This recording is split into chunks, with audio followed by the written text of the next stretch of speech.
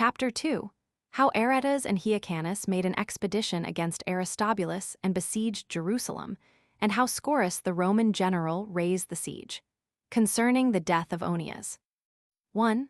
After these promises had been given to Aretas, he made an expedition against Aristobulus with an army of 50,000 horse and foot, and beat him in the battle. And when after that victory many went over to Hyrcanus as deserters, Aristobulus was left desolate, and fled to Jerusalem. Upon which the king of Arabia took all his army, and made an assault upon the temple, and besieged Aristobulus therein, the people still supporting Hyrcanus, and assisting him in the siege, while none but the priests continued with Aristobulus. So Aretas united the forces of the Arabians and of the Jews together, and pressed on the siege vigorously. As this happened at the time when the feast of unleavened bread was celebrated, which we call the Passover, the principal men among the Jews left the country and fled into Egypt.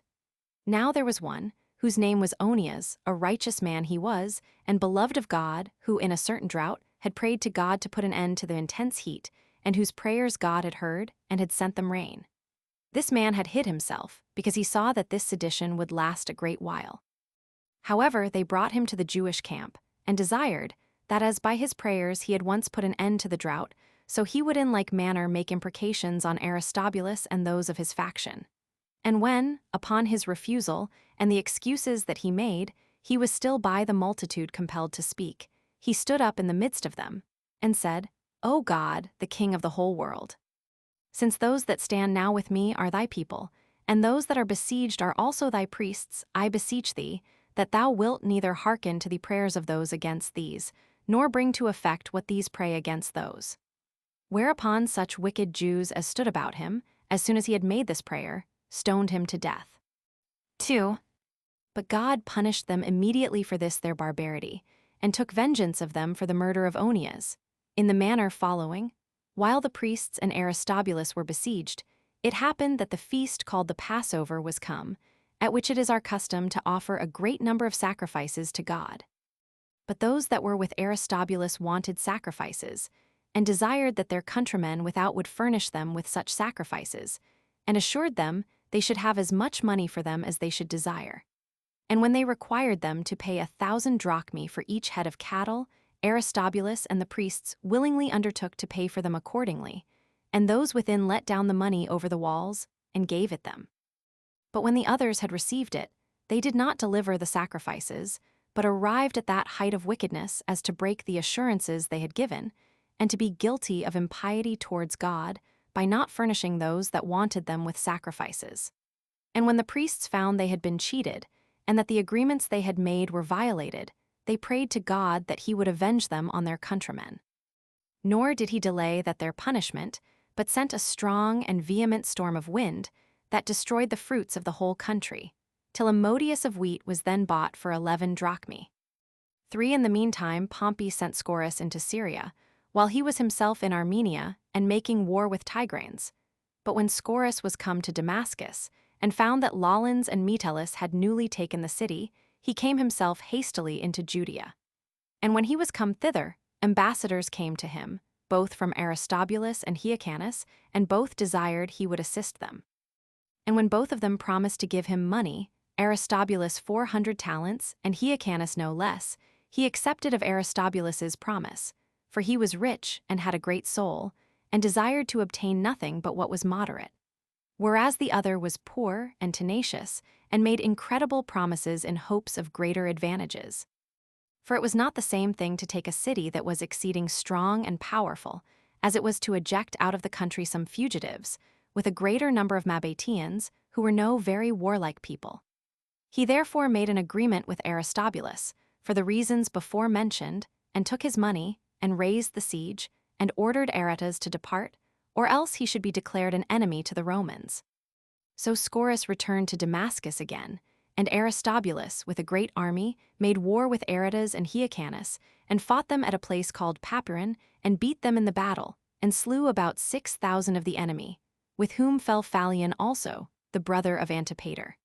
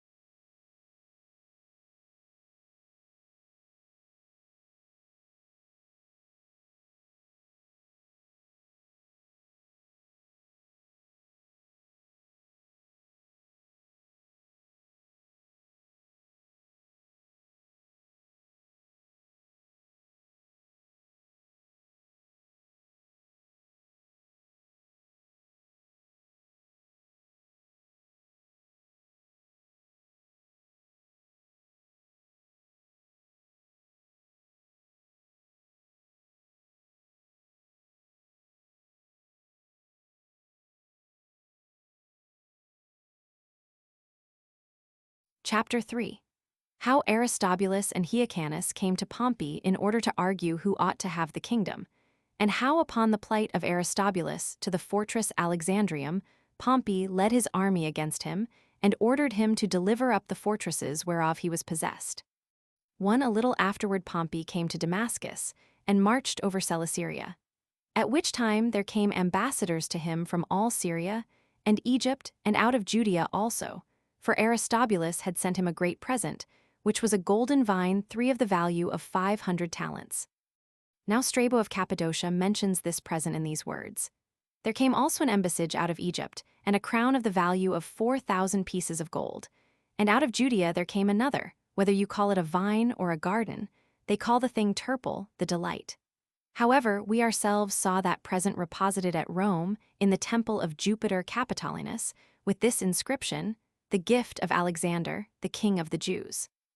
It was valued at 500 talents, and the report is that Aristobulus, the governor of the Jews, sent it.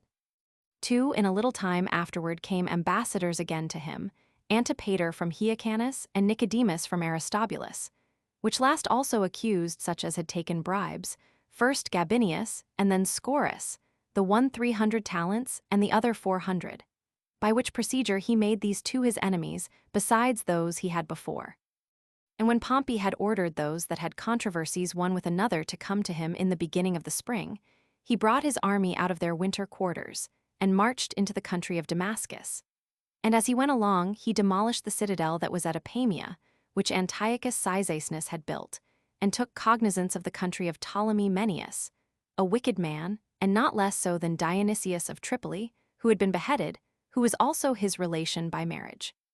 Yet did he buy off the punishment of his crimes for 1,000 talents, with which money Pompey paid the soldiers their wages. He also conquered the place called Lysias, of which Silas a Jew was tyrant. And when he had passed over the cities of Heliopolis and Chalcis, and got over the mountain which is on the limit of Celesyria, he came from Pella to Damascus. And there it was that he heard the causes of the Jews, and of their governors Hyrcanus and Aristobulus, who were at difference one with another, as also of the nation against them both, which did not desire to be under kingly government, because the form of government they received from their forefathers was that of subjection to the priests of that God whom they worshipped. And that though these 2 were the posterity of priests, yet did they seek to change the government of their nation to another form in order to enslave them. Hyrcanus complained that although he were the elder brother, he was deprived of the prerogative of his birth by Aristobulus, and that he had but a small part of the country under him, Aristobulus having taken away the rest from him by force. He also accused him that the incursions which had been made into their neighbors' countries and the piracies that had been at sea were owing to him, and that the nation would not have revolted unless Aristobulus had been a man given to violence and disorder. And there were no fewer than 1,000 Jews, of the best esteem among them, who confirmed this accusation, which confirmation was procured by Antipater. But Aristobulus alleged against him that it was Hyrcanus's own temper, which was inactive, and on that account contemptible, which caused him to be deprived of the government, and that for himself he was necessitated to take it upon him, for fear lest it should be transferred to others. And that as to his title it was no other than what his father had taken. He also called for witnesses of what he said some persons who were both young and insolent, whose purple garments, fine heads of hair, and other ornaments were detested, and which they appeared in, not as though they were to plead their cause in a court of justice, but as if they were marching in a pompous procession. 3.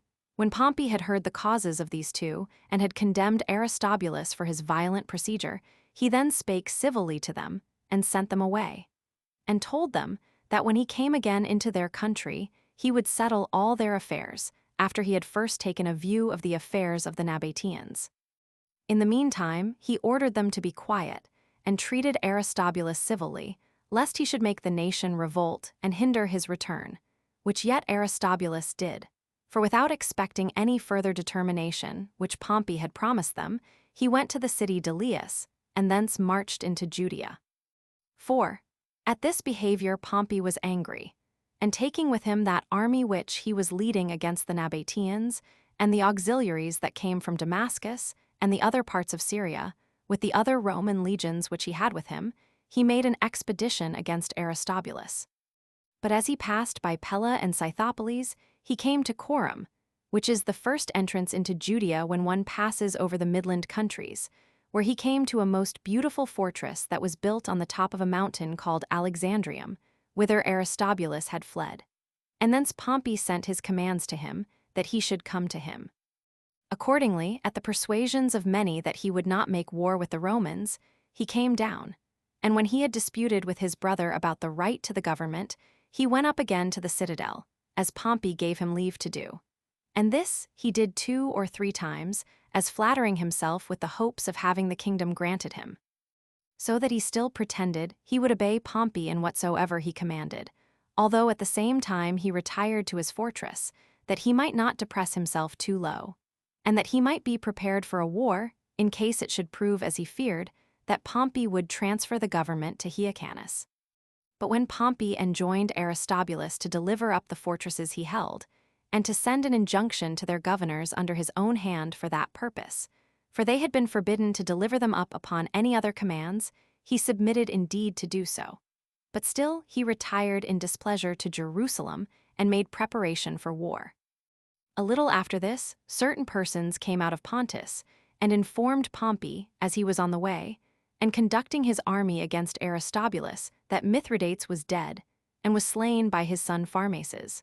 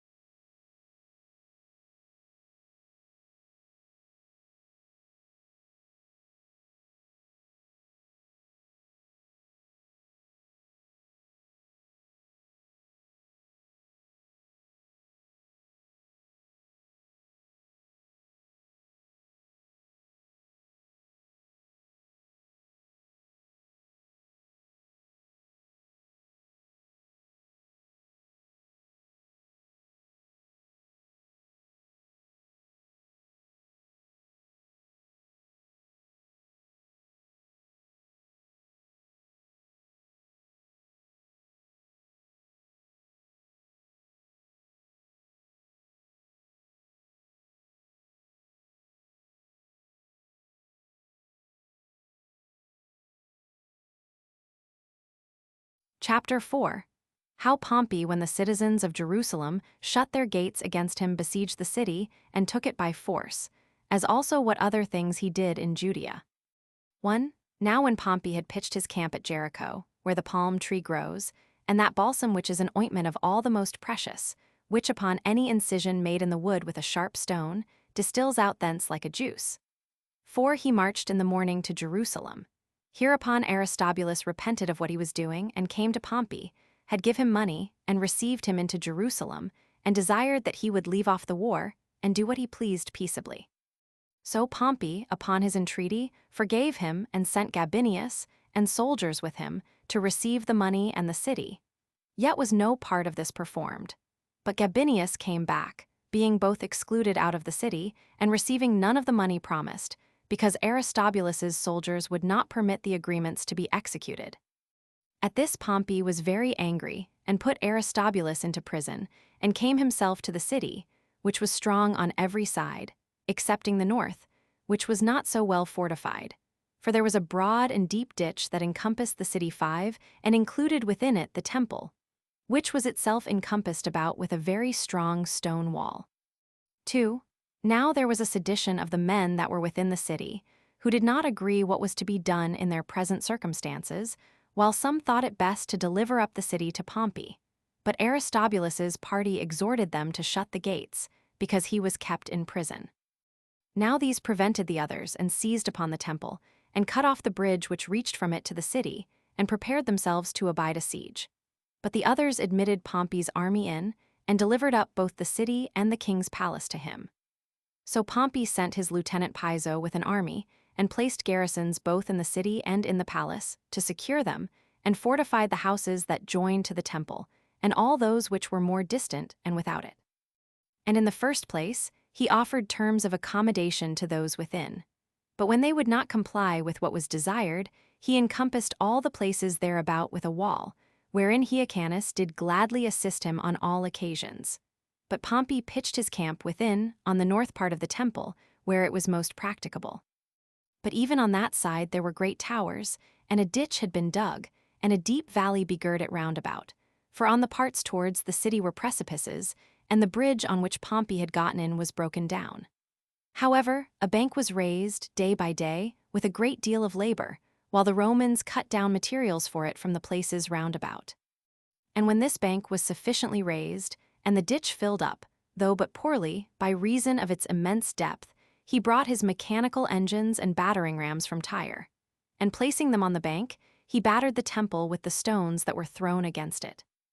And had it not been our practice, from the days of our forefathers, to rest on the seventh day, this bank could never have been perfected, by reason of the opposition the Jews would have made. For though our law gives us leave then to defend ourselves against those that begin to fight with us and assault us, yet does it not permit us to meddle with our enemies while they do anything else. 3. Which thing when the Romans understood, on those days which we call Sabbaths they threw nothing at the Jews, nor came to any pitched battle with them, but raised up their earthen banks, and brought their engines into such forwardness, that they might do execution the next day. And any one may hence learn how very great piety we exercise towards God, and the observance of his laws, since the priests were not at all hindered from their sacred ministrations by their fear during this siege, but did still twice a day, in the morning and about the 9th hour, offer their sacrifices on the altar. Nor did they omit those sacrifices, if any melancholy accident happened by the stones that were thrown among them. For although the city was taken on the 3rd month, on the day of the fast, 6 upon the 179th Olympiad, when Caius Antonius and Marcus Tullius Cicero were consuls, and the enemy then fell upon them, and cut the throats of those that were in the temple.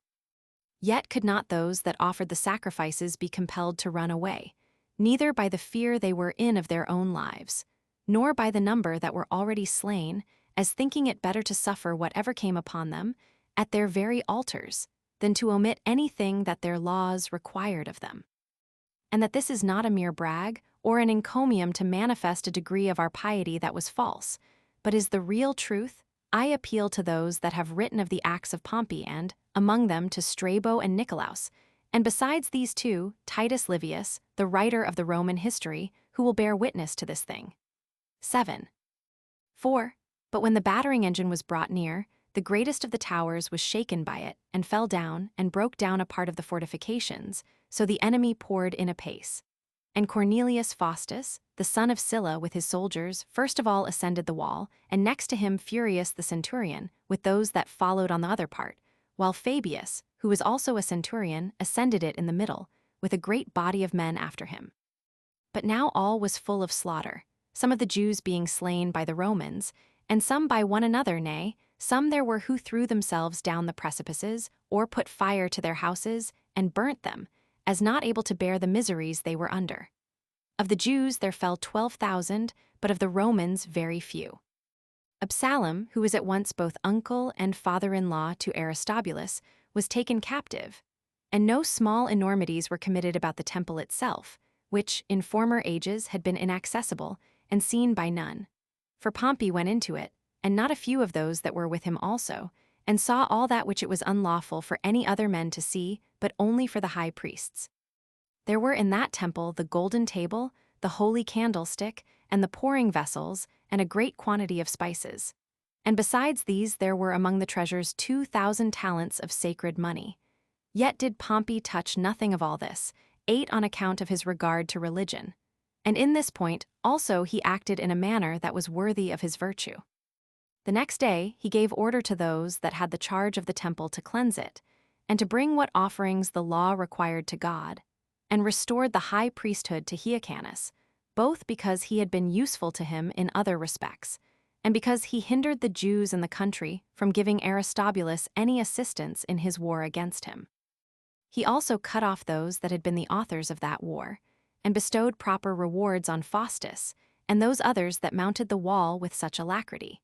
And he made Jerusalem tributary to the Romans, and took away those cities of Celesyria, which the inhabitants of Judea had subdued, and put them under the government of the Roman president, and confined the whole nation, which had elevated itself so high before, within its own bounds.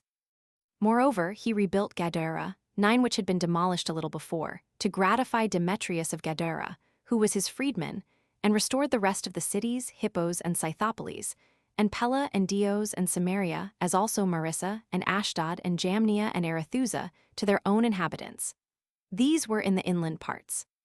Besides those that had been demolished, and also of the maritime cities, Gaza and Joppa and Dora and Strato's tower, which last Herod rebuilt after a glorious manner, and adorned with havens and temples, and changed its name to Caesarea. All these Pompey left in a state of freedom, and joined them to the province of Syria. 5. Now the occasions of this misery which came upon Jerusalem were Hyrcanus and Aristobulus, by raising a sedition one against the other.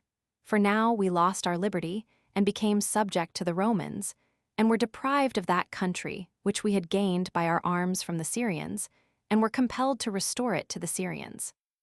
Moreover, the Romans exacted of us in a little time above 10,000 talents, and the royal authority, which was a dignity formerly bestowed on those that were high priests, by the right of their family, became the property of private men.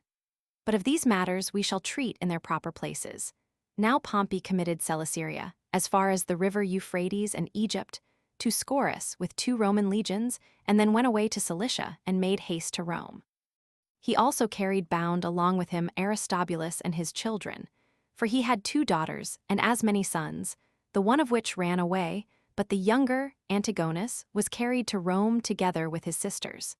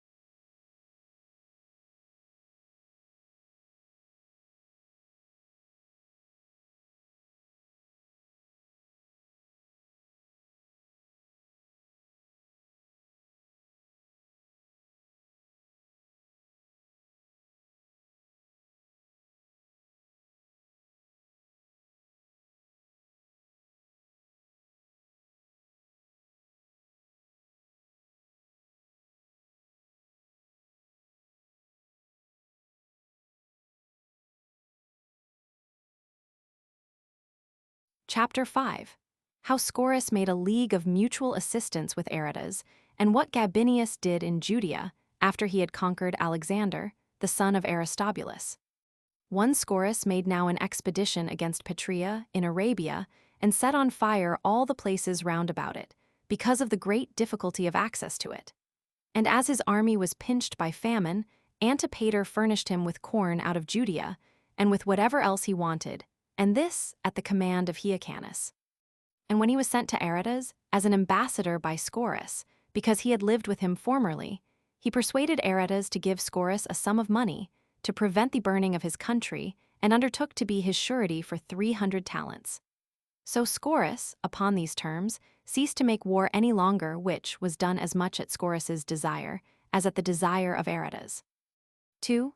Some time after this, when Alexander, the son of Aristobulus, made an incursion into Judea, Gabinius came from Rome into Syria as commander of the Roman forces.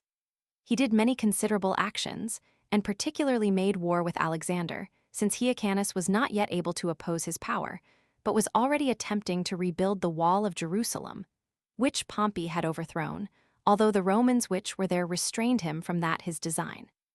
However, Alexander went over all the country round about, and armed many of the Jews, and suddenly got together 10,000 armed footmen and 1,500 horsemen, and fortified Alexandrium, a fortress near Tocorum, and Machaerus, near the mountains of Arabia. Gabinius therefore came upon him, having sent Marcus Antonius with other commanders before. These armed such Romans as followed them, and together with them such Jews as were subject to them, whose leaders were Pithilaus and Malachus. And they took with them also their friends that were with Antipater, and met Alexander, while Gabinius himself followed with his legion. Hereupon Alexander retired to the neighborhood of Jerusalem, where they fell upon one another, and it came to a pitched battle, in which the Romans slew of their enemies about 3,000, and took a like number alive. 3. At which time Gabinius 10 came to Alexandrium, and invited those that were in it to deliver it up on certain conditions, and promised that then their former offenses should be forgiven.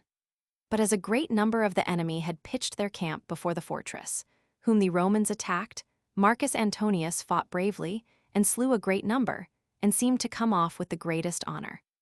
So Gabinius left part of his army there in order to take the place, and he himself went into other parts of Judea, and gave order to rebuild all the cities that he met with that had been demolished.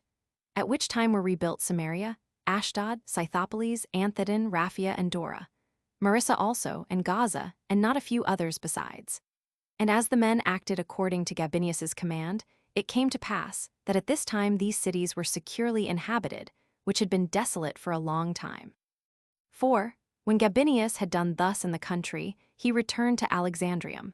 And when he urged on the siege of the place, Alexander sent an embassage to him, desiring that he would pardon his former offenses. He also delivered up the fortresses, Hyrcania and Machaerus, and at last Alexandrium itself, which fortresses Gabinius demolished.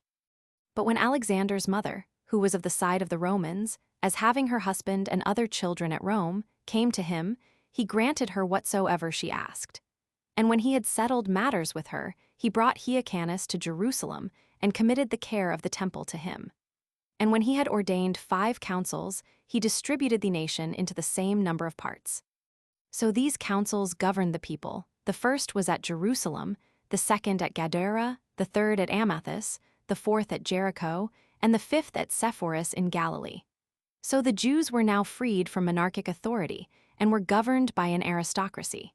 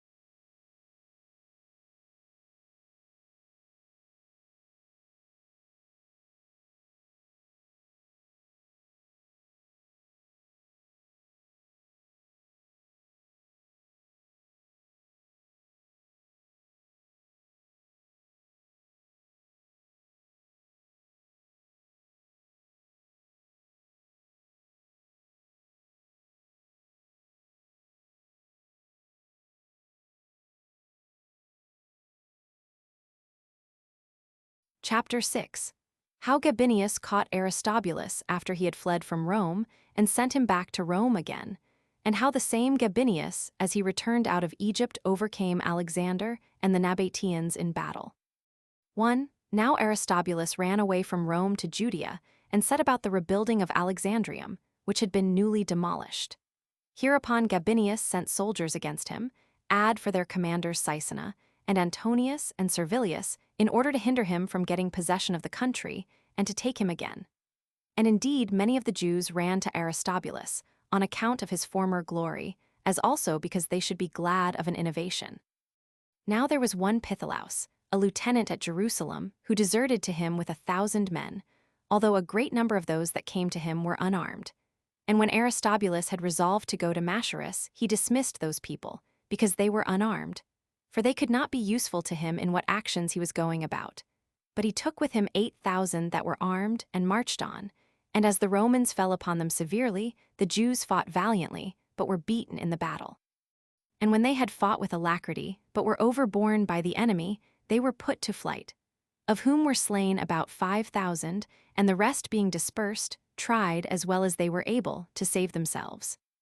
However, Aristobulus had with him still above 1,000, and with them he fled to Machaerus and fortified the place.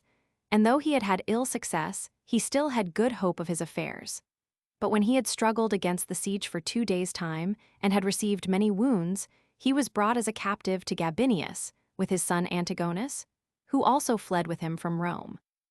And this was the fortune of Aristobulus, who was sent back again to Rome, and was there retained in bonds, having been both king and high priest for 3 years and 6 months, and was indeed an eminent person, and one of a great soul.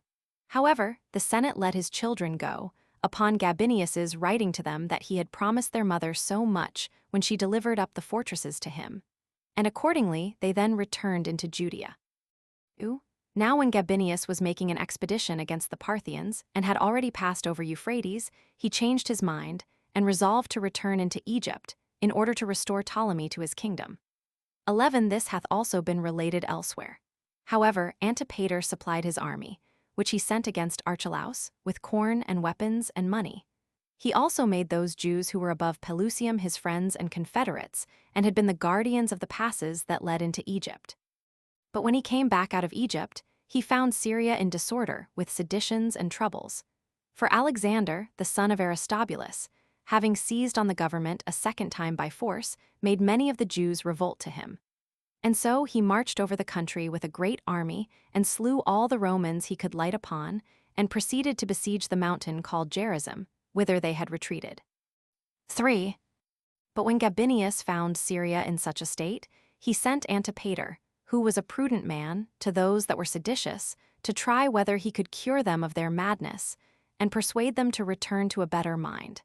And when he came to them, he brought many of them to a sound mind, and induced them to do what they ought to do. But he could not restrain Alexander, for he had an army of 30,000 Jews, and met Gabinius, and joining battle with him, was beaten, and lost 10,000 of his men about Mount Tabor. 4. So Gabinius settled the affairs which belonged to the city Jerusalem, as was agreeable to Antipater's inclination, and went against the Nabateans, and overcame them in battle. He also sent away in a friendly manner Mithridates and Orsanes, who were Parthian deserters, and came to him, though the report went abroad that they had run away from him. And when Gabinius had performed great and glorious actions in his management of the affairs of war, he returned to Rome, and delivered the government to Crassus. Now Nicolaus of Damascus and Strabo of Cappadocia both describe the expeditions of Pompey and Gabinius against the Jews, while neither of them say anything new which is not in the other.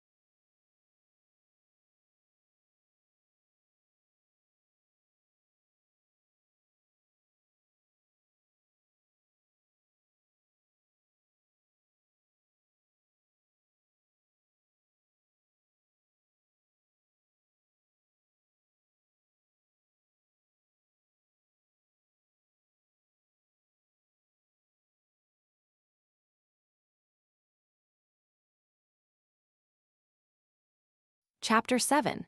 How Crassus came into Judea and pillaged the temple, and then marched against the Parthians and perished with his army. Also how Cassius obtained Syria, and put a stop to the Parthians, and then went up to Judea. 1. Now Crassus, as he was going upon his expedition against the Parthians, came into Judea, and carried off the money that was in the temple, which Pompey had left, being 2,000 talents, and was disposed to spoil it of all the gold belonging to it, which was 8,000 talents. He also took a beam, which was made of solid beaten gold, of the weight of 300 minae, each of which weighed 2.5 pounds. It was the priest who was guardian of the sacred treasures, and whose name was Eleazar, that gave him this beam, not out of a wicked design, for he was a good and a righteous man, but being entrusted with the custody of the veils belonging to the temple, which were of admirable beauty and of very costly workmanship, and hung down from this beam, when he saw that Crassus was busy in gathering money, and was in fear for the entire ornaments of the temple, he gave him this beam of gold as a ransom for the whole. But this not till he had given his oath that he would remove nothing else out of the temple, but be satisfied with this only, which he should give him, being worth many 10,000. Now this beam was contained in a wooden beam that was hollow, but was known to no others, but Eleazar alone knew it. Yet did Crassus take away this beam, upon the condition of touching nothing else that belonged to the temple, and then brake his oath, and carried away all the gold that was in the temple. 2. And let no one wonder that there was so much wealth in our temple, since all the Jews throughout the habitable earth, and those that worshipped God, nay, even those of Asia and Europe, sent their contributions to it, and this from very ancient times. Nor is the largeness of these sums without its attestation, nor is that greatness owing to our vanity, as raising it without ground to so great a height. But there are many witnesses to it, and particularly Strabo of Cappadocia, who says thus: Mithridates sent to Kos, and took the money which Queen Cleopatra had deposited there, as also 800 talents belonging to the Jews. Now we have no public money, but only what appertains to God. And it is evident that the Asian Jews removed this money out of fear of Mithridates. For it is not probable that those of Judea, who had a strong city and temple, should send their money to Kos, nor is it likely that the Jews who are inhabitants of Alexandria should do so neither, since they were in no fear of Mithridates. And Strabo himself bears witness to the same thing in another place, that at the same time that Sylla passed over into Greece in order to fight against Mithridates, he sent Lucullus to put an end to a sedition that our nation, of whom the habitable earth is full, had raised in Cyrene, where he speaks thus: There were 4 classes of men among those of Cyrene, that of citizens, that of husbandmen, the third of strangers, and the fourth of Jews. Now these Jews are already got into all cities, and it is hard to find a place in the habitable earth that hath not admitted this tribe of men, and is not possessed by them. And it hath come to pass that Egypt and Cyrene, as having the same governors, and a great number of other nations, imitate their way of living, and maintain great bodies of these Jews in a peculiar manner, and grow up to greater prosperity with them, and make use of the same laws with that nation also. Accordingly, the Jews have places assigned them in Egypt, wherein they inhabit, besides what is peculiarly allotted to this nation at Alexandria, which is a large part of that city. There is also an ethnarch allowed them, who governs the nation and distributes justice to them and takes care of their contracts, and of the laws to them belonging, as if he were the ruler of a free republic. In Egypt, therefore, this nation is powerful, because the Jews were originally Egyptians, and because the land wherein they inhabit, since they went thence, is near to Egypt. They also removed into Cyrene, because that this land adjoined to the government of Egypt, as well as does Judea, or rather was formerly under the same government. And this is what Strabo says. 3. So when Crassus had settled all things as he himself pleased, he marched into Parthia, where both he himself and all his army perished, as hath been related elsewhere. But Cassius, as he fled from Rome to Syria, took possession of it, and was an impediment to the Parthians, who by reason of their victory over Crassus made incursions upon it. And as he came back to Tyre, he went up into Judea also, and fell upon Tarichae, and presently took it, and carried about 30,000 Jews captives, and slew Pitholaus, who succeeded Aristobulus in his seditious practices, and that by the persuasion of Antipater, who proved to have great interest in him, and was at that time in great repute with the Idumeans also. Out of which nation he married a wife, who was the daughter of one of their eminent men, and her name was Cypros, 12 by whom he had 4 sons, Phasael and Herod, who was afterwards made king, and Joseph and Pharoras, and a daughter named Salome. This Antipater cultivated also a friendship and mutual kindness with other potentates, but especially with the king of Arabia, to whom he committed his children, while he fought against Aristobulus. So Cassius removed his camp, and marched to Euphrates, to meet those that were coming to attack him, as hath been related by others. 4. But some time afterward Caesar, when he had taken Rome, and after Pompey and the Senate were fled beyond the Ionian Sea, freed Aristobulus from his bonds, and resolved to send him into Syria, and delivered 2 legions to him, that he might set matters right, as being a potent man in that country. But Aristobulus had no enjoyment of what he hoped for from the power that was given him by Caesar. For those of Pompey's party prevented it, and destroyed him by poison, and those of Caesar's party buried him. His dead body also lay, for a good while, embalmed in honey, till Antony afterward sent it to Judea, and caused him to be buried in the royal sepulchre. But Scipio, upon Pompey's sending to him to slay Alexander, the son of Aristobulus, because the young man was accused of what offenses he had been guilty of at first against the Romans, cut off his head. And thus did he die at Antioch. But Ptolemy, the son of Menneus, who was the ruler of Chalcis, under Mount Libanus, took his brethren to him, and sent his son Philippian to Askelon to Aristobulus's wife, and desired her to send back with him her son Antigonus and her daughters. The one of which, whose name was Alexandra, Philippian fell in love with and married her, though afterward his father Ptolemy slew him, and married Alexandra, and continued to take care of her brethren.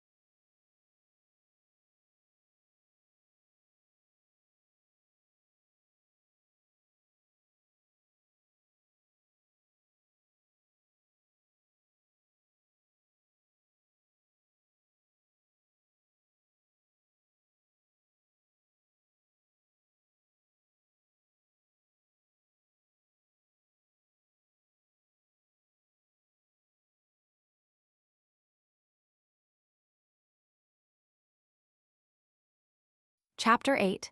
The Jews become confederates with Caesar when he fought against Egypt. The glorious actions of Antipater and his friendship with Caesar. The honors which the Jews received from the Romans and Athenians. 1. Now after Pompey was dead, and after that victory Caesar had gained over him, Antipater, who managed the Jewish affairs, became very useful to Caesar when he made war against Egypt, and that by the order of Hyrcanus. For when Mithridates of Pergamus was bringing his auxiliaries, and was not able to continue his march through Pelusium, but obliged to stay at Askelon, Antipater came to him, conducting 3,000 of the Jews' armed men. He had also taken care the principal men of the Arabians should come to his assistance, and on his account it was that all the Syrians assisted him also, as not willing to appear behindhand in their alacrity for Caesar, viz. Jamblichus the ruler, and Ptolemy his son, and Ptolemy the son of Sohemus, who dwelt at Mount Libanus and almost all the cities.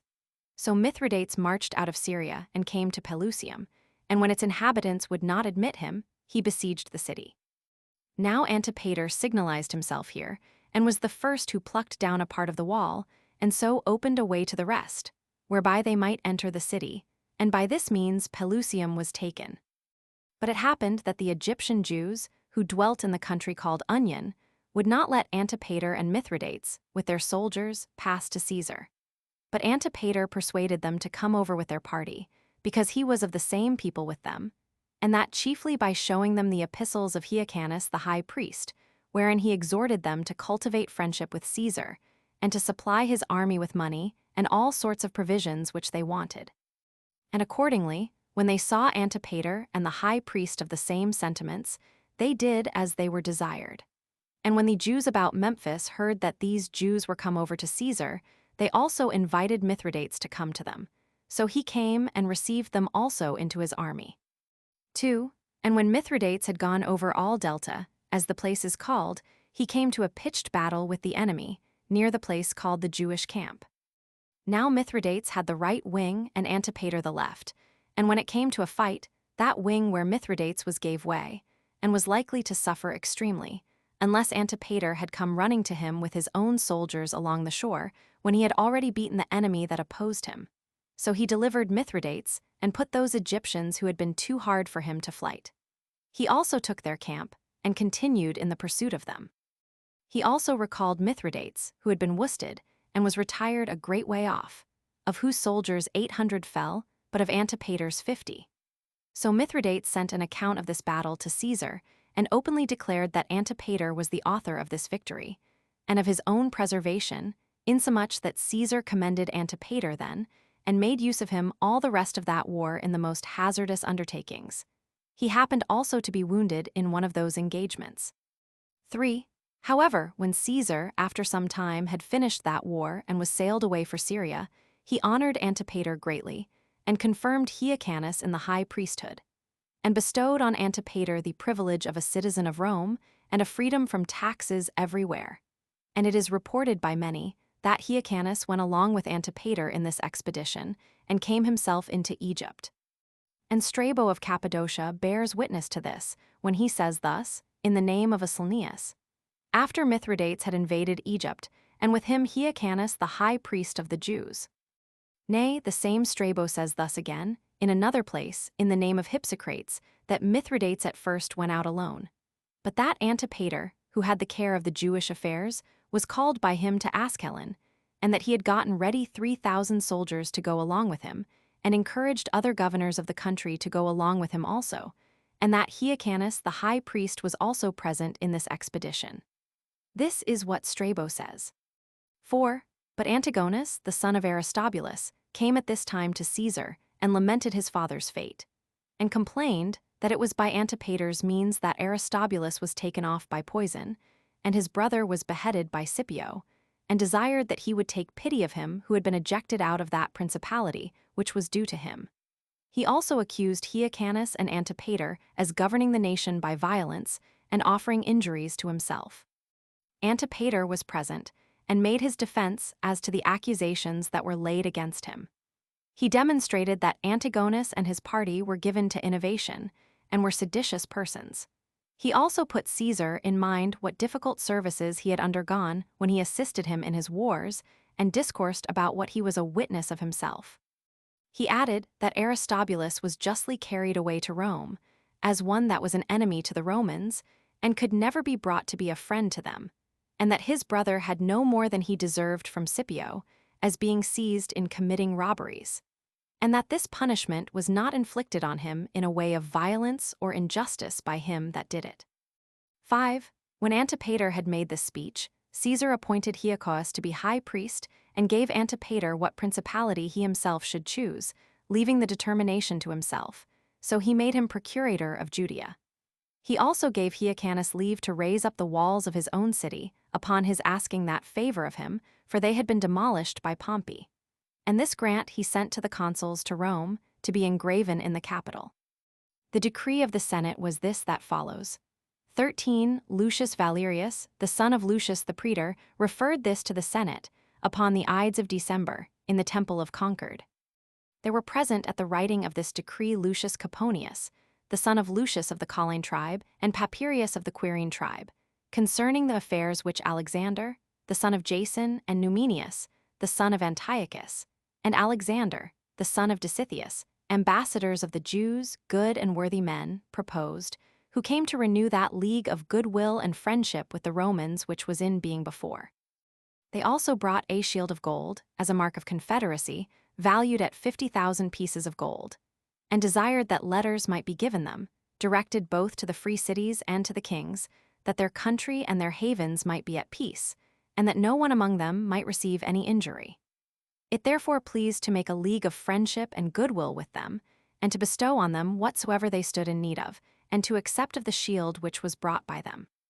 This was done in the 9th year of Hyrcanus the high priest and ethnarch, in the month Painmus. Hyrcanus also received honors from the people of Athens, as having been useful to them on many occasions. And when they wrote to him, they sent him this decree, as it here follows, under the prutenaea and priesthood of Dionysius, the son of Aesculapius, on the 5th day of the latter part of the month Painmus. This decree of the Athenians was given to their commanders, when Agathocles was archon, and Eucles, the son of Menander of Alamusia, was the scribe. In the month Munitian, on the 11th day of the prutenaea, a council of the presidents was held in the theatre. Dorotheus the high priest and the fellow presidents with him put it to the vote of the people. Dionysius, the son of Dionysius, gave the sentence. Since Hyrcanus, the son of Alexander, the high priest and ethnarch of the Jews, continues to bear goodwill to our people in general, and to every one of our citizens in particular, and treats them with all sorts of kindness. And when any of the Athenians come to him, either as ambassadors or on any occasion of their own, he receives them in an obliging manner, and sees that they are conducted back in safety, of which we have had several former testimonies. It is now also decreed, at the report of Theodosius, the son of Theodorus, and upon his putting the people in mind of the virtue of this man, and that his purpose is to do us all the good that is in his power, to honor him with a crown of gold, the usual reward according to the law, and to erect his statue in brass in the temple of Demus and of the Graces, and that this present of a crown shall be proclaimed publicly in the theatre, in the Dionysian shows, while the new tragedies are acting, and in the Panathenean and Eleusinian and gymnical shows also, and that the commander shall take care, while he continues in his friendship, and preserves his goodwill to us, to return all possible honor and favor to the man for his affection and generosity, that by this treatment it may appear how our people receive the good kindly, and repay them a suitable reward, and he may be induced to proceed in his affection towards us, by the honors we have already paid him. That ambassadors be also chosen out of all the Athenians, who shall carry this decree to him, and desire him to accept of the honors we do him, and to endeavor always to be doing some good to our city. And this shall suffice us to have spoken as to the honors that were paid by the Romans and the people of Athens to Hyrcanus.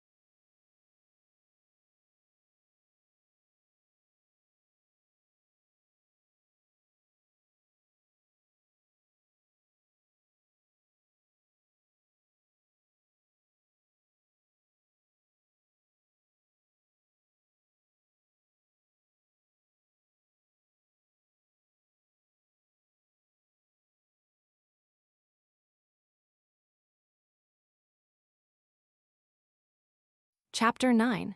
How Antipater committed the care of Galilee to Herod, and that of Jerusalem to Phasaelus, as also how Herod upon the Jews' envy at Antipater was accused before Hyrcanus. 1. Now when Caesar had settled the affairs of Syria, he sailed away. And as soon as Antipater had conducted Caesar out of Syria, he returned to Judea. He then immediately raised up the wall which had been thrown down by Pompey, and by coming thither, he pacified that tumult which had been in the country, and this by both threatening and advising them to be quiet. For that if they would be of Hyrcanus's side, they would live happily, and lead their lives without disturbance, and in the enjoyment of their own possessions. But if they were addicted to the hopes of what might come by innovation, and aimed to get wealth thereby, they should have him a severe master instead of a gentle governor, and Hyrcanus a tyrant instead of a king, and the Romans, together with Caesar, their bitter enemies instead of rulers, for that they would never bear him to be set aside whom they had appointed to govern. And when Antipater had said this to them, he himself settled the affairs of this country. 2. And seeing that Hyrcanus was of a slow and slothful temper, he made Phasaelus, his eldest son, governor of Jerusalem and of the places that were about it, but committed Galilee to Herod, his next son, who was then a very young man, for he was but 15 years of age 14, but that youth of his was no impediment to him. But as he was a youth of great mind, he presently met with an opportunity of signalizing his courage. For finding that there was one Hezekiah, a captain of a band of robbers, who overran the neighboring parts of Syria with a great troop of them, he seized him and slew him, as well as a great number of the other robbers that were with him. For which action he was greatly beloved by the Syrians, for when they were very desirous to have their country freed from this nest of robbers, he purged it of them. So they sung songs in his commendation in their villages and cities, as having procured them peace and the secure enjoyment of their possessions. And on this account it was that he became known to Sextus Caesar, who was a relation of the great Caesar, and was now president of Syria. Now Phasaelus, Herod's brother, was moved with emulation at his actions, and envied the fame he had thereby gotten, and became ambitious not to be behindhand with him in deserving it. So he made the inhabitants of Jerusalem bear him the greatest goodwill while he held the city himself, but did neither manage its affairs improperly, nor abuse his authority therein.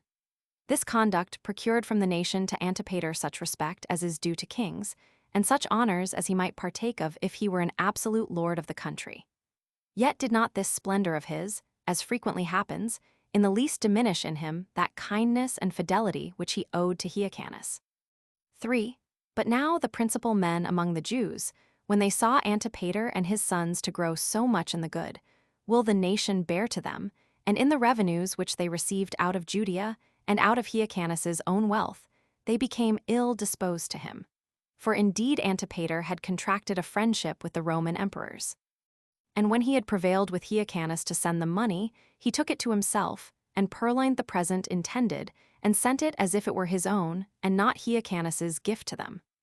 Hyrcanus heard of this his management, but took no care about it, nay, he rather was very glad of it.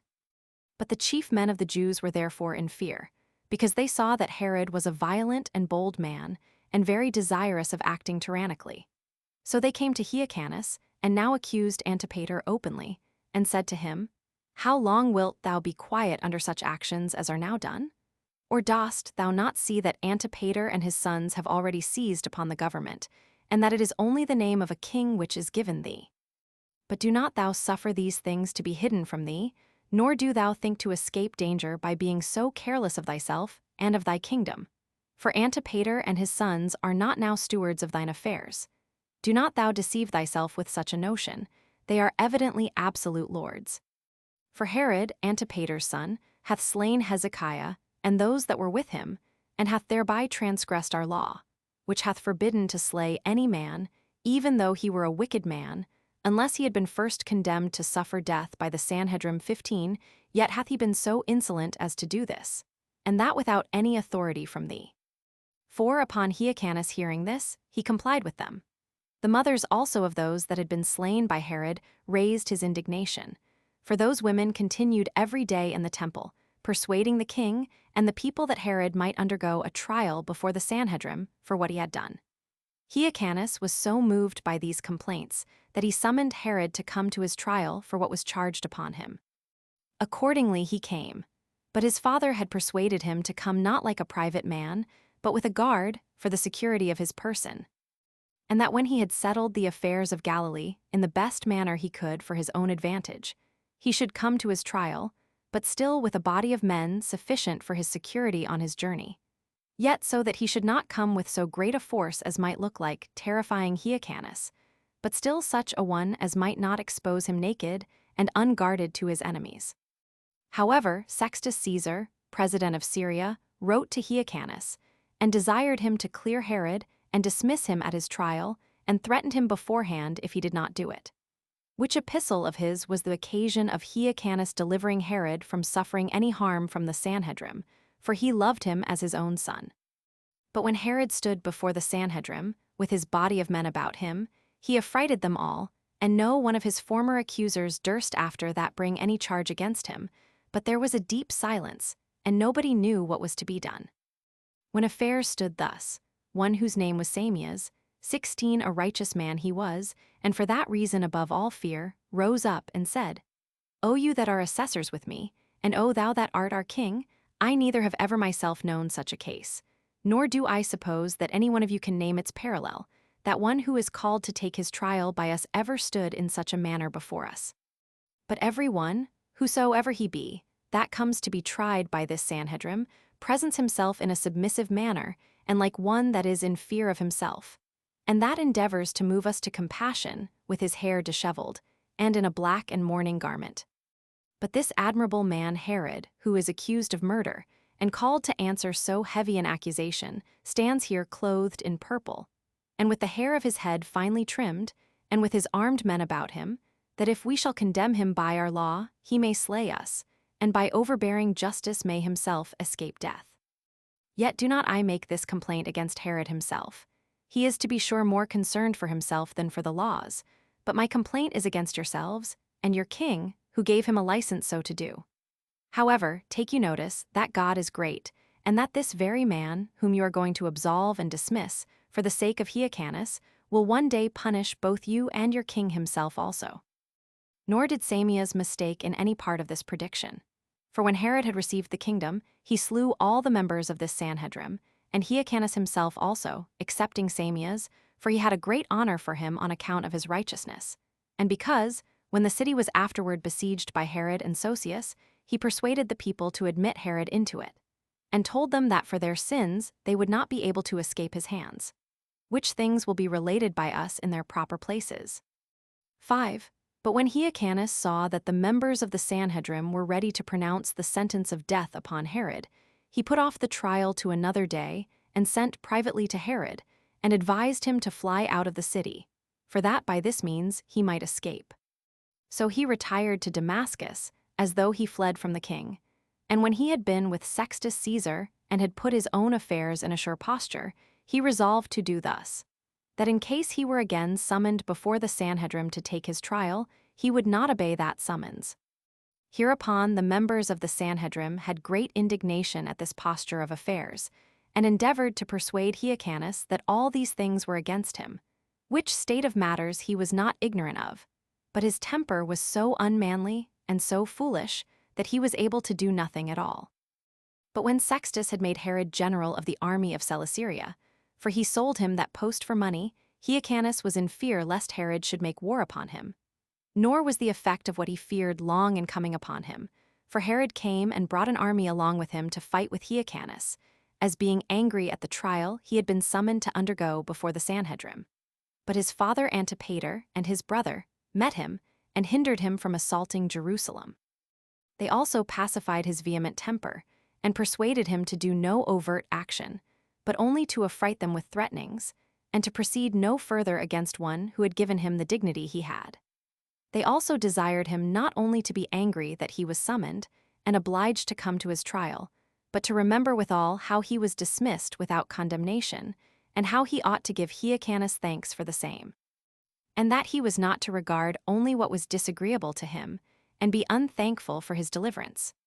So they desired him to consider that since it is God that turns the scales of war, there is great uncertainty in the issue of battles, and that therefore he ought of to expect the victory when he should fight with his king and him that had supported him, and bestowed many benefits upon him, and had done nothing itself very severe to him.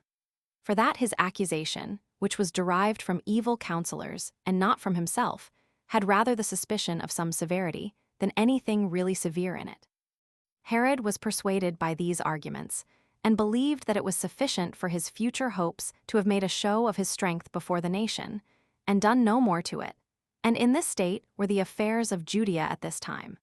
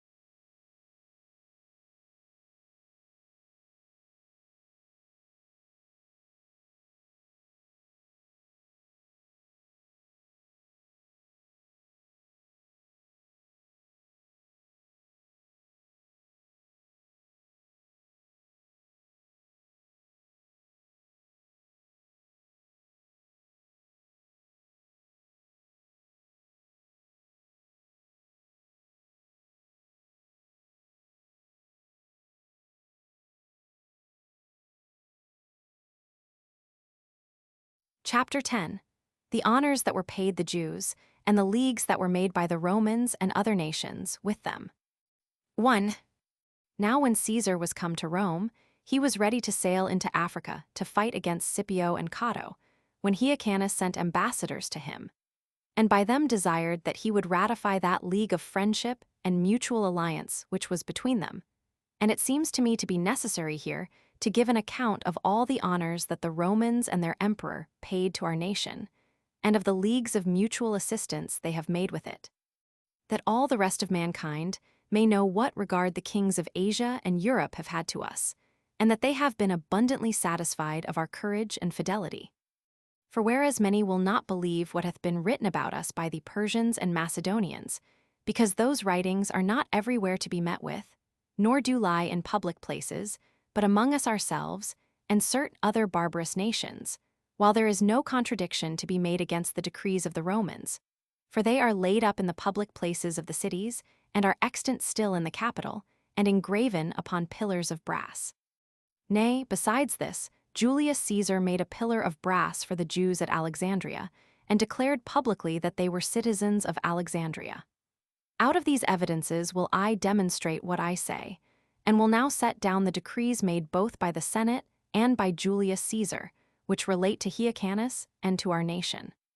2. Caius Julius Caesar, imperator and high priest and dictator the second time, to the magistrates, senate, and people of Sidon, sendeth greeting. If you be in health, it is well. I also and the army are well. I have sent you a copy of that decree, registered on the tables, which concerns Hyrcanus, the son of Alexander, the high priest and ethnarch of the Jews, that it may be laid up among the public records. And I will that it be openly proposed in a table of brass, both in Greek and in Latin. It is as follows. I, Julius Caesar, imperator the second time, and high priest, have made this decree with the approbation of the Senate. Whereas Hyrcanus, the son of Alexander the Jew, hath demonstrated his fidelity and diligence about our affairs, and this both now and in former times, both in peace and in war, as many of our generals have borne witness, and came to our assistance in the last Alexandrian war, 17 with 1,500 soldiers. And when he was sent by me to Mithridates, showed himself superior in valor to all the rest of that army. For these reasons I will that Hyrcanus, the son of Alexander, and his children be ethnarchs of the Jews, and have the high priesthood of the Jews forever, according to the customs of their forefathers, and that he and his sons be our confederates, and that besides this, every one of them be reckoned among our particular friends. I also ordain that he and his children retain whatsoever privileges belong to the office of high priest, or whatsoever favors have been hitherto granted them. And if at any time hereafter there arise any questions about the Jewish customs, I will that he determine the same. And I think it not proper that they should be obliged to find us winter quarters, or that any money should be required of them. 3. The decrees of Caius Caesar, consul, containing what hath been granted and determined, are as follows. That Hyrcanus and his children bear rule over the nation of the Jews, and have the profits of the places to them bequeathed, and that he, as himself the high priest and ethnarch of the Jews, defend those that are injured, and that ambassadors be sent to Hyrcanus, the son of Alexander, the high priest of the Jews, that may discourse with him about a league of friendship and mutual assistance, and that a table of brass containing the premises be openly proposed in the Capitol, and at Sidon and Tyre and Askelon, and in the temple, engraven in Roman and Greek letters, that this decree may also be communicated to the quaestors and praetors of the several cities, and to the friends of the Jews, and that the ambassadors may have presents made them, and that these decrees be sent everywhere. 18. 4. Caius Caesar, imperator, dictator, consul, hath granted, that out of regard to the honor and virtue and kindness of the man, and for the advantage of the Senate, and of the people of Rome, Hyrcanus, the son of Alexander, both he and his children, be high priests and priests of Jerusalem, and of the Jewish nation, by the same right, and according to the same laws, by which their progenitors have held the priesthood. 5. Caius Caesar, consul the fifth time, hath decreed that the Jews shall possess Jerusalem, and may encompass that city with walls, and that Hyrcanus, the son of Alexander, the high priest and ethnarch of the Jews, retain it in the manner he himself pleases, and that the Jews be allowed to deduct out of their tribute, every second year the land is let, a chorus of that tribute, and that the tribute they pay be not let to farm, nor that they pay always the same tribute. 6. Caius Caesar, imperator the second time, hath ordained that all the country of the Jews, excepting Joppa, do pay a tribute yearly for the city Jerusalem, excepting the 7th, which they call the sabbatical year, because thereon they neither receive the fruits of their trees, nor do they sow their land. And that they pay their tribute in Sidon on the 2nd year, the 4th part of what was sown. And besides this, they are to pay the same tithes to Hyrcanus and his sons which they paid to their forefathers. And that no one, neither president, nor lieutenant, nor ambassador, raise auxiliaries within the bounds of Judea, nor may soldiers exact money of them for winter quarters or under any other pretense, but that they be free from all sorts of injuries, and that whatsoever they shall hereafter have, and are in possession of or have bought, they shall retain them all. It is also our pleasure that the city Joppa, which the Jews had originally, when they made a league of friendship with the Romans, shall belong to them as it formerly did. And that Hyrcanus, the son of Alexander, and his sons, have as tribute of that city from those that occupy the land for the country, and for what they export every year to Sidon, 20,675 modii every year, the 7th year, which they call the sabbatic year, excepted, whereon they neither plough, nor receive the product of their trees. It is also the pleasure of the Senate, that as to the villages which are in the great plain, which Hyrcanus and his forefathers formerly possessed, Hyrcanus and the Jews have them with the same privileges with which they formerly had them also, and that the same original ordinances remain still in force which concern the Jews with regard to their high priests, and that they enjoy the same benefits which they have had formerly by the concession of the people and of the Senate, and let them enjoy the like privileges in Lydda. It is the pleasure also of the Senate that Hyrcanus the ethnarch and the Jews retain those places, countries, and villages which belong to the kings of Syria and Phoenicia, the confederates of the Romans, and which they had bestowed on them as their free gifts. It is also granted to Hyrcanus, and to his sons, and to the ambassadors by them sent to us, that in the fights between single gladiators and in those with beasts, they shall sit among the senators to see those shows, and that when they desire an audience, they shall be introduced into the Senate by the dictator or by the general of the horse. And when they have introduced them, their answers shall be returned them in 10 days at the furthest, after the decree of the Senate is made about their affairs. 7. Caius Caesar, imperator, dictator the 4th time, and consul the 5th time, declared to be perpetual dictator, made this speech concerning the rights and privileges of Hyrcanus, the son of Alexander, the high priest and ethnarch of the Jews. Since those imperators that have been in the provinces before me have borne witness to Hyrcanus, the high priest of the Jews, and to the Jews themselves, and this before the Senate and people of Rome, when the people and Senate return their thanks to them, it is good that we now also remember the same, and provide that a requital be made to Hyrcanus, to the nation of the Jews, and to the sons of Hyrcanus, by the Senate and people of Rome, and that suitably to what good will they have shown us, and to the benefits they have bestowed upon us. 8.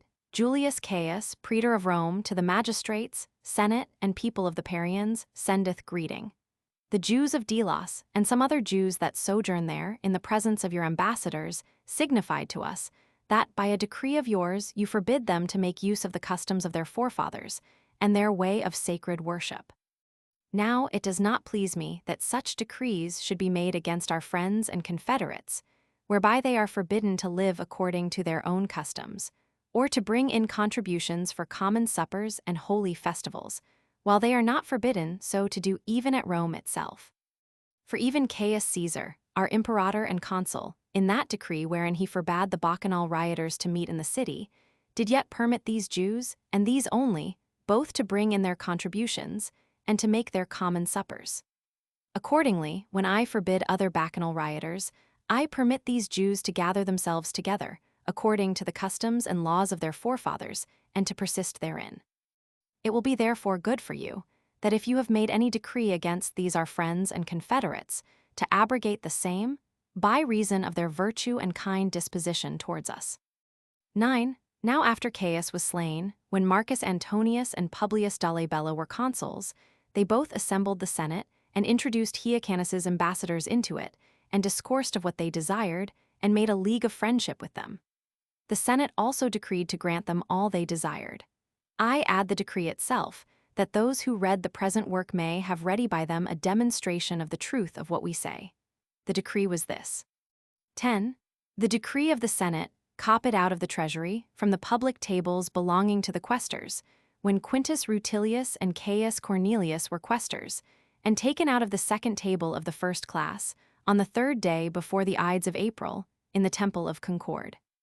There were present at the writing of this decree Lucius Calpurnius Piso of the Menenian tribe, Servius Papinins Potitus of the Lemonian tribe, Caius Caninius Rabilius of the Tarentine tribe, Publius Titius, Lucius Apulinus, the son of Lucius of the Sergian tribe, Flavius, the son of Lucius of the Lemonian tribe, Publius Platinus, the son of Publius of the Papirian tribe, Marcus Acilius, the son of Marcus of the Metian tribe, Lucius Erucius, the son of Lucius of the Stelatine tribe, Marils Quintus Plancillus, the son of Marcus of the Paulian tribe, and Publius Sirius.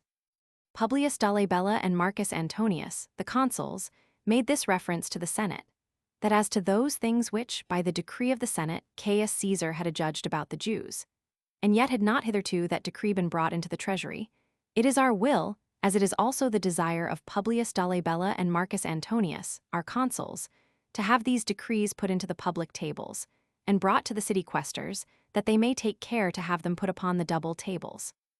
This was done before the 5th of the Ides of February, in the temple of Concord. Now the ambassadors from Hyrcanus the high priest were these: Lysimachus, the son of Pausanias, Alexander, the son of Theodorus, Patroclus, the son of Chereas, and Jonathan, the son of Onias. 11. Hyrcanus sent also one of these ambassadors to Dolabella, who was then the prefect of Asia, and desired him to dismiss the Jews from military services, and to preserve to them the customs of their forefathers, and to permit them to live according to them. And when Dolabella had received Hyrcanus's letter, without any further deliberation, he sent an epistle to all the Asiatics, and particularly to the city of the Ephesians, the metropolis of Asia, about the Jews. A copy of which epistle here follows. 12. When Arterman was praetanes on the first day of the month Lenian, Dolabella, imperator to the Senate and magistrates, and people of the Ephesians, sendeth greeting.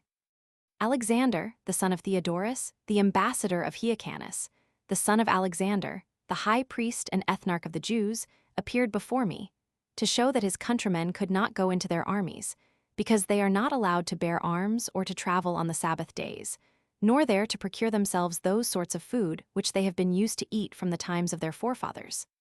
I do therefore grant them a freedom from going into the army, as the former prefects have done, and permit them to use the customs of their forefathers, in assembling together for sacred and religious purposes as their law requires, and for collecting oblations necessary for sacrifices.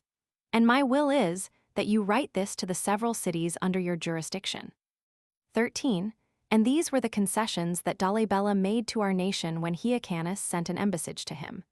But Lucius, the consul's decree ran thus: I have at my tribunal set these Jews, who are citizens of Rome and follow the Jewish religious rites, and yet live at Ephesus, free from going into the army, on account of the superstition they are under.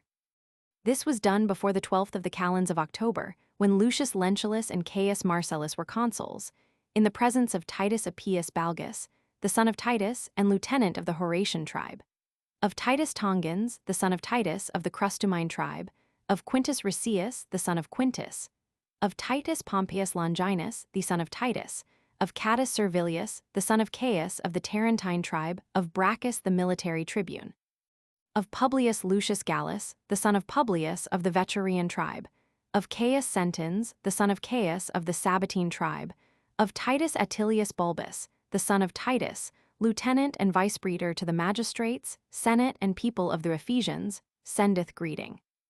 Lucius Lentulus, the consul, freed the Jews that are in Asia from going into the armies, at my intercession for them. And when I had made the same petition some time afterward to Fannius the imperator, and to Lucius Antonius the vice-quaestor, I obtained that privilege of them also. And my will is that you take care that no one give them any disturbance. 14. The decree of the Delians. The answer of the praetors, when Beatus was archon, on the 20th day of the month Thargelian. While Marcus Piso the lieutenant lived in our city, who was also appointed over the choice of the soldiers, he called us and many other of the citizens, and gave order that if there be here any Jews who are Roman citizens, no one is to give them any disturbance about going into the army. Because Cornelius Lentulus, the consul, freed the Jews from going into the army, on account of the superstition they are under. You are therefore obliged to submit to the praetor. And the like decree was made by the Sardians about us also. 15. Caius Fannius, the son of Caius, imperator and consul, to the magistrates of Cos, sendeth greeting. I would have you know that the ambassadors of the Jews have been with me, and desired they might have those decrees which the Senate had made about them, which decrees are here subjoined. My will is that you have a regard to and take care of these men, according to the Senate's decree, that they may be safely conveyed home through your country. 16. The declaration of Lucius Lentulus the consul. I have dismissed those Jews who are Roman citizens, and who appear to me to have their religious rights, and to observe the laws of the Jews at Ephesus, on account of the superstition they are under. This act was done before the 13th of the calends of October. 17. Lucius Antonius, the son of Marcus, vice-questor and vice-praetor, to the magistrates, senate, and people of the Sardians, sendeth greeting. Those Jews that are our fellow citizens of Rome came to me, and demonstrated that they had an assembly of their own, according to the laws of their forefathers, and this from the beginning as also a place of their own, wherein they determined their suits and controversies with one another. Upon their petition therefore to me, that these might be lawful for them, I gave order that these their privileges be preserved, and they be permitted to do accordingly. 18. The declaration of Marcus Publius, the son of Spurius and of Marcus, the son of Marcus and of Lucius, the son of Publius.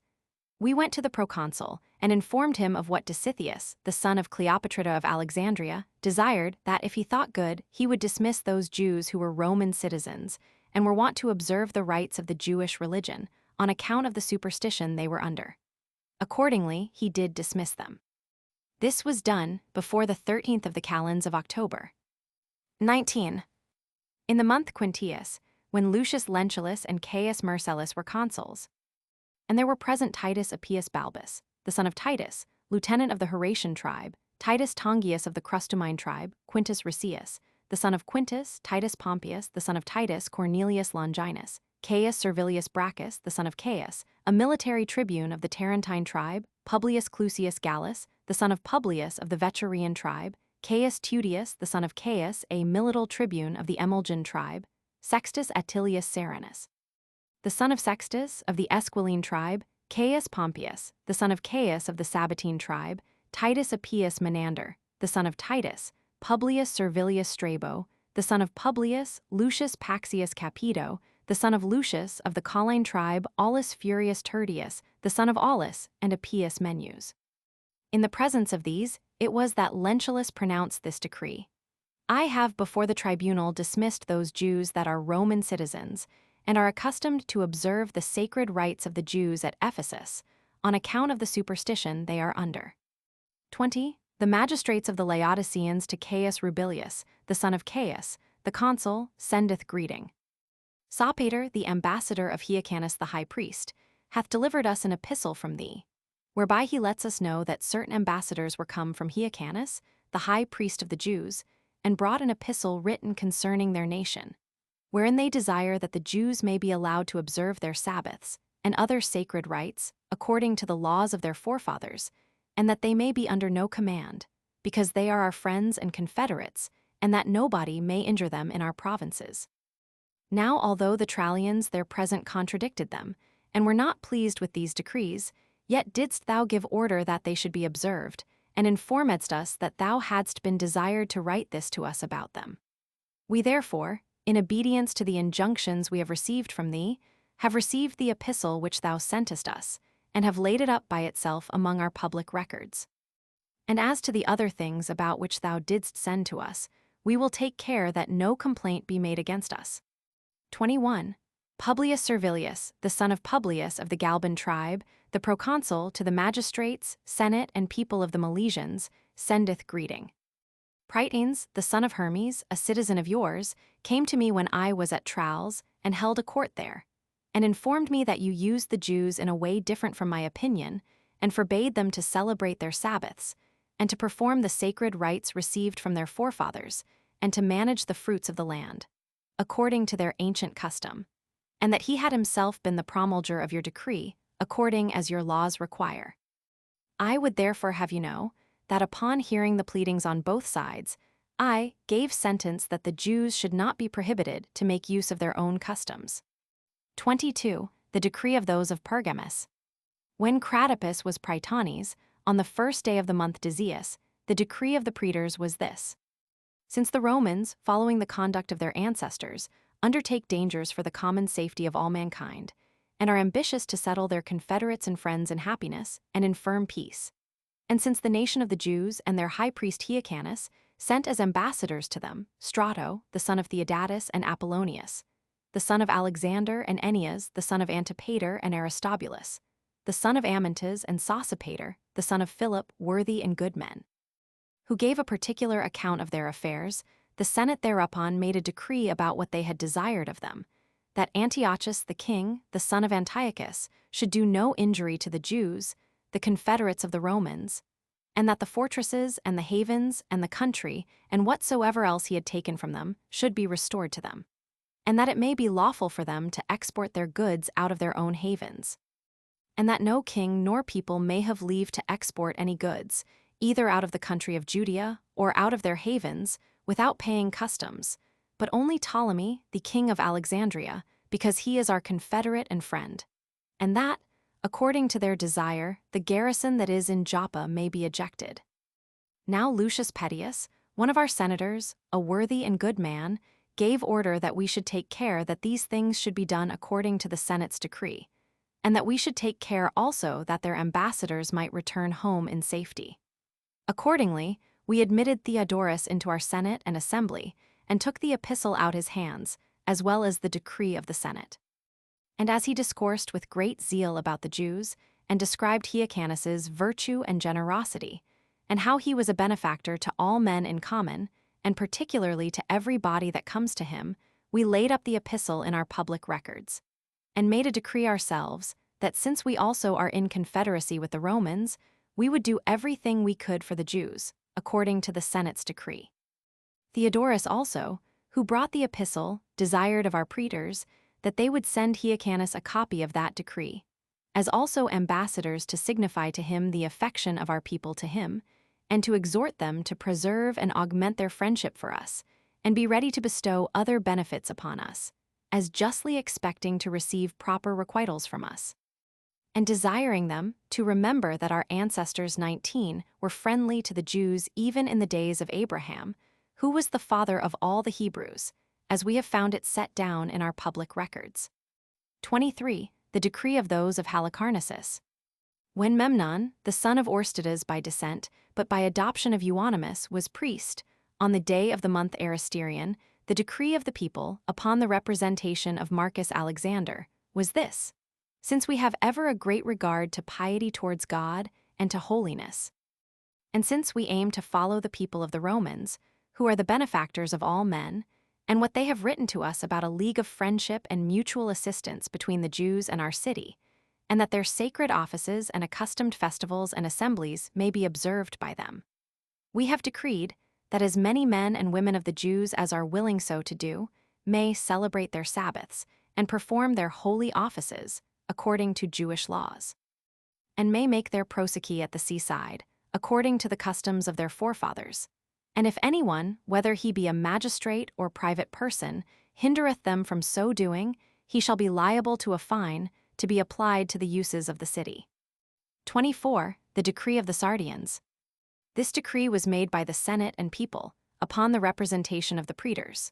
Whereas those Jews who are fellow citizens and live with us in this city have ever had great benefits heaped upon them by the people, and have come now into the Senate, and desired of the people, that upon the restitution of their law and their liberty, by the Senate and people of Rome, they may assemble together, according to their ancient legal custom, and that we will not bring any suit against them about it, and that a place may be given them where they may have their congregations, with their wives and children, and may offer, as did their forefathers, their prayers and sacrifices to God. Now the Senate and people have decreed to permit them to assemble together on the days formerly appointed, and to act according to their own laws, and that such a place be set apart for them by the praetors, for the building and inhabiting the same, as they shall esteem fit for that purpose, and that those that take care of the provision for the city shall take care that such sorts of food as they esteem fit for their eating may be imported into the city. 25. The decree of the Ephesians.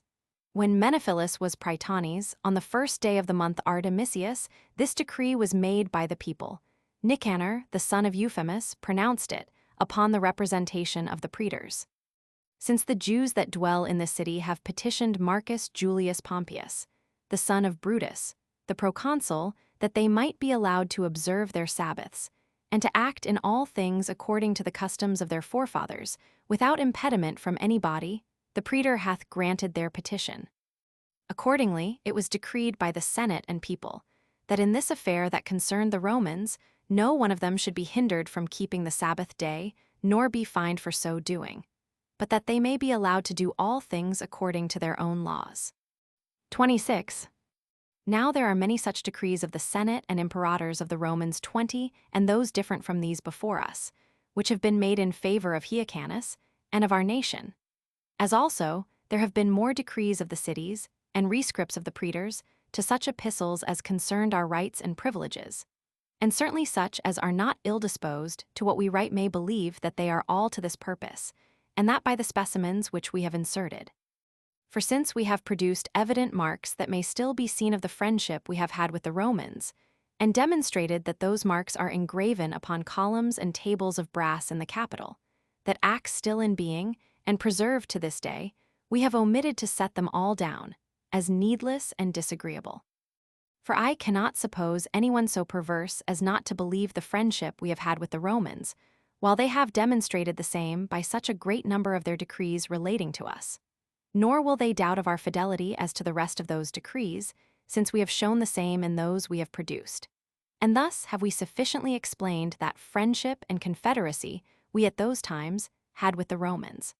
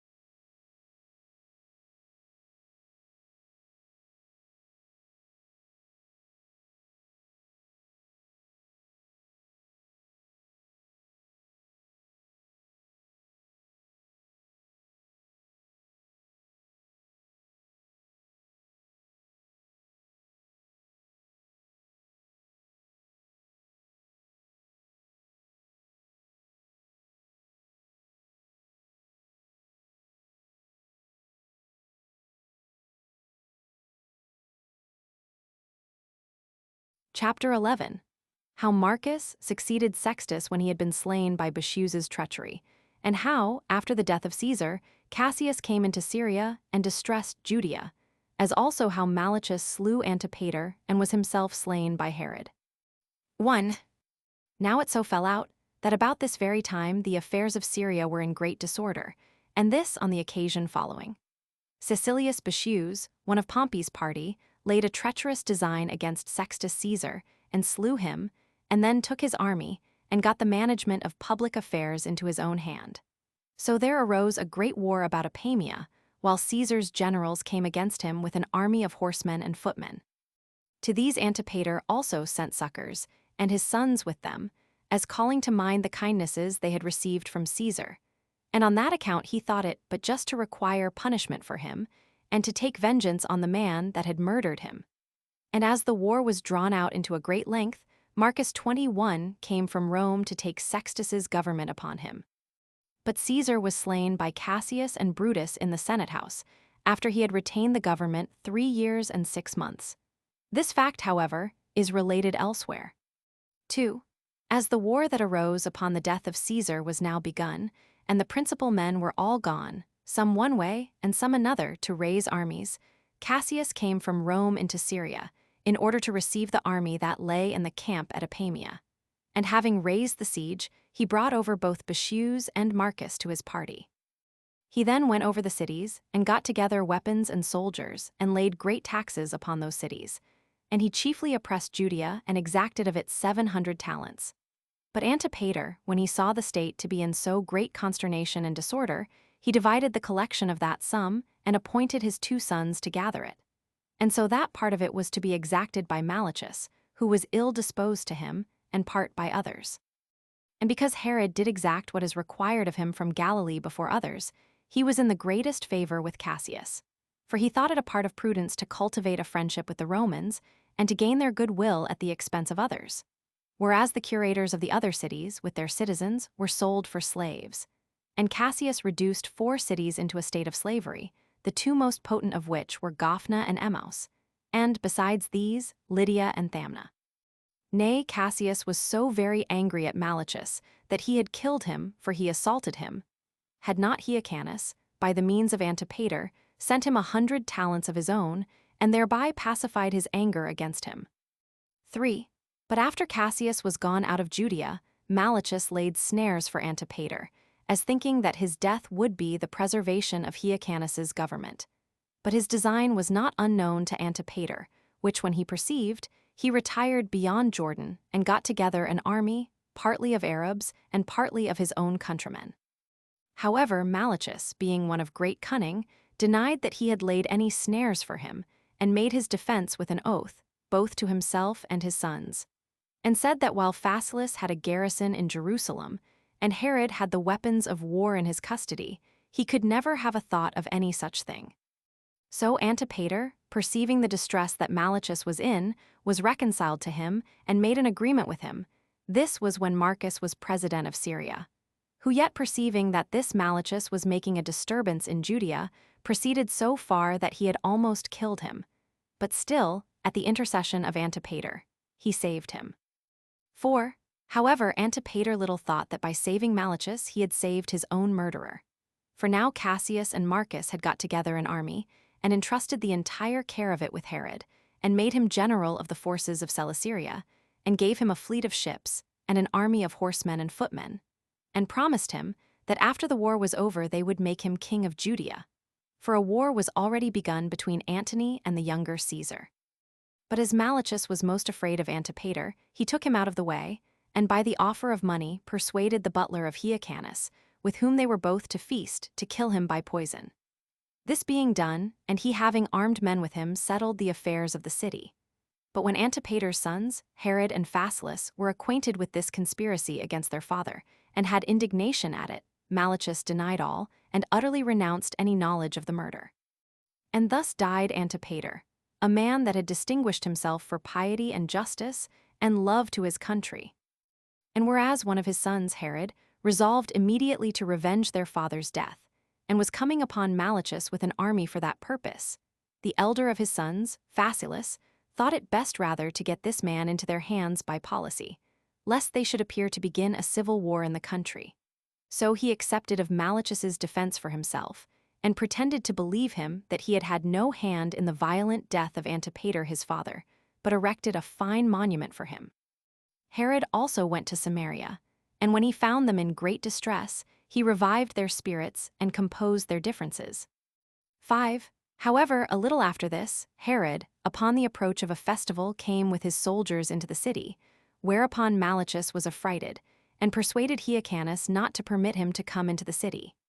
Hyrcanus complied, and, for a pretense of excluding him, alleged that a rout of strangers ought not to be admitted when the multitude were purifying themselves. But Herod had little regard to the messengers that were sent to him, and entered the city in the night time, and affrighted Malchus. Yet did he remit nothing of his former dissimulation, but wept for Antipater, and bewailed him as a friend of his with a loud voice. But Herod and his friends, though it proper not openly to contradict Malchus's hypocrisy, but to give him tokens of mutual friendship in order to prevent his suspicion of them. 6. However, Herod sent to Cassius and informed him of the murder of his father, who, knowing what sort of man Malchus was as to his morals, sent him back word that he should revenge his father's death, and also sent privately to the commanders of his army at Tyre, with orders to assist Herod in the execution of a very just design of his. Now when Cassius had taken Laodicea, they all went together to him and carried him garlands and money, and Herod thought that Malchus might be punished while he was there. But he was somewhat apprehensive of the thing, and designed to make some great attempt, and because his son was then a hostage at Tyre, he went to that city and resolved to steal him away privately, and to march thence into Judea. And as Cassius was in haste to march against Antony, he thought to bring the country to revolt, and to procure the government for himself. But Providence opposed his counsels, and Herod, being a shrewd man, and perceiving what his intention was, he sent thither beforehand a servant, in appearance indeed to get a supper ready, for he had said before that he would feast them all there, but in reality to the commanders of the army, whom he persuaded to go out against Malchus, with their daggers. So they went out and met the man near the city, upon the seashore, and there stabbed him. Whereupon Hyrcanus was so astonished at what had happened, that his speech failed him, and when, after some difficulty, he had recovered himself, he asked Herod what the matter could be, and who it was that slew Malchus. And when he said that it was done by the command of Cassius, he commended the action, for that Malchus was a very wicked man, and one that conspired against his own country. And this was the punishment that was inflicted on Malchus for what he wickedly did to Antipater. 7. But when Cassius was marched out of Syria, disturbances arose in Judea. For Felix, who was left at Jerusalem with an army, made a sudden attempt against Phasaelus, and the people themselves rose in arms. But Herod went to Fabius, the prefect of Damascus, and was desirous to run to his brother's assistance, but was hindered by a distemper that seized upon him, till Phasaelus by himself had been too hard for Felix, and had shut him up in the tower, and there, on certain conditions, dismissed him. Phasaelus also complained of Hyrcanus, that although he had received a great many benefits from them, yet did he support their enemies. For Malchus's brother had made many places to revolt, and kept garrisons in them, and particularly Masada, the strongest fortress of them all. In the meantime, Herod was recovered of his disease, and came and took from Felix all the places he had gotten, and, upon certain conditions, dismissed him also.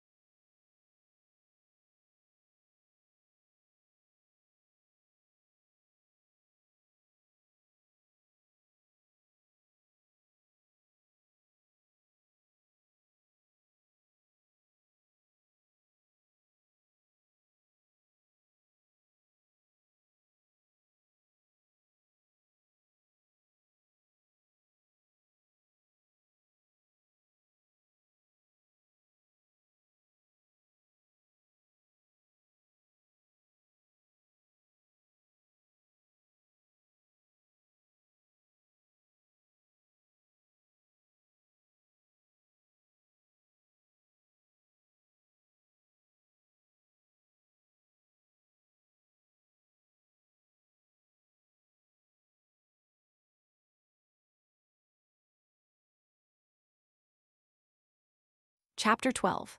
Herod ejects Antigonus, the son of Aristobulus, out of Judea, and gains the friendship of Antony, who was now come into Syria, by sending him much money, on which account he would not admit of those that would have accused Herod, and what it was that Antony wrote to the Tyrians in behalf.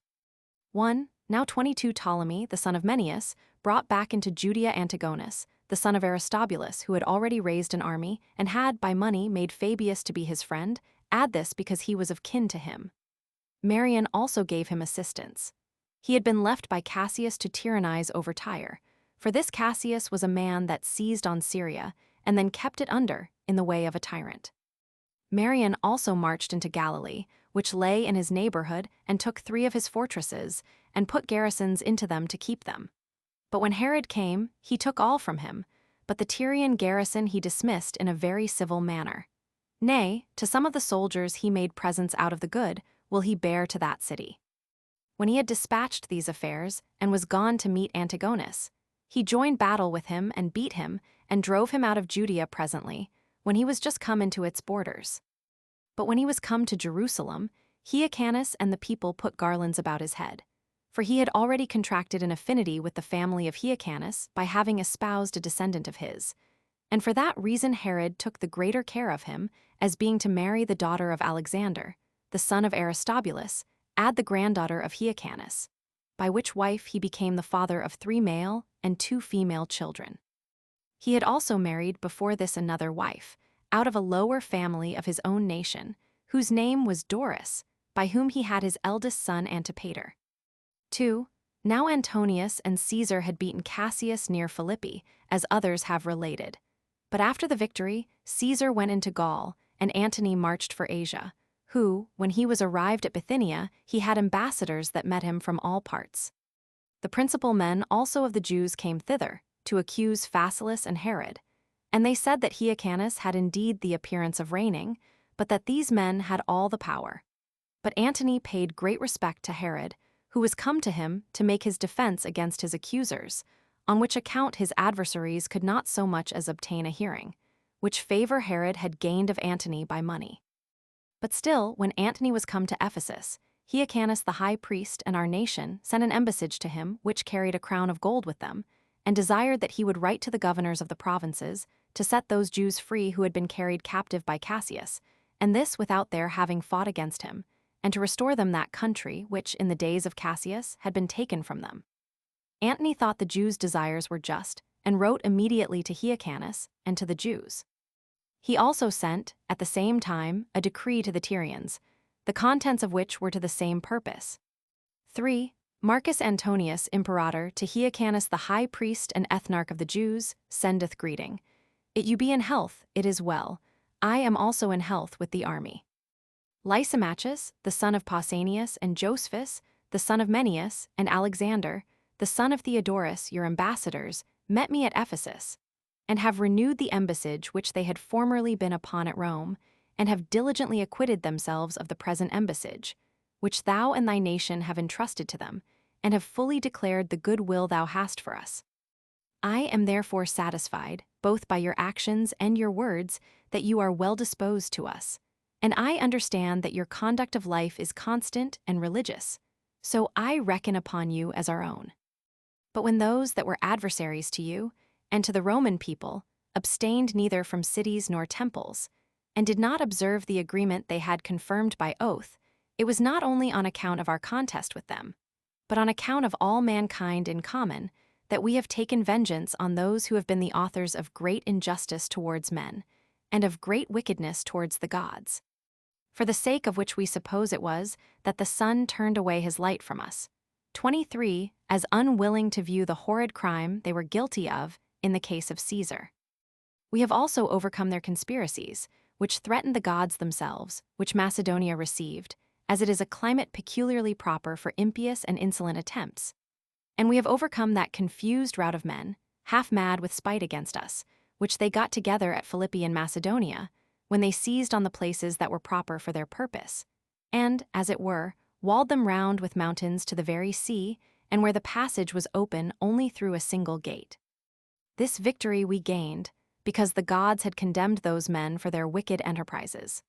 Now Brutus, when he had fled as far as Philippi, was shut up by us, and became a partaker of the same perdition with Cassius. And now these have received their punishment, we suppose that we may enjoy peace for the time to come, and that Asia may be at rest from war. We therefore make that peace which God hath given us common to our confederates also, insomuch that the body of Asia is now recovered out of that distemper it was under by the means of our victory. I, therefore, bearing in mind both thee and your nation, shall take care of what may be for your advantage. I have also sent epistles in writing to the several cities, that if any persons, whether freemen or bondmen, have been sold under the spear by Caius Cassius or his subordinate officers, they may be set free. and I will that you kindly make use of the favors which I and Dalabella have granted you. I also forbid the Tyrians to use any violence with you, and for what places of the Jews they now possess, I order them to restore them. I have withal accepted of the crown which thou sentest me. 4. Marcus Antonius, imperator to the magistrates, senate, and people of Tyre, sendeth greeting. The ambassadors of Hyrcanus, the high priest and ethnarch, appeared before me at Ephesus, and told me that you are in possession of part of their country, which you entered upon under the government of our adversaries. Since, therefore, we have undertaken a war for the obtaining the government, and have taken care to do what was agreeable to piety and justice, and have brought to punishment those that had neither any remembrance of the kindnesses they had received, nor have kept their oaths, I will that you be at peace with those that are our confederates, as also that what you have taken by the means of our adversaries shall not be reckoned your own, but be returned to those from whom you took them. For none of them took their provinces or their armies by the gift of the Senate, but they seized them by force, and bestowed them by violence upon such as became useful to them in their unjust proceedings. Since, therefore, those men have received the punishment due to them, we desire that our confederates may retain whatsoever it was that they formerly possessed without disturbance, and that you restore all the places which belong to Hyrcanus, the ethnarch of the Jews, which you have had, though it were but one day before Caius Cassius began an unjustifiable war against us, and entered into our province. Nor do you use any force against him, in order to weaken him, that he may not be able to dispose of that which is his own.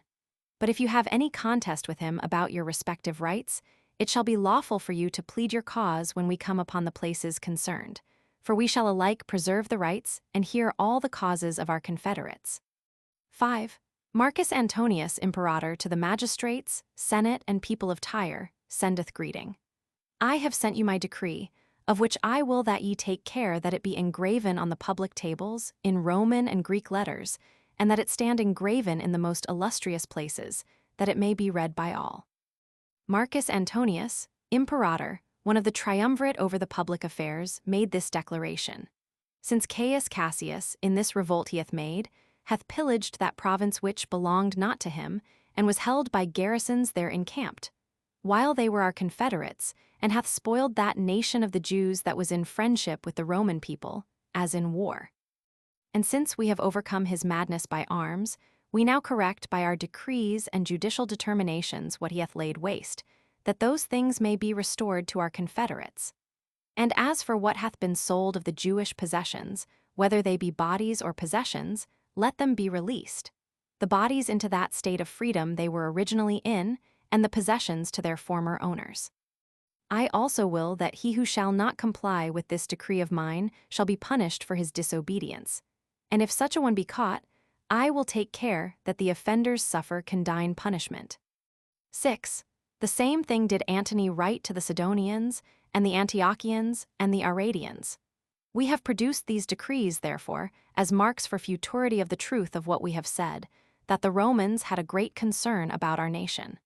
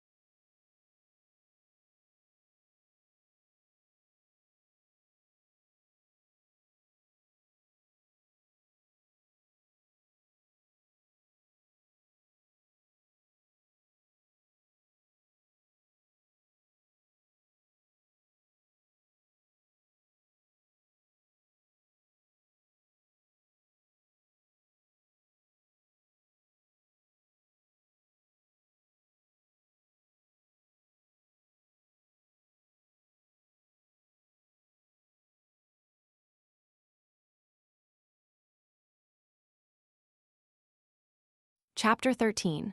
How Antony made Herod and Phasaelus tetrarchs after they had been accused to no purpose, and how the Parthians, when they brought Antigonus into Judea, took Hyrcanus and Phasaelus captives. Herod's flight, and what afflictions Hyrcanus and Phasaelus endured. 1. When after this Antony came into Syria, Cleopatra met him in Cilicia and brought him to fall in love with her. And there came now also 100 of the most potent of the Jews to accuse Herod and those about him, and set the men of the greatest eloquence among them to speak. But Messala contradicted them, on behalf of the young men, and all this in the presence of Hyrcanus, who was Herod's father-in-law, 24 already. When Antony had heard both sides at Daphne, he asked Hyrcanus who they were that governed the nation best. He replied, Herod and his friends. Hereupon Antony, by reason of the old hospitable friendship he had made with his father, at that time when he was with Gabinius, he made both Herod and Phasaelus tetrarchs, and committed the public affairs of the Jews to them, and wrote letters to that purpose. He also bound 15 of their adversaries, and was going to kill them, but that Herod obtained their pardon. 2. Yet did not these men continue quiet when they were come back, but 1,000 of the Jews came to Tyre to meet him there, whither the report was that he would come. But Antony was corrupted by the money which Herod and his brother had given him. And so he gave order to the governor of the place to punish the Jewish ambassadors, who were for making innovations, and to settle the government upon Herod. But Herod went out hastily to them, and Hyrcanus was with him, for they stood upon the shore before the city. And he charged them to go their ways, because great mischief would befall them if they went on with their accusation. But they did not acquiesce. Whereupon the Romans ran upon them with their daggers, and slew some, and wounded more of them, and the rest fled away and went home, and lay still in great consternation. And when the people made a clamor against Herod, Antony was so provoked at it that he slew the prisoners. 3. Now in the 2nd year, Pacorus, the king of Parthia's son, and Barzapharnes, a commander of the Parthians, possessed themselves of Syria. Ptolemy, the son of Menneus, also was now dead, and Lysanias his son took his government and made a league of friendship with Antigonus, the son of Aristobulus, and in order to obtain it, made use of that commander, who had great interest in him. Now Antigonus had promised to give the Parthians 1,000 talents and 500 women, upon condition they would take the government away from Hyrcanus, and bestow it upon him, and withal kill Herod. And although he did not give them what he had promised, yet did the Parthians make an expedition into Judea on that account, and carried Antigonus with them. Pacorus went along the maritime parts, but the commander Barzapharnes through the midland. Now the Tyrians excluded Pacorus, but the Sidonians and those of Ptolemais received him. However, Pacorus sent a troop of horsemen into Judea, to take a view of the state of the country, and to assist Antigonus, and sent also the king's butler, of the same name with himself. So when the Jews that dwelt about Mount Carmel came to Antigonus, and were ready to march with him into Judea, Antigonus hoped to get some part of the country by their assistance. The place is called Dryme, and when some others came and met them, the men privately fell upon Jerusalem. And when some more were come to them, they got together in great numbers, and came against the king's palace, and besieged it. But as Phasaelus's and Herod's party came to the others' assistance, and a battle happened between them in the marketplace, the young men beat their enemies, and pursued them into the temple, and sent some armed men into the adjoining houses to keep them in, who yet being destitute of such as should support them, were burnt, and the houses with them, by the people who rose up against them. But Herod was revenged on these seditious adversaries of his a little afterward for this injury they had offered him, when he fought with them, and slew a great number of them. 4. But while there were daily skirmishes, the enemy waited for the coming of the multitude out of the country to Pentecost, a feast of ours so called. And when that day was come, many 10,000s of the people were gathered together about the temple, some in armor, and some without. Now those that came guarded both the temple and the city, excepting what belonged to the palace, which Herod guarded with a few of his soldiers. And Phasaelus had the charge of the wall, while Herod, with a body of his men, sallied out upon the enemy, who lay in the suburbs and fought courageously, and put many 10,000s to flight, some flying into the city, and some into the temple, and some into the outer fortifications. For some such fortifications there were in that place. Phasaelus came also to his assistance. Yet was Pacorus, the general of the Parthians, at the desire of Antigonus, admitted into the city, with a few of his horsemen, under pretense indeed as if he would still the sedition, but in reality to assist Antigonus in obtaining the government. And when Phasaelus met him, and received him kindly, Pacorus persuaded him to go himself as ambassador to Barzapharnes, which was done fraudulently. Accordingly, Phasaelus, suspecting no harm, complied with his proposal, while Herod did not give his consent to what was done, because of the perfidiousness of these barbarians, but desired Phasaelus rather to fight those that were come into the city. 5. So both Hyrcanus and Phasaelus went on the embassage. But Pacorus left with Herod 200 horsemen, and 10 men, who were called the freemen, and conducted the others on their journey. And when they were in Galilee, the governors of the cities there met them in their arms. Barzapharnes also received them at the first with cheerfulness, and made them presents, though he afterward conspired against them. And Phasaelus, with his horsemen, were conducted to the seaside. But when they heard that Antigonus had promised to give the Parthians 1,000 talents, and 500 women, to assist him against them, they soon had a suspicion of the barbarians. Moreover, there was one who informed them that snares were laid for them by night, while a guard came about them secretly, and they had then been seized upon, had not they waited for the seizure of Herod by the Parthians that were about Jerusalem, lest, upon the slaughter of Hyrcanus and Phasaelus, he should have an intimation of it, and escape out of their hands. And these were the circumstances they were now in, and they saw who they were that guarded them. Some persons indeed would have persuaded Phasaelus to fly away immediately on horseback, and not stay any longer. And there was one Ophelius, who, above all the rest, was earnest with him to do so. For he had heard of this treachery from Saramalla, the richest of all the Syrians at that time, who also promised to provide him ships to carry him off, for the sea was just by them. But he had no mind to desert Hyrcanus, nor bring his brother into danger. But he went to Barzapharnes, and told him he did not act justly when he made such a contrivance against them. For that if he wanted money, he would give him more than Antigonus. And besides, that it was a horrible thing to slay those that came to him upon the security of their oaths, and that when they had done them no injury. But the barbarians swore to him that there was no truth in any of his suspicions, but that he was troubled with nothing but false proposals, and then went away to Pacorus. 6. But as soon as he was gone away, some men came and bound Hyrcanus and Phasaelus, while Phasaelus greatly reproached the Parthians for their perjury.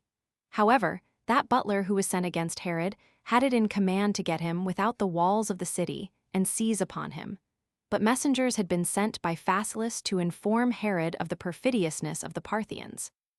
And when he knew that the enemy had seized upon them, he went to Pacorus, and to the most potent of the Parthians, as to the lord of the rest, who, although they knew the whole matter, dissembled with him in a deceitful way, and said that he ought to go out with them before the walls, and meet those which were bringing him his letters, for that they were not taken by his adversaries, but were coming to give him an account of the good success Phasaelus had had.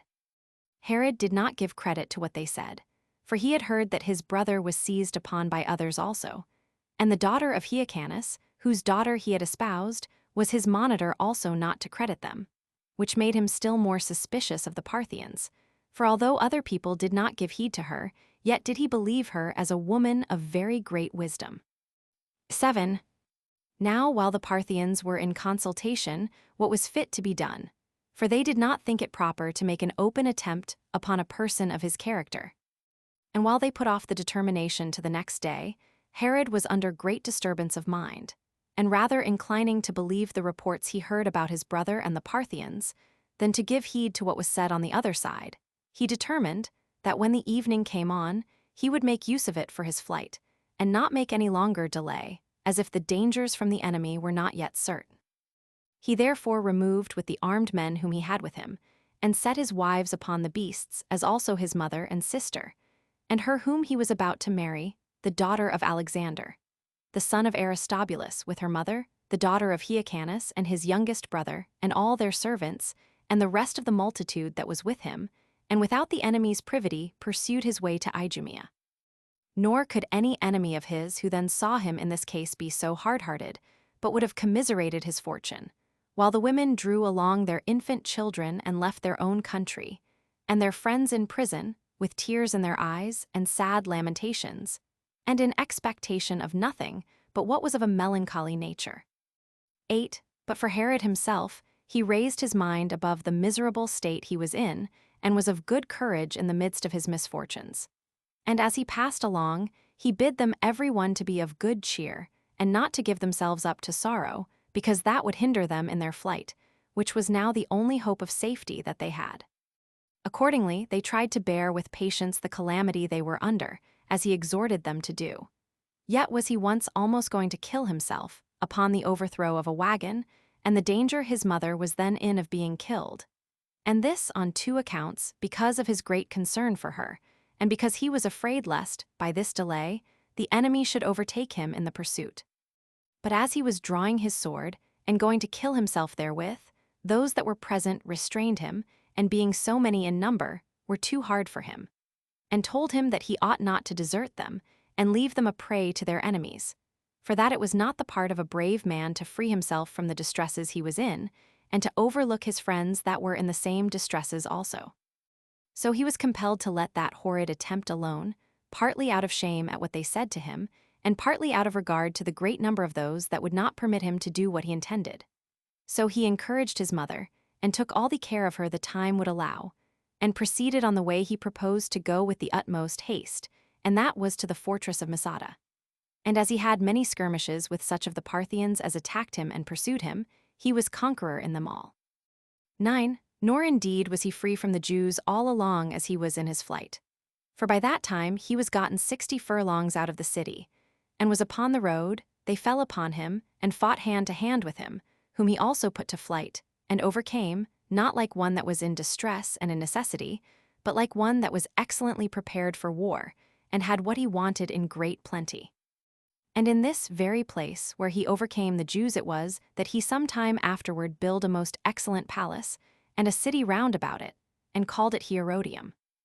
And when he was come to Idumea, at a place called Thressa, his brother Joseph met him, and he then held a council to take advice about all his affairs, and what was fit to be done in his circumstances, since he had a great multitude that followed him, besides his mercenary soldiers, and the place Masada, whither he proposed to fly, was too small to contain so great a multitude.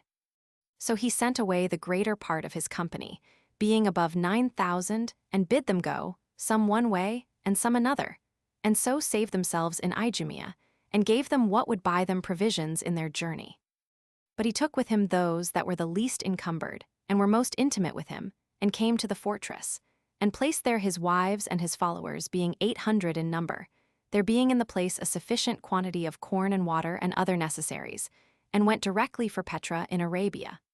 But when it was day, the Parthians plundered all Jerusalem and the palace, and abstained from nothing but Hyrcanus's money, which was 300 talents. A great deal of Herod's money escaped, and principally all that the man had been so provident as to send into Idumea beforehand. Nor indeed did what was in the city suffice the Parthians, but they went out into the country, and plundered it, and demolished the city Marissa. 10. And thus was Antigonus brought back into Judea by the king of the Parthians, and received Hyrcanus and Phasaelus for his prisoners. But he was greatly cast down because the women had escaped, whom he intended to have given the enemy, as having promised they should have them, with the money, for their reward.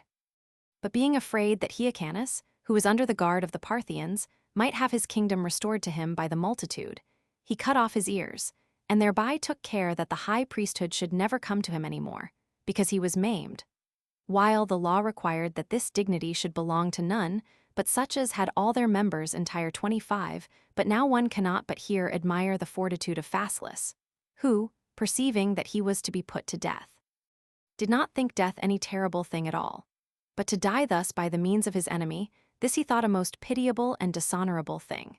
And therefore, since he had not his hands at liberty, but the bonds he was in prevented him from killing himself thereby, he dashed his head against a great stone, and thereby took away his own life, which he thought to be the best thing he could do in such a distress as he was in, and thereby put it out of the power of the enemy to bring him to any death he pleased.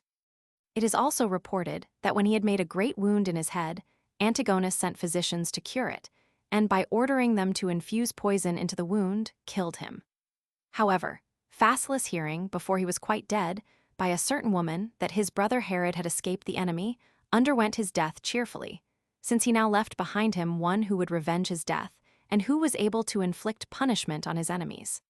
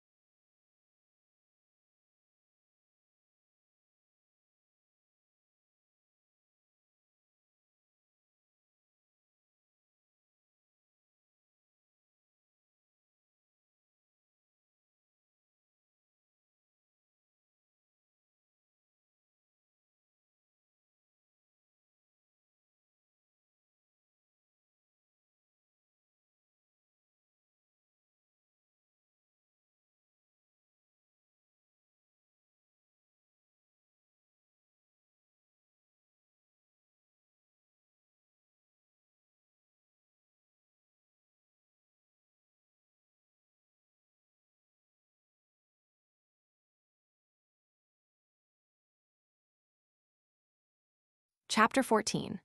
How Herod got away from the king of Arabia, and made haste to go into Egypt, and thence went away in haste also to Rome. And how, by promising a great deal of money to Antony, he obtained of the Senate, and of Caesar to be made king of the Jews. 1. As for Herod, the great miseries he was in did not discourage him, but made him sharp in discovering surprising undertakings. For he went to Malchus, king of Arabia, whom he had formerly been very kind to, in order to receive somewhat by way of requital. Now he was in more than ordinary want of it, and desired he would let him have some money, either by way of loan, or as his free gift, on account of the many benefits he had received from him.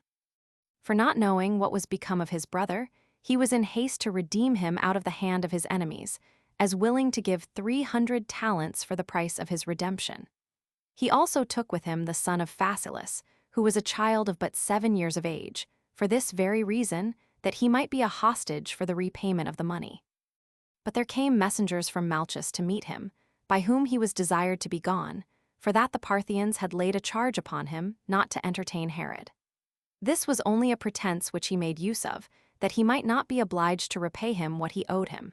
And this he was further induced to by the principal men among the Arabians, that they might cheat him of what sums they had received from Antipater, and which he had committed to their fidelity. He made answer, that he did not intend to be troublesome to them by his coning thither, but that he desired only to discourse with them about certain affairs that were to him of the greatest importance. 2. Hereupon he resolved to go away, and did go very prudently the road to Egypt, and then it was that he lodged in a certain temple, for he had left a great many of his followers there. On the next day he came to Rhinicolora, and there it was that he heard what was befallen his brother. Though Malchus soon repented of what he had done, and came running after Herod, but with no manner of success, for he was gotten a very great way off, and made haste into the road to Pelusium. And when the stationary ships that lay there hindered him from sailing to Alexandria, he went to their captains, by whose assistance, and that out of much reverence of and great regard to him, he was conducted into the city, and was retained there by Cleopatra. Yet was she not able to prevail with him to stay there, because he was making haste to Rome, even though the weather was stormy.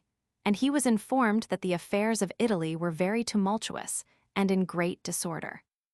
3. So he set sail from thence to Pamphylia, and falling into a violent storm, he had much ado to escape to Rhodes, with the loss of the ship's burden. And there it was that 2 of his friends, Sapanas and Ptolemaeus, met with him.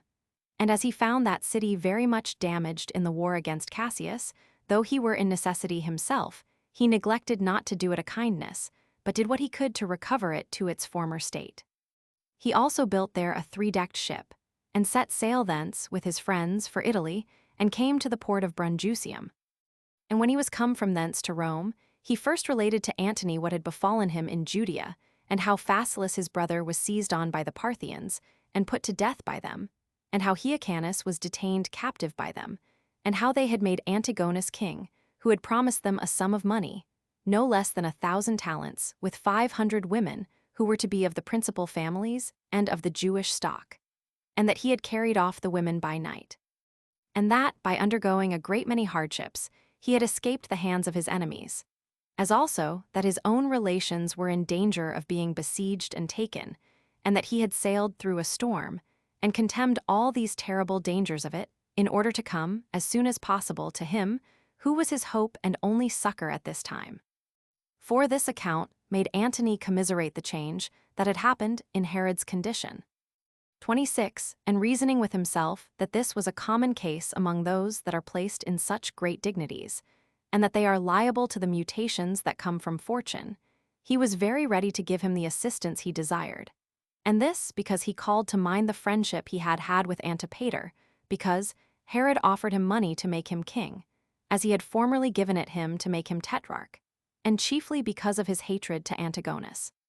For he took him to be a seditious person, and an enemy to the Romans. Caesar was also the forwarder to raise Herod's dignity, and to give him his assistance in what he desired, on account of the toils of war which he had himself undergone with Antipater his father in Egypt, and of the hospitality he had treated him withal, and the kindness he had always showed him, as also to gratify Antony, who was very zealous for Herod. So a senate was convocated, and Messala first, and then Atratinus, introduced Herod into it, and enlarged upon the benefits they had received from his father, and put them in mind of the good will he had borne to the Romans. At the same time, they accused Antigonus and declared him an enemy, not only because of his former opposition to them, but that he had now overlooked the Romans and taken the government from the Parthians. Upon this the Senate was irritated, and Antony informed them further that it was for their advantage in the Parthian war that Herod should be king. This seemed good to all the senators, and so they made a decree accordingly. 5.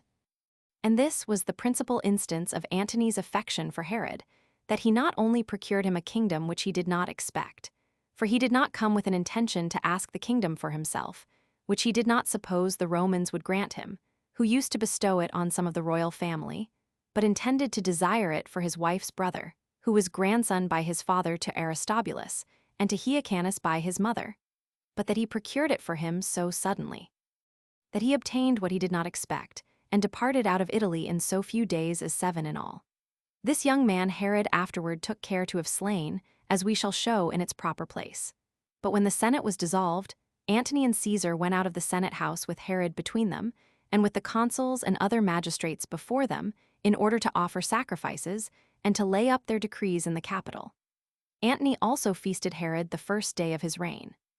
And thus did this man receive the kingdom, having obtained it on the 184th Olympiad, when Caius Domitius Calvinus was consul the second time, and Caius Asinius Pollio. 6. All this while Antigonus besieged those that were in Masada, who had plenty of all other necessaries, but were only in want of water 27, insomuch that on this occasion Joseph, Herod's brother, was contriving to run away from it, with 200 of his dependents, to the Arabians. For he had heard that Malchus repented of the offenses he had been guilty of with regard to Herod. But God, by sending rain in the nighttime, prevented his going away, for their cisterns were thereby filled, and he was under no necessity of running away on that account. But they were now of good courage, and the more so, because the sending that plenty of water which they had been in want of seemed a mark of divine providence. So they made a sally, and fought hand to hand with Antigonus's soldiers, and destroyed a great number of them. At the same time Ventidius, the general of the Romans, was sent out of Syria, to drive the Parthians out of it, and marched after them into Judea, in pretense indeed to succor Joseph. But in reality the whole affair was no more than a stratagem, in order to get money of Antigonus. So they pitched their camp very near to Jerusalem, and stripped Antigonus of a great deal of money, and then he retired himself with the greater part of the army. But that the wickedness he had been guilty of might be found out, he left Silo there, with a certain part of his soldiers, with whom also Antigonus cultivated an acquaintance, that he might cause him no disturbance, and was still in hopes that the Parthians would come again and defend him.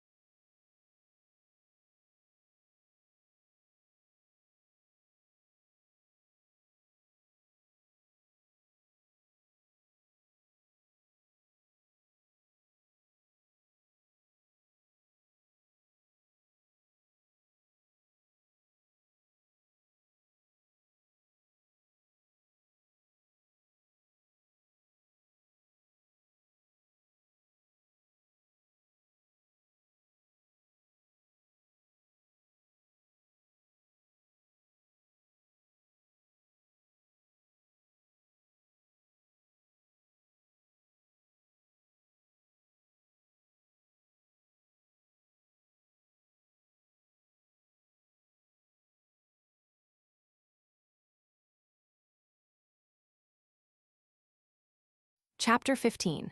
How Herod sailed out of Italy to Judea and fought with Antigonus, and what other things happened in Judea about that time. 1. By this time Herod had sailed out of Italy to Ptolemais, and had gotten together no small army, both of strangers and of his own countrymen, and marched through Galilee against Antigonus. Silo also and Ventidius came and assisted him, being persuaded by Dellius, who was sent by Antony to assist in bringing back Herod. Now for Ventidius, he was employed in composing the disturbances that had been made in the cities by the means of the Parthians. And for Silo, he was in Judea indeed, but corrupted by Antigonus. However, as Herod went along, his army increased every day, and all Galilee, with some small exception, joined him. But as he was to those that were in Masada, for he was obliged to endeavor to save those that were in that fortress now they were besieged, because they were his relations, Joppa was a hindrance to him, for it was necessary for him to take that place first, it being a city at variance with him, that no stronghold might be left in his enemies' hands behind him when he should go to Jerusalem. And when Silo made this a pretense for rising up from Jerusalem, and was thereupon pursued by the Jews, Herod fell upon them with a small body of men, and both put the Jews to flight and saved Silo, when he was very poorly able to defend himself. But when Herod had taken Joppa, he made haste to set free those of his family that were in Masada. Now of the people of the country, some joined him because of the friendship they had had with his father, and some because of the splendid appearance he made, and others by way of requital for the benefits they had received from both of them. But the greatest number came to him in hopes of getting somewhat from him afterward, if he were once firmly settled in the kingdom. 2. Herod had now a strong army, and as he marched on, Antigonus laid snares and ambushes in the passes and places most proper for them, but in truth he thereby did little or no damage to the enemy. So Herod received those of his family out of Masada and the fortress Ressa, and then went on for Jerusalem. The soldiery also that was with Silo accompanied him all along, as did many of the citizens, being afraid of his power. And as soon as he had pitched his camp on the west side of the city, the soldiers that were set to guard that part shot their arrows and threw their darts at him. And when some sallied out in a crowd, and came to fight hand to hand with the first ranks of Herod's army, he gave orders that they should, in the first place, make proclamation about the wall, that he came for the good of the people, and for the preservation of the city, and not to bear any old grudge at even his most open enemies, but ready to forget the offenses which his greatest adversaries had done him.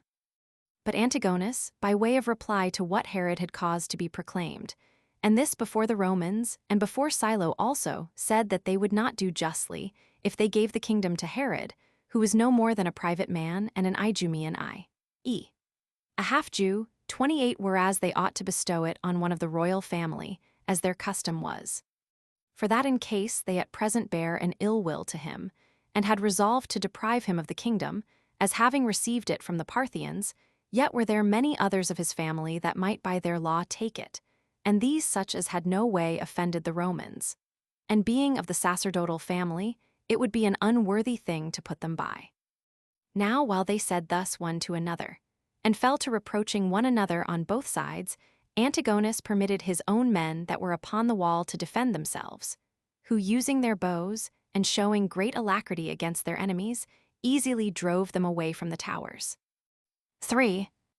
And now it was that Silo discovered that he had taken bribes, for he set a good number of his soldiers to complain aloud of the want of provisions they were in, and to require money to buy them food. And that it was fit to let them go into places proper for winter quarters, since the places near the city were a desert, by reason that Antigonus's soldiers had carried all away. So he set the army upon removing, and endeavored to march away. But Herod pressed Silo not to depart, and exhorted Silo's captains and soldiers not to desert him, when Caesar and Antony and the Senate had sent him thither, for that he would provide them plenty of all the things they wanted, and easily procure them a great abundance of what they required. After which entreaty, he immediately went out into the country, and left not the least pretense to Silo for his departure. For he brought an unexpected quantity of provisions, and sent to those friends of his who inhabited about Samaria to bring down corn, and wine, and oil, and cattle, and all other provisions, to Jericho, that those might be no want of a supply for the soldiers for the time to come. Antigonus was sensible of this, and sent presently over the country such as might restrain and lie in ambush for those that went out for provisions. So these men obeyed the orders of Antigonus, and got together a great number of armed men about Jericho, and sat upon the mountains, and watched those that brought the provisions. However, Herod was not idle in the meantime, for he took 10 bands of soldiers, of whom 5 were of the Romans, and 5 of the Jews, with some mercenaries among them, and with some few horsemen, and came to Jericho. And as they found the city deserted, but that 500 of them had settled themselves on the tops of the hills, with their wives and children, those he took and sent away. But the Romans fell upon the city, and plundered it, and found the houses full of all sorts of good things. So the king left a garrison at Jericho, and came back again, and sent the Roman army to take their winter quarters in the countries that were come over to him, Judea and Galilee and Samaria. And so much did Antigonus gain of Silo for the bribes he gave him, that part of the army should be quartered at Lydda, in order to please Antony. So the Romans laid their weapons aside, and lived in plenty of all things. 4. But Herod was not pleased with lying still, but sent out his brother Joseph against Idumea with 2,000 armed footmen and 400 horsemen, while he himself came to Samaria, and left his mother and his other relations there. For they were already gone out of Masada, and went into Galilee, to take certain places which were held by the garrisons of Antigonus. And he passed on to Sepphoris, as God sent a snow, while Antigonus's garrisons withdrew themselves, and had great plenty of provisions. He also went thence, and resolved to destroy those robbers that dwelt in the caves, and did much mischief in the country. So he sent a troop of horsemen, and 3 companies of armed footmen, against them. They were very near to a village called Arbela. And on the 40th day after, he came himself with his whole army. And as the enemy sallied out boldly upon him, the left wing of his army gave way. But he, appearing with a body of men, put those to flight who were already conquerors, and recalled his men that ran away. He also pressed upon his enemies, and pursued them as far as the river Jordan, though they ran away by different roads. So he brought over to him all Galilee, excepting those that dwelt in the caves, and distributed money to every one of his soldiers, giving them 150 drachmae apiece, and much more to their captains, and sent them into winter quarters. At which time Silo came to him, and his commanders with him, because Antigonus would not give them provisions any longer, for he supplied them for no more than 1 month. Nay, he had sent to all the country about, and ordered them to carry off the provisions that were there, and retire to the mountains, that the Romans might have no provisions to live upon, and so might perish by famine. But Herod committed the care of that matter to Pheroras, his youngest brother, and ordered him to repair Alexandrium also. Accordingly, he quickly made the soldiers abound with great plenty of provisions, and rebuilt Alexandrium, which had been before desolate. 5. About this time it was that Antony continued some time at Athens, and that Ventidius, who was now in Syria, sent for Silo, and commanded him to assist Herod in the first place to finish the present war, and then to send for their confederates for the war they were themselves engaged in. But as for Herod, he went in haste against the robbers that were in the caves, and sent Silo away to Ventidius, while he marched against them.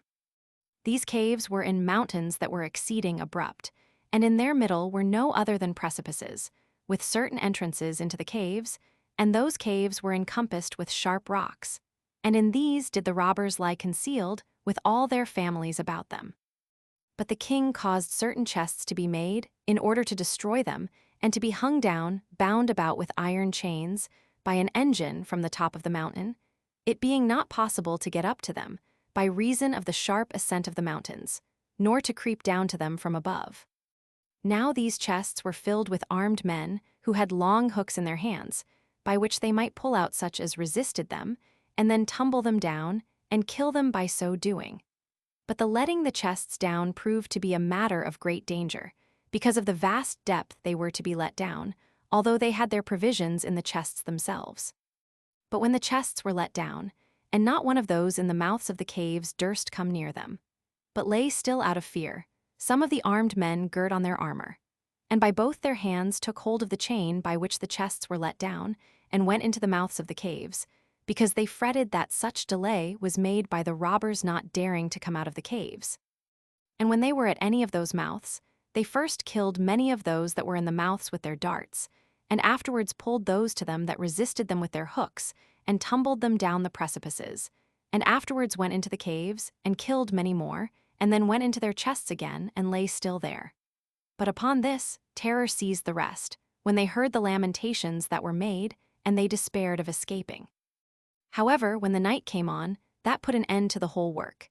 And as the king proclaimed pardon by a herald to such as delivered themselves up to him, many accepted of the offer. The same method of assault was made use of the next day, and they went further and got out in baskets to fight them, and fought them at their doors, and sent fire among them, and set their caves on fire, for there was a great deal of combustible matter within them. Now there was one old man who was caught within one of these caves, with 7 children and a wife. These prayed him to give them leave to go out and yield themselves up to the enemy. But he stood at the cave's mouth, and always slew that child of his who went out, till he had destroyed them every one. And after that he slew his wife, and cast their dead bodies down the precipice, and himself after them, and so underwent death rather than slavery. But before he did this, he greatly reproached Herod with the meanness of his family, although he was then king. Herod also saw what he was doing, and stretched out his hand, and offered him all manner of security for his life, by which means all these caves were at length subdued entirely. 6. And when the king had set Ptolemy over these parts of the country as his general, he went to Samaria with 600 horsemen and 3,000 armed footmen, as intending to fight Antigonus.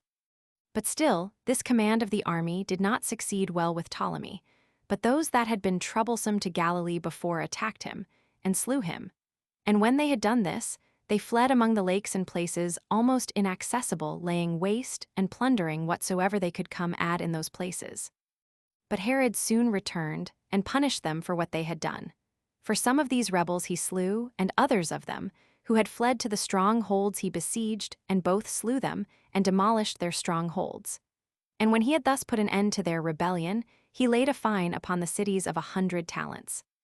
7. In the meantime, Pacorus was fallen in a battle, and the Parthians were defeated, when Ventidius sent Mascharas to the assistance of Herod, with 2 legions and 1,000 horsemen, while Antony encouraged him to make haste. But Mascharas, at the instigation of Antigonus, without the approbation of Herod, as being corrupted by money, went about to take a view of his affairs.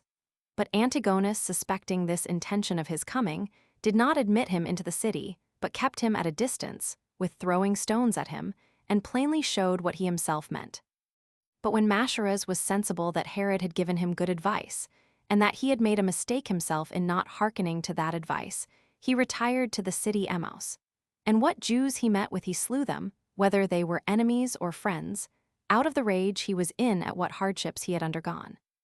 The king was provoked at this conduct of his, and went to Samaria, and resolved to go to Antony about these affairs, and to inform him that he stood in no need of such helpers, who did him more mischief than they did his enemies, and that he was able of himself to beat Antigonus. But Mascharas followed him, and desired that he would not go to Antony, or if he was resolved to go, that he would join his brother Joseph with them, and let them fight against Antigonus. So he was reconciled to Mascharas, upon his earnest entreaties. Accordingly, he left Joseph there with his army, but charged him to run no hazards, nor to quarrel with Mascharas. 8. But for his own part, he made haste to Antony, who was then at the siege of Samosata, a place upon Euphrates, with his troops, both horsemen and footmen, to be auxiliaries to him. And when he came to Antioch, and met there a great number of men gotten together that were very desirous to go to Antony, but durst not venture to go, out of fear. Because the barbarians fell upon men on the road, and slew many, so he encouraged them, and became their conductor upon the road. Now when they were within 2 days' march of Samosata, the barbarians had laid an ambush there to disturb those that came to Antony, and where the woods made the passes narrow, as they led to the plains, there they laid not a few of their horsemen, who were to lie still until those passengers were gone by into the wide place. Now as soon as the first ranks were gone by, those that lay in ambush, who were about 500, fell upon them on the sudden, and when they had put the foremost to flight, the king came riding hard, with the forces that were about him, and immediately drove back the enemy. By which means he made the minds of his own men courageous, and emboldened them to go on. Insomuch that those who ran away before now returned back, and the barbarians were slain on all sides. The king also went on killing them, and recovered all the baggage, among which were a great number of beasts for burden and of slaves, and proceeded on in his march. And whereas there were a great number of those in the woods that attacked them, and were near the passage that led into the plain, he made a sally upon these also with a strong body of men, and put them to flight, and slew many of them, and thereby rendered the way safe for those that came after. And these called Herod their savior and protector. 9. And when he was near to Samosata, Antony sent out his army in all their proper habiliments to meet him, in order to pay Herod this respect, and because of the assistance he had given him, for he had heard what attacks the barbarians had made upon him. He also was very glad to see him there, as having been made acquainted with the great actions he had performed upon the road. So he entertained him very kindly, and could not but admire his courage. Antony also embraced him as soon as he saw him, and saluted him after a most affectionate manner, and gave him the upper hand, as having himself lately made him a king, and in a little time Antiochus delivered up the fortress, and on that account this war was at an end. Then Antony committed the rest to Sosius, and gave him orders to assist Herod, and went himself to Egypt. Accordingly, Sosius sent 2 legions before into Judea to the assistance of Herod, and he followed himself with the body of the army. 10. Now Joseph was already slain in Judea, in the manner following. He forgot what charge his brother Herod had given him when he went to Antony, and when he had pitched his camp among the mountains, for Masharaz had lent him 5 regiments. With these he went hastily to Jericho, in order to reap the corn thereto belonging. And as the Roman regiments were but newly raised, and were unskillful in war, for they were in great part collected out of Syria, he was attacked by the enemy, and caught in those places of difficulty, and was himself slain, as he was fighting bravely, and the whole army was lost, for there were 6 regiments slain. So when Antigonus had got possession of the dead bodies, he cut off Joseph's head, although Phares his brother would have redeemed it at the price of 50 talents. After which defeat, the Galileans revolted from their commanders, and took those of Herod's party, and drowned them in the lake, and a great part of Judea was become seditious. But Masharaz fortified the place Gitta. 11. At this time messengers came to Herod, and informed him of what had been done. And when he was come to Daphne by Antioch, they told him of the ill fortune that had befallen his brother, which yet he expected from certain visions that appeared to him in his dreams, which clearly foreshowed his brother's death. So he hastened his march, and when he came to Mount Libanus, he received about 800 of the men of that place, having already with him also 1 Roman legion, and with these he came to Ptolemais. He also marched thence by night with his army, and proceeded along Galilee. Here it was that the enemy met him, and fought him, and were beaten, and shut up in the same place of strength whence they had sallied out the day before.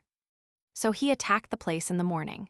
But by reason of a great storm that was then very violent, he was able to do nothing, but drew off his army into the neighboring villages.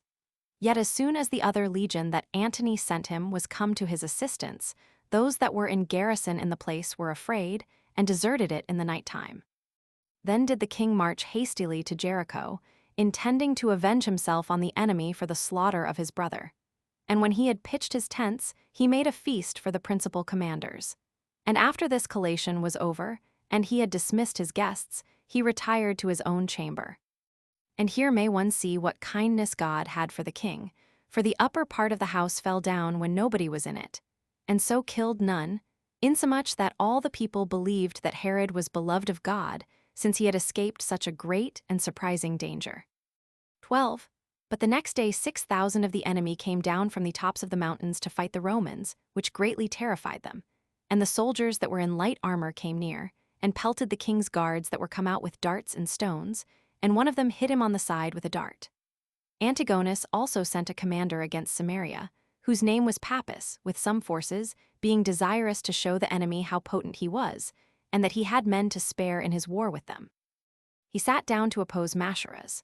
But Herod, when he had taken 5 cities, took such as were left in them, being about 2,000, and slew them, and burnt the cities themselves, and then returned to go against Pappus, who was encamped at a village called Isanas. And there ran into him many out of Jericho and Judea, near to which places he was, and the enemy fell upon his men, so stout were they at this time, and joined battle with them, but he beat them in the fight. And in order to be revenged on them for the slaughter of his brother, he pursued them sharply, and killed them as they ran away. And as the houses were full of armed men, 29 and many of them ran as far as the tops of the houses, he got them under his power, and pulled down the roofs of the houses, and saw the lower rooms full of soldiers that were caught, and lay all on a heap. So they threw stones down upon them as they lay piled one upon another, and thereby killed them. Nor was there a more frightful spectacle in all the war than this, where beyond the walls an immense multitude of dead men lay heaped one upon another. This action it was which chiefly brake the spirits of the enemy, who expected now what would come. For there appeared a mighty number of people that came from places far distant, that were now about the village, but then ran away, and had it not been for the depth of winter, which then restrained them. The king's army had presently gone to Jerusalem, as being very courageous at this good success, and the whole work had been done immediately. For Antigonus was already looking about how he might fly away and leave the city. 13. At this time the king gave order that the soldiers should go to supper, for it was late at night, while he went into a chamber to use the bath, for he was very weary. And here it was that he was in the greatest danger, which yet by God's providence he escaped. For as he was naked, and had but one servant that followed him, to be with him while he was bathing in an inner room, certain of the enemy, who were in their armor and had fled thither out of fear, were then in the place. And as he was bathing, the first of them came out with his naked sword drawn, and went out at the doors.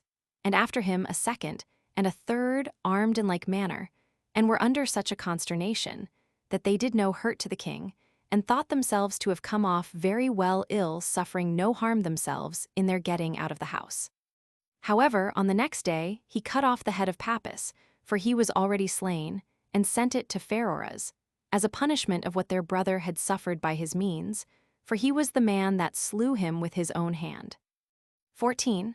When the rigor of winter was over, Herod removed his army, and came near to Jerusalem, and pitched his camp hard by the city.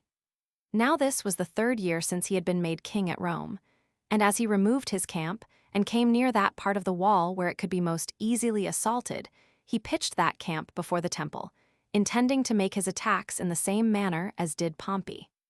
So he encompassed the place with 3 bulwarks and erected towers, and employed a great many hands about the work, and cut down the trees that were round about the city. And when he had appointed proper persons to oversee the works, even while the army lay before the city, he himself went to Samaria, to complete his marriage, and to take to wife the daughter of Alexander, the son of Aristobulus, for he had betrothed her already, as I have before related.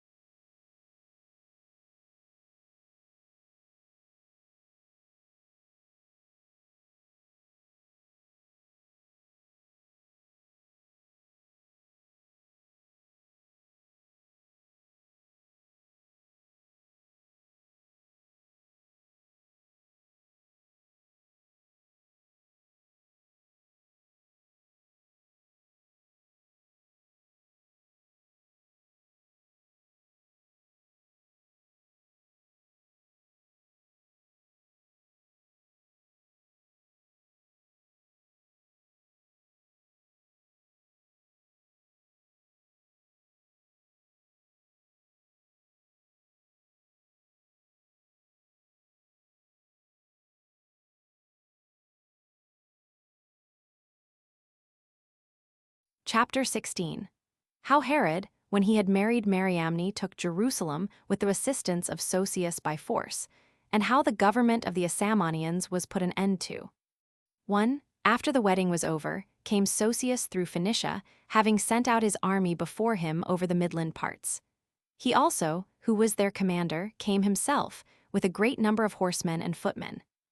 The king also came himself from Samaria, and brought with him no small army besides that which was there before, for they were about 30,000.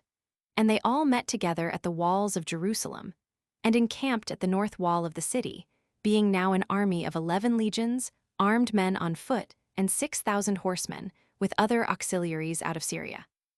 The generals were two: Sosius, sent by Antony to assist Herod, and Herod on his own account, in order to take the government from Antigonus, who was declared all enemy at Rome, and that he might himself be king, according to the decree of the Senate.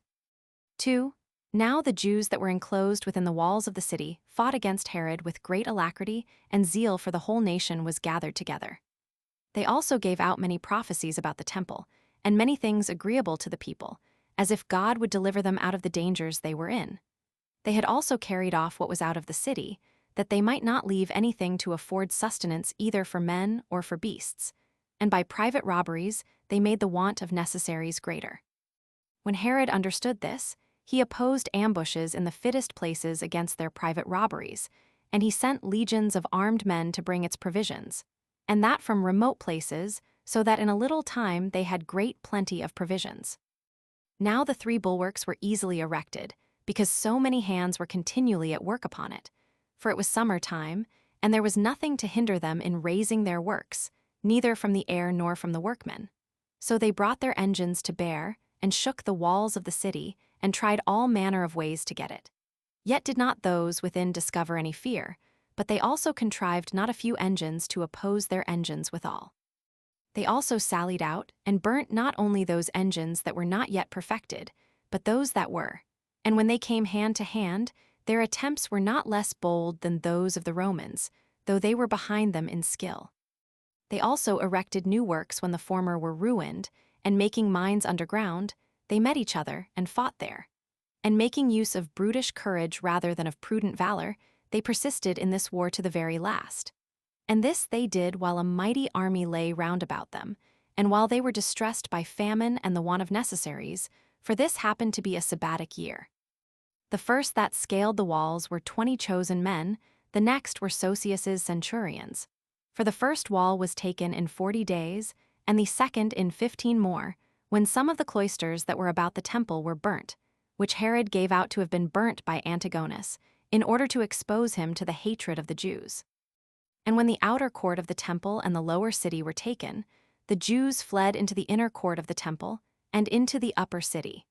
But now fearing lest the Romans should hinder them from offering their daily sacrifices to God, they sent an embassage, and desired that they would only permit them to bring in beasts for sacrifices, which Herod granted, hoping they were going to yield.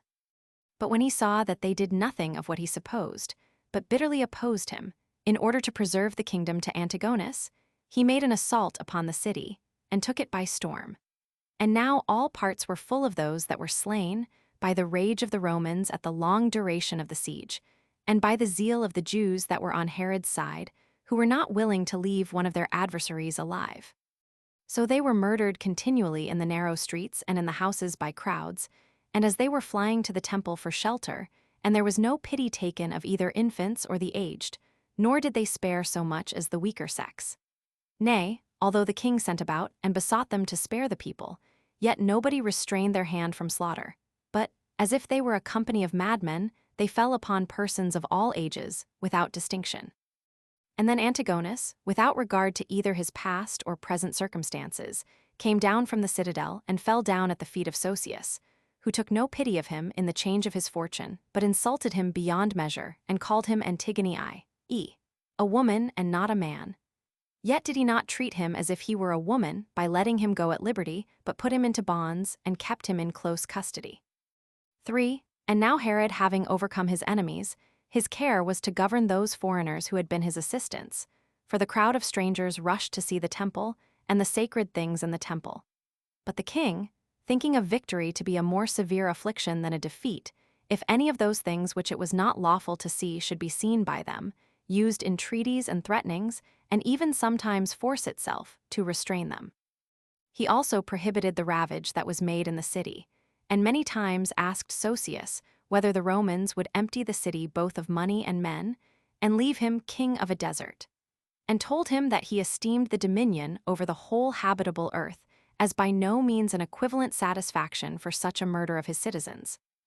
And when he said that this plunder was justly to be permitted the soldiers for the siege they had undergone, he replied that he would give everyone their reward out of his own money, and by this means be redeemed what remained of the city from destruction. And he performed what he had promised him, for he gave a noble present to every soldier and a proportionable present to their commanders, but a most royal present to Sosius himself, till they all went away full of money. For this destruction befell the city of Jerusalem when Marcus Agrippa and Caninius Gallus were consuls of Rome 30 on the 185th Olympiad. On the third month, on the solemnity of the fast, as if a periodical revolution of calamities had returned since that which befell the Jews under Pompey. For the Jews were taken by him on the same day, and this was after 27 years' time. So when Sosius had dedicated a crown of gold to God, he marched away from Jerusalem and carried Antigonus with him in bonds to Antony.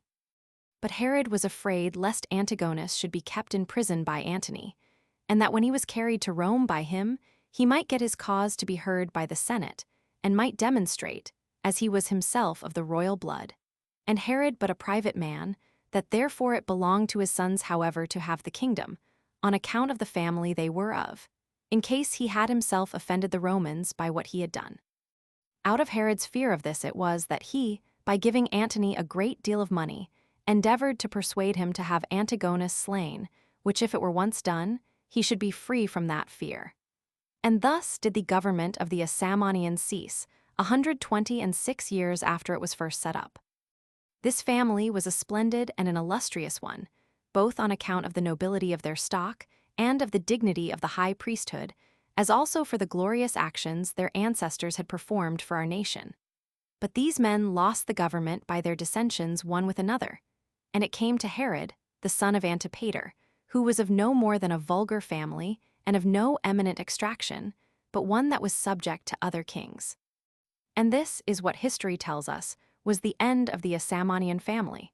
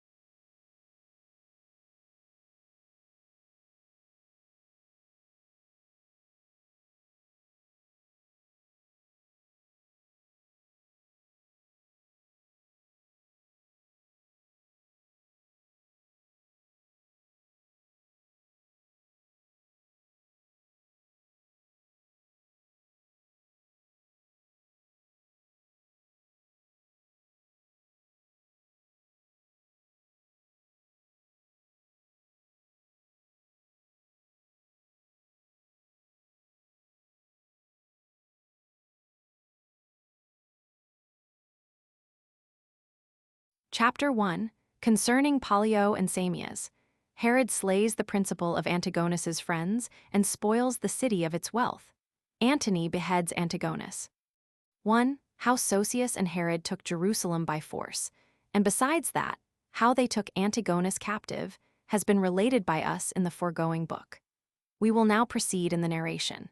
And since Herod had now the government of all Judea put into his hands, he promoted such of the private men in the city as had been of his party, but never left off avenging and punishing every day those that had chosen to be of the party of his enemies. But Pollio the Pharisee, and Samias, a disciple of his, were honored by him above all the rest. For when Jerusalem was besieged, they advised the citizens to receive Herod, for which advice they were well requited. But this Pollio, at the time when Herod was once upon his trial of life and death, foretold, in way of reproach, to Hyrcanus and the other judges, how this Herod, whom they suffered now to escape, would afterward inflict punishment on them all, which had its completion in time, while God fulfilled the words he had spoken. 2. At this time Herod, now he had got Jerusalem under his power, carried off all the royal ornaments and spoiled the wealthy men of what they had gotten. And when, by these means, he had heaped together a great quantity of silver and gold, he gave it all to Antony and his friends that were about him. He also slew 45 of the principal men of Antigonus's party, and set guards at the gates of the city, that nothing might be carried out together with their dead bodies. They also searched the dead, and whatsoever was found, either of silver or gold or other treasure, it was carried to the king. Nor was there any end of the miseries he brought upon them. And this distress was in part occasioned by the covetousness of the prince regent, who was still in want of more, and in part by the sabbatic year, which was still going on, and forced the country to lie still uncultivated, since we are forbidden to sow our land in that year. Now when Antony had received Antigonus as his captive, he determined to keep him against his triumph. But when he heard that the nation grew seditious, and that, out of their hatred to Herod, they continued to bear goodwill to Antigonus, he resolved to behead him at Antioch, for otherwise the Jews could no way be brought to be quiet. And Strabo of Cappadocia attests to what I have said, when he thus speaks. Antony ordered Antigonus the Jew to be brought to Antioch, and there to be beheaded. And this Antony seems to me to have been the very first man who beheaded a king, as supposing he could no other way bend the minds of the Jews so as to receive Herod, whom he had made king in his stead. For by no torments could they be forced to call him king, so great a fondness they had for their former king. So he thought that this dishonorable death would diminish the value they had for Antigonus's memory, and at the same time would diminish the hatred they bear to Herod. Thus far Strabo.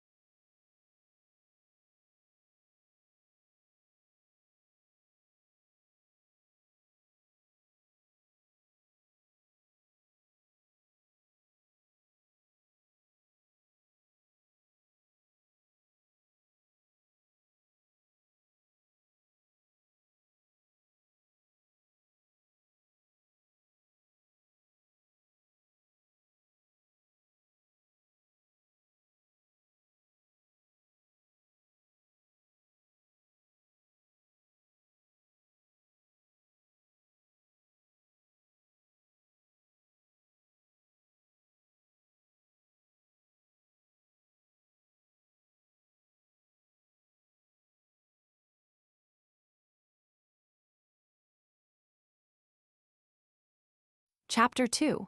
How Hyrcanus was set at liberty by the Parthians and returned to Herod, and what Alexandra did when she heard that Ananus was made high priest. 1. Now after Herod was in possession of the kingdom, Hyrcanus the high priest, who was then a captive among the Parthians, came to him again, and was set free from his captivity, in the manner following. Barzapharnes and Pacorus, the generals of the Parthians, took Hyrcanus, who was first made high priest and afterward king, and Herod's brother Phasaelus captives, and were them away into Parthia. Phasaelus indeed could not bear the reproach of being in bonds, and thinking that death with glory was better than any life whatsoever, he became his own executioner, as I have formerly related. 2. But when Hyrcanus was brought into Parthia, the king Phrates treated him after a very gentle manner, as having already learned of what an illustrious family he was. On which account he set him free from his bonds, and gave him a habitation at Babylon, one where there were Jews in great numbers. These Jews honored Hyrcanus as their high priest and king, as did all the Jewish nation that dwelt as far as Euphrates, which respect was very much to his satisfaction. But when he was informed that Herod had received the kingdom, new hopes came upon him, as having been himself still of a kind disposition towards him, and expecting that Herod would bear in mind what favor he had received from him. And when he was upon his trial, and when he was in danger that a capital sentence would be pronounced against him, he delivered him from that danger and from all punishment. Accordingly, he talked of that matter with the Jews that came often to him with great affection. But they endeavored to retain him among them, and desired that he would stay with them, putting him in mind of the kind offices and honors they did him, and that those honors they paid him were not at all inferior to what they could pay to either their high priests or their kings. And what was a greater motive to determine him, they said, was this, that he could not have those dignities because of that maim in his body, which had been inflicted on him by Antigonus. And that kings do not use to requite men for those kindnesses which they received when they were private persons, the height of their fortune making usually no small changes in them. 3. Now although they suggested these arguments to him for his own advantage, yet did Hyrcanus still desire to depart. Herod also wrote to him, and persuaded him to desire of fraughts, and the Jews that were there, that they should not grudge him the royal authority, which he should have jointly with himself, for that now was the proper time for himself to make him amends for the favors he had received from him, as having been brought up by him, and saved by him also, as well as for Hyrcanus to receive it. And as he wrote thus to Hyrcanus, so did he send also Saramales, his ambassador, to fraughts, and many presents with him, and desired him in the most obliging way that he would be no hindrance to his gratitude towards his benefactor.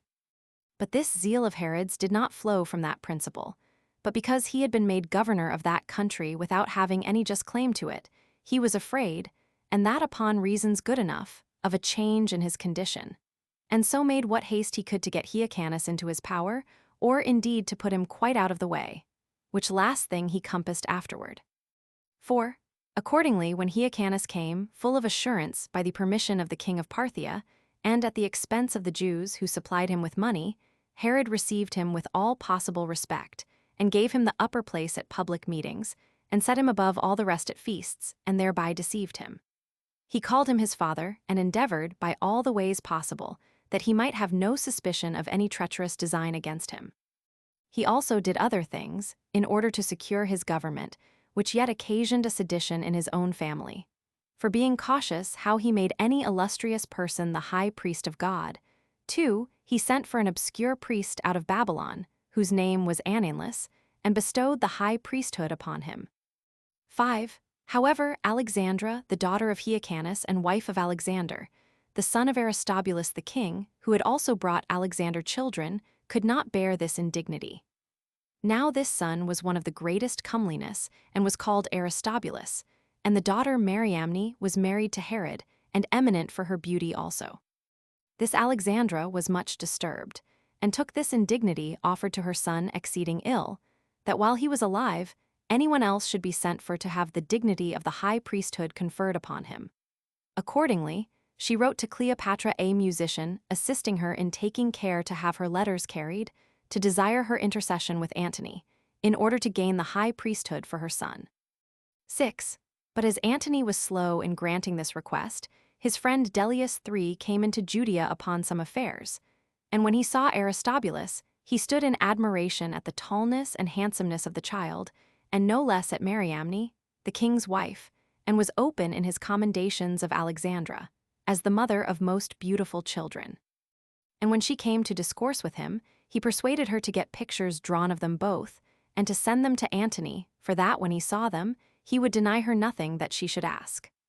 Accordingly, Alexandra was elevated with these words of his, and sent the pictures to Antony.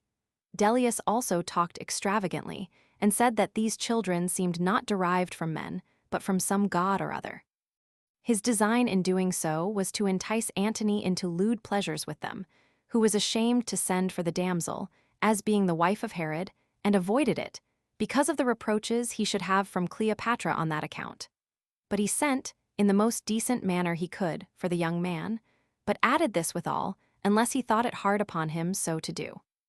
When this letter was brought to Herod, he did not think it safe for him to send one so handsome as was Aristobulus in the prime of his life, for he was 16 years of age, and of so noble a family, and particularly not to Antony, the principal man among the Romans, and one that would abuse him in his amours, and besides, one that openly indulged himself in such pleasures as his power allowed him without control.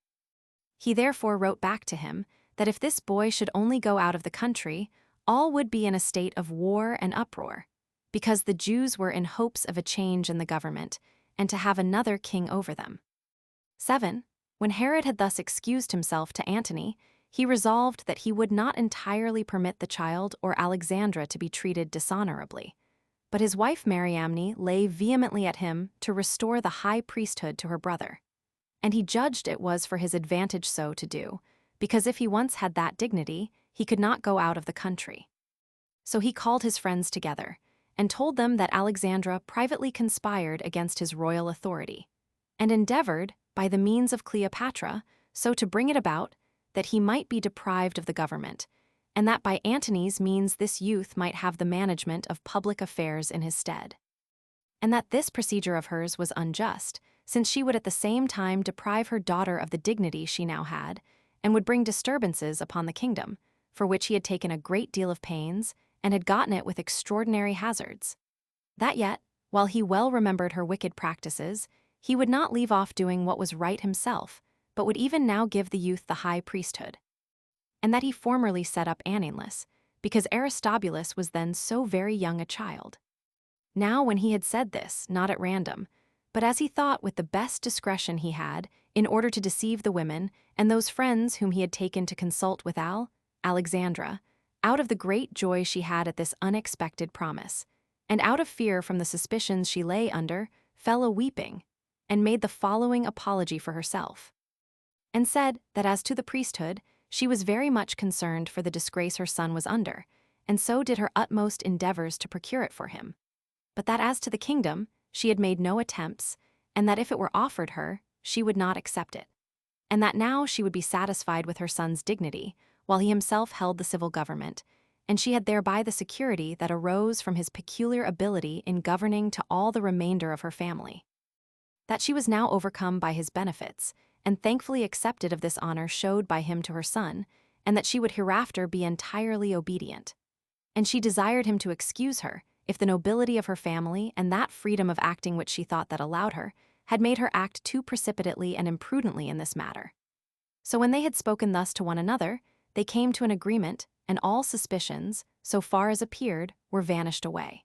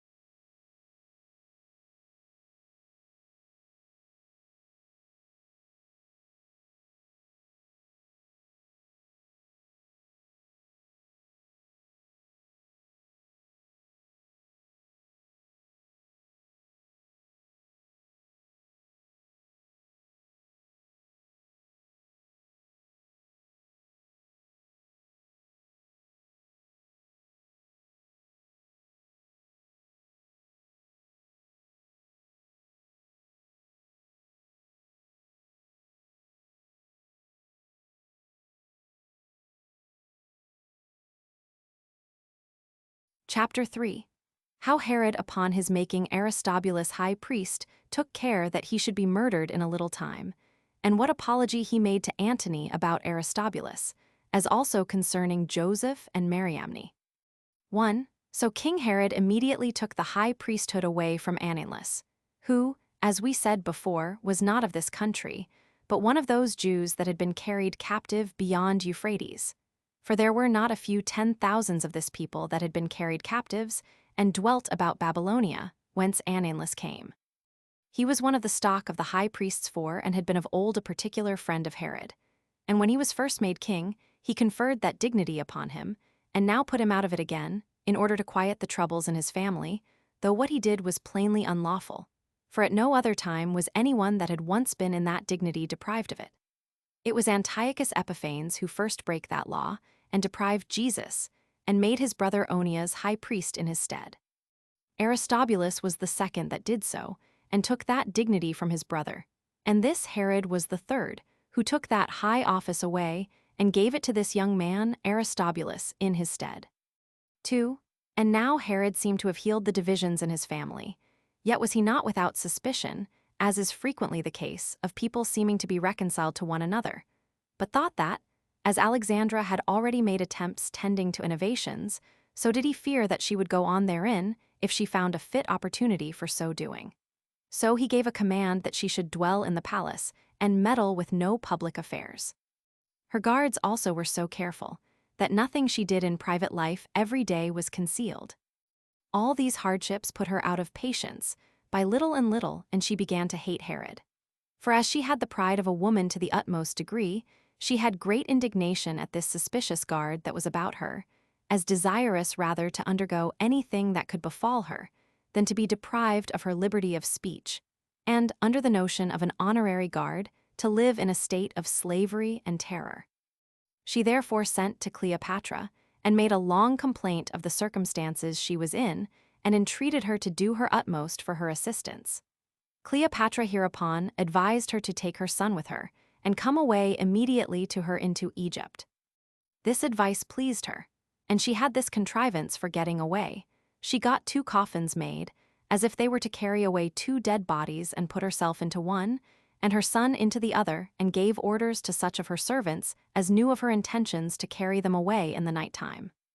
Now their road was to be thence to the seaside, and there was a ship ready to carry them into Egypt. Now Aesop, one of her servants, happened to fall upon Sabian, one of her friends, and spake of this matter to him, as thinking he had known of it before. When Sabian knew this, who had formerly been an enemy of Herod, and been esteemed one of those that laid snares for and gave the poison to Antipater, he expected that this discovery would change Herod's hatred into kindness, so he told the king of this private stratagem of Alexandra. Whereupon he suffered her to proceed to the execution of her project, and caught her in the very fact. But still he passed by her offense. And though he had a great mind to do it, he durst not inflict anything that was severe upon her, for he knew that Cleopatra would not bear that he should have her accused on account of her hatred to him, but made a show as if it were rather the generosity of his soul and his great moderation that made him forgive them. However, he fully proposed to himself to put this young man out of the way, by one means or other, but he thought he might in probability be better concealed in doing it, if he did it not presently, nor immediately after what had lately happened. 3. And now, upon the approach of the Feast of Tabernacles, which is a festival very much observed among us, he let those days pass over, and both he and the rest of the people were therein very merry. Yet did the envy which at this time arose in him cause him to make haste to do what he was about, and provoke him to it. For when this youth Aristobulus, who was now in the 17th year of his age, went up to the altar, according to the law, to offer the sacrifices, and this with the ornaments of his high priesthood, and when he performed the sacred offices, 5 he seemed to be exceedingly comely, and taller than men usually were at that age, and to exhibit in his countenance a great deal of that high family he was sprung from. A warm zeal and affection towards him appeared among the people, and the memory of the actions of his grandfather Aristobulus was fresh in their minds, and their affections got so far the mastery of them that they could not forbear to show their inclinations to him. They at once rejoiced and were confounded, and mingled with good wishes their joyful acclamations which they made to him, till the goodwill of the multitude was made too evident, and they more rashly proclaimed the happiness they had received from his family than was fit under a monarchy to have done. Upon all this, Herod resolved to complete what he had intended against the young man. When therefore the festival was over, and he was feasting at Jericho 6 with Alexandra, who entertained them there, he was then very pleasant with the young man, and drew him into a lonely place, and at the same time played with him in a juvenile and ludicrous manner. Now the nature of that place was hotter than ordinary, so they went out in a body, and of a sudden, and in a vein of madness. And as they stood by the fish ponds, of which there were large ones about the house, they went to cool themselves, because it was in the midst of a hot day. At first they were only spectators of Herod's servants and acquaintance as they were swimming. But after a while, the young man, at the instigation of Herod, went into the water among them, while such of Herod's acquaintance, as he had appointed to do it, dipped him as he was swimming, and plunged him under water in the dark of the evening, as if it had been done in sport only, nor did they desist till he was entirely suffocated. And thus was Aristobulus murdered, having lived no more in all than 18 years, 7, and kept the high priesthood 1 year only, which high priesthood Ananus now recovered again. 4. When this sad accident was told the women, their joy was soon changed to lamentation, at the sight of the dead body that lay before them, and their sorrow was immoderate. The city also, upon the spreading of this news, were in very great grief, every family looking on this calamity as if it had not belonged to another, but that one of themselves was slain. But Alexandra was more deeply affected, upon her knowledge that he had been destroyed. Her sorrow was greater than that of others, by her knowing how the murder was committed. But she was under the necessity of bearing up under it, out of her prospect of a greater mischief that might otherwise follow. And she oftentimes came to an inclination to kill herself with her own hand, but still she restrained herself, in hopes she might live long enough to revenge the unjust murder thus privately committed. Nay, she further resolved to endeavor to live longer, and to give no occasion to think she suspected that her son was slain on purpose, and supposed that she might thereby be in a capacity of revenging it at a proper opportunity. Thus did she restrain herself, that she might not be noted for entertaining any such suspicion. However, Herod endeavored that none abroad should believe that the child's death was caused by any design of his. And for this purpose, he did not only use the ordinary signs of sorrow, but fell into tears also, and exhibited a real confusion of soul. And perhaps his affections were overcome on this occasion, when he saw the child's countenance so young and so beautiful, although his death was supposed to tend to his own security. So far at least this grief served as to make some apology for him. And as for his funeral, that he took care should be very magnificent, by making great preparation for a sepulchre to lay his body in, and providing a great quantity of spices, and burying many ornaments together with him, till the very women, who were in such deep sorrow, were astonished at it, and received in this way some consolation. 5. However, no such things could overcome Alexandra's grief, but the remembrance of this miserable case made her sorrow, both deep and obstinate.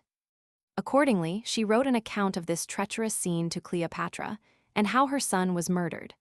But Cleopatra, as she had formerly been desirous to give her what satisfaction she could, and commiserating Alexandra's misfortunes, made the case her own, and would not let Antony be quiet, but excited him to punish the child's murder. For that it was an unworthy thing that Herod, who had been by him made king of a kingdom that no way belonged to him, should be guilty of such horrid crimes against those that were of the royal blood in reality. Antony was persuaded by these arguments, and when he came to Laodicea, he sent and commanded Herod to come and make his defense as to what he had done to Aristobulus, for that such a treacherous design was not well done, if he had any hand in it. Herod was now in fear, both of the accusation and of Cleopatra's ill will to him, which was such that she was ever endeavoring to make Antony hate him. He therefore determined to obey his summons, for he had no possible way to avoid it. So he left his uncle Joseph procurator for his government, and for the public affairs, and gave him a private charge, that if Antony should kill him, he also should kill Mariamne immediately. For that he had a tender affection for this his wife, and was afraid of the injury that should be offered him, if, after his death, she, for her beauty, should be engaged to some other man. But his intimation was nothing but this at the bottom, that Antony had fallen in love with her, when he had formerly heard somewhat of her beauty. So when Herod had given Joseph this charge, and had indeed no sure hopes of escaping with his life, he went away to Antony. 6. But as Joseph was administering the public affairs of the kingdom, and for that reason was very frequently with Mariamne, both because his business required it, and because of the respects he ought to pay to the queen, he frequently let himself into discourses about Herod's kindness and great affection towards her. And when the women, especially Alexandra, used to turn his discourses into feminine raillery, Joseph was so over-desirous to demonstrate the king's inclinations that he proceeded so far as to mention the charge he had received, and thence drew his demonstration that Herod was not able to live without her, and that if he should come to any ill end, he could not endure a separation from her, even after he was dead. Thus spake Joseph. But the women, as was natural, did not take this to be an instance of Herod's strong affection for them, but of his severe usage of them, that they could not escape destruction, nor a tyrannical death, even when he was dead himself. And this saying was a foundation for the women's severe suspicions about him afterwards. 7. At this time a report went about the city Jerusalem among Herod's enemies, that Antony had tortured Herod and put him to death. This report, as is natural, disturbed those that were about the palace, but chiefly the women. Upon which Alexandra endeavored to persuade Joseph to go out of the palace, and fly away with them to the ensigns of the Roman legion, which then lay encamped about the city, as a guard to the kingdom, under the command of Julius. For that by this means, if any disturbance should happen about the palace, they should be in greater security, as having the Romans favorable to them. And that besides, they hoped to obtain the highest authority, if Antony did but once see Mariamne, by whose means they should recover the kingdom, and want nothing which was reasonable for them to hope for, because of their royal extraction. 8. But as they were in the midst of these deliberations, letters were brought from Herod about all his affairs, and proved contrary to the report, and of what they before expected. For when he was come to Antony, he soon recovered his interest with him, by the presents he made him, which he had brought with him from Jerusalem. And he soon induced him, upon discoursing with him, to leave off his indignation at him, so that Cleopatra's persuasions had less force than the arguments and presents he brought to regain his friendship. For Antony said that it was not good to require an account of a king, as to the affairs of his government, for at this rate he could be no king at all, but that those who had given him that authority ought to permit him to make use of it. He also said the same things to Cleopatra, that it would be best for her not busily to meddle with the acts of the king's government. Herod wrote an account of these things, and enlarged upon the other honors which he had received from Antony, how he sat by him at his hearing causes, and took his diet with him every day, and that he enjoyed those favors from him, notwithstanding the reproaches that Cleopatra so severely laid against him, who having a great desire of his country, and earnestly entreating Antony that the kingdom might be given to her, labored with her utmost diligence to have him out of the way. But that he still found Antony just to him, and had no longer any apprehensions of hard treatment from him, and that he was soon upon his return, with a firmer additional assurance of his favor to him in his reigning and managing public affairs, and that there was no longer any hope for Cleopatra's covetous temper, since Antony had given her Celesyria instead of what she had desired. By which means he had at once pacified her, and got clear of the entreaties which she made him to have Judea bestowed upon her. 9. When these letters were brought, the women left off their attempt for flying to the Romans, which they thought of while Herod was supposed to be dead. Yet was not that purpose of theirs a secret. But when the king had conducted Antony on his way against the Parthians, he returned to Judea, when both his sister Salome and his mother informed him of Alexandra's intentions. Salome also added somewhat further against Joseph, though it was no more than a calumny, that he had often had criminal conversation with Mariamne. The reason of her saying so was this, that she for a long time bare her ill will. For when they had differences with one another, Mariamne took great freedoms, and reproached the rest for the meanness of their birth. But Herod, whose affection to Mariamne was always very warm, was presently disturbed at this, and could not bear the torments of jealousy, but was still restrained from doing any rash thing to her by the love he had for her. Yet did his vehement affection and jealousy together make him ask Mariamne by herself about this matter of Joseph. But she denied it upon her oath, and said all that an innocent woman could possibly say in her own defense. So that by little and little, the king was prevailed upon to drop the suspicion, and left off his anger at her. And being overcome with his passion for his wife, he made an apology to her for having seemed to believe what he had heard about her, and returned her a great many acknowledgments of her modest behavior, and professed the extraordinary affection and kindness he had for her, till at last, as is usual between lovers, they both fell into tears, and embraced one another with a most tender affection. But as the king gave more and more assurances of his belief of her fidelity, and endeavored to draw her to a like confidence in him, Mariamne said, "Yet was not that command thou gavest, that if any harm came to thee from Antony, I, who had been no occasion of it, should perish with thee, a sign of thy love to me." When these words were fallen from her, the king was shocked at them, and presently let her go out of his arms, and cried out, and tore his hair with his own hands, and said that now he had an evident demonstration that Joseph had had criminal conversation with his wife. For that he would never have uttered what he had told him alone by himself, unless there had been such a great familiarity and firm confidence between them. And while he was in this passion, he had like to have killed his wife, but being still overborne by his love to her, he restrained this his passion, though not without a lasting grief and disquietness of mind. However, he gave order to slay Joseph, without permitting him to come into his sight. And as for Alexandra, he bound her and kept her in custody as the cause of all this mischief.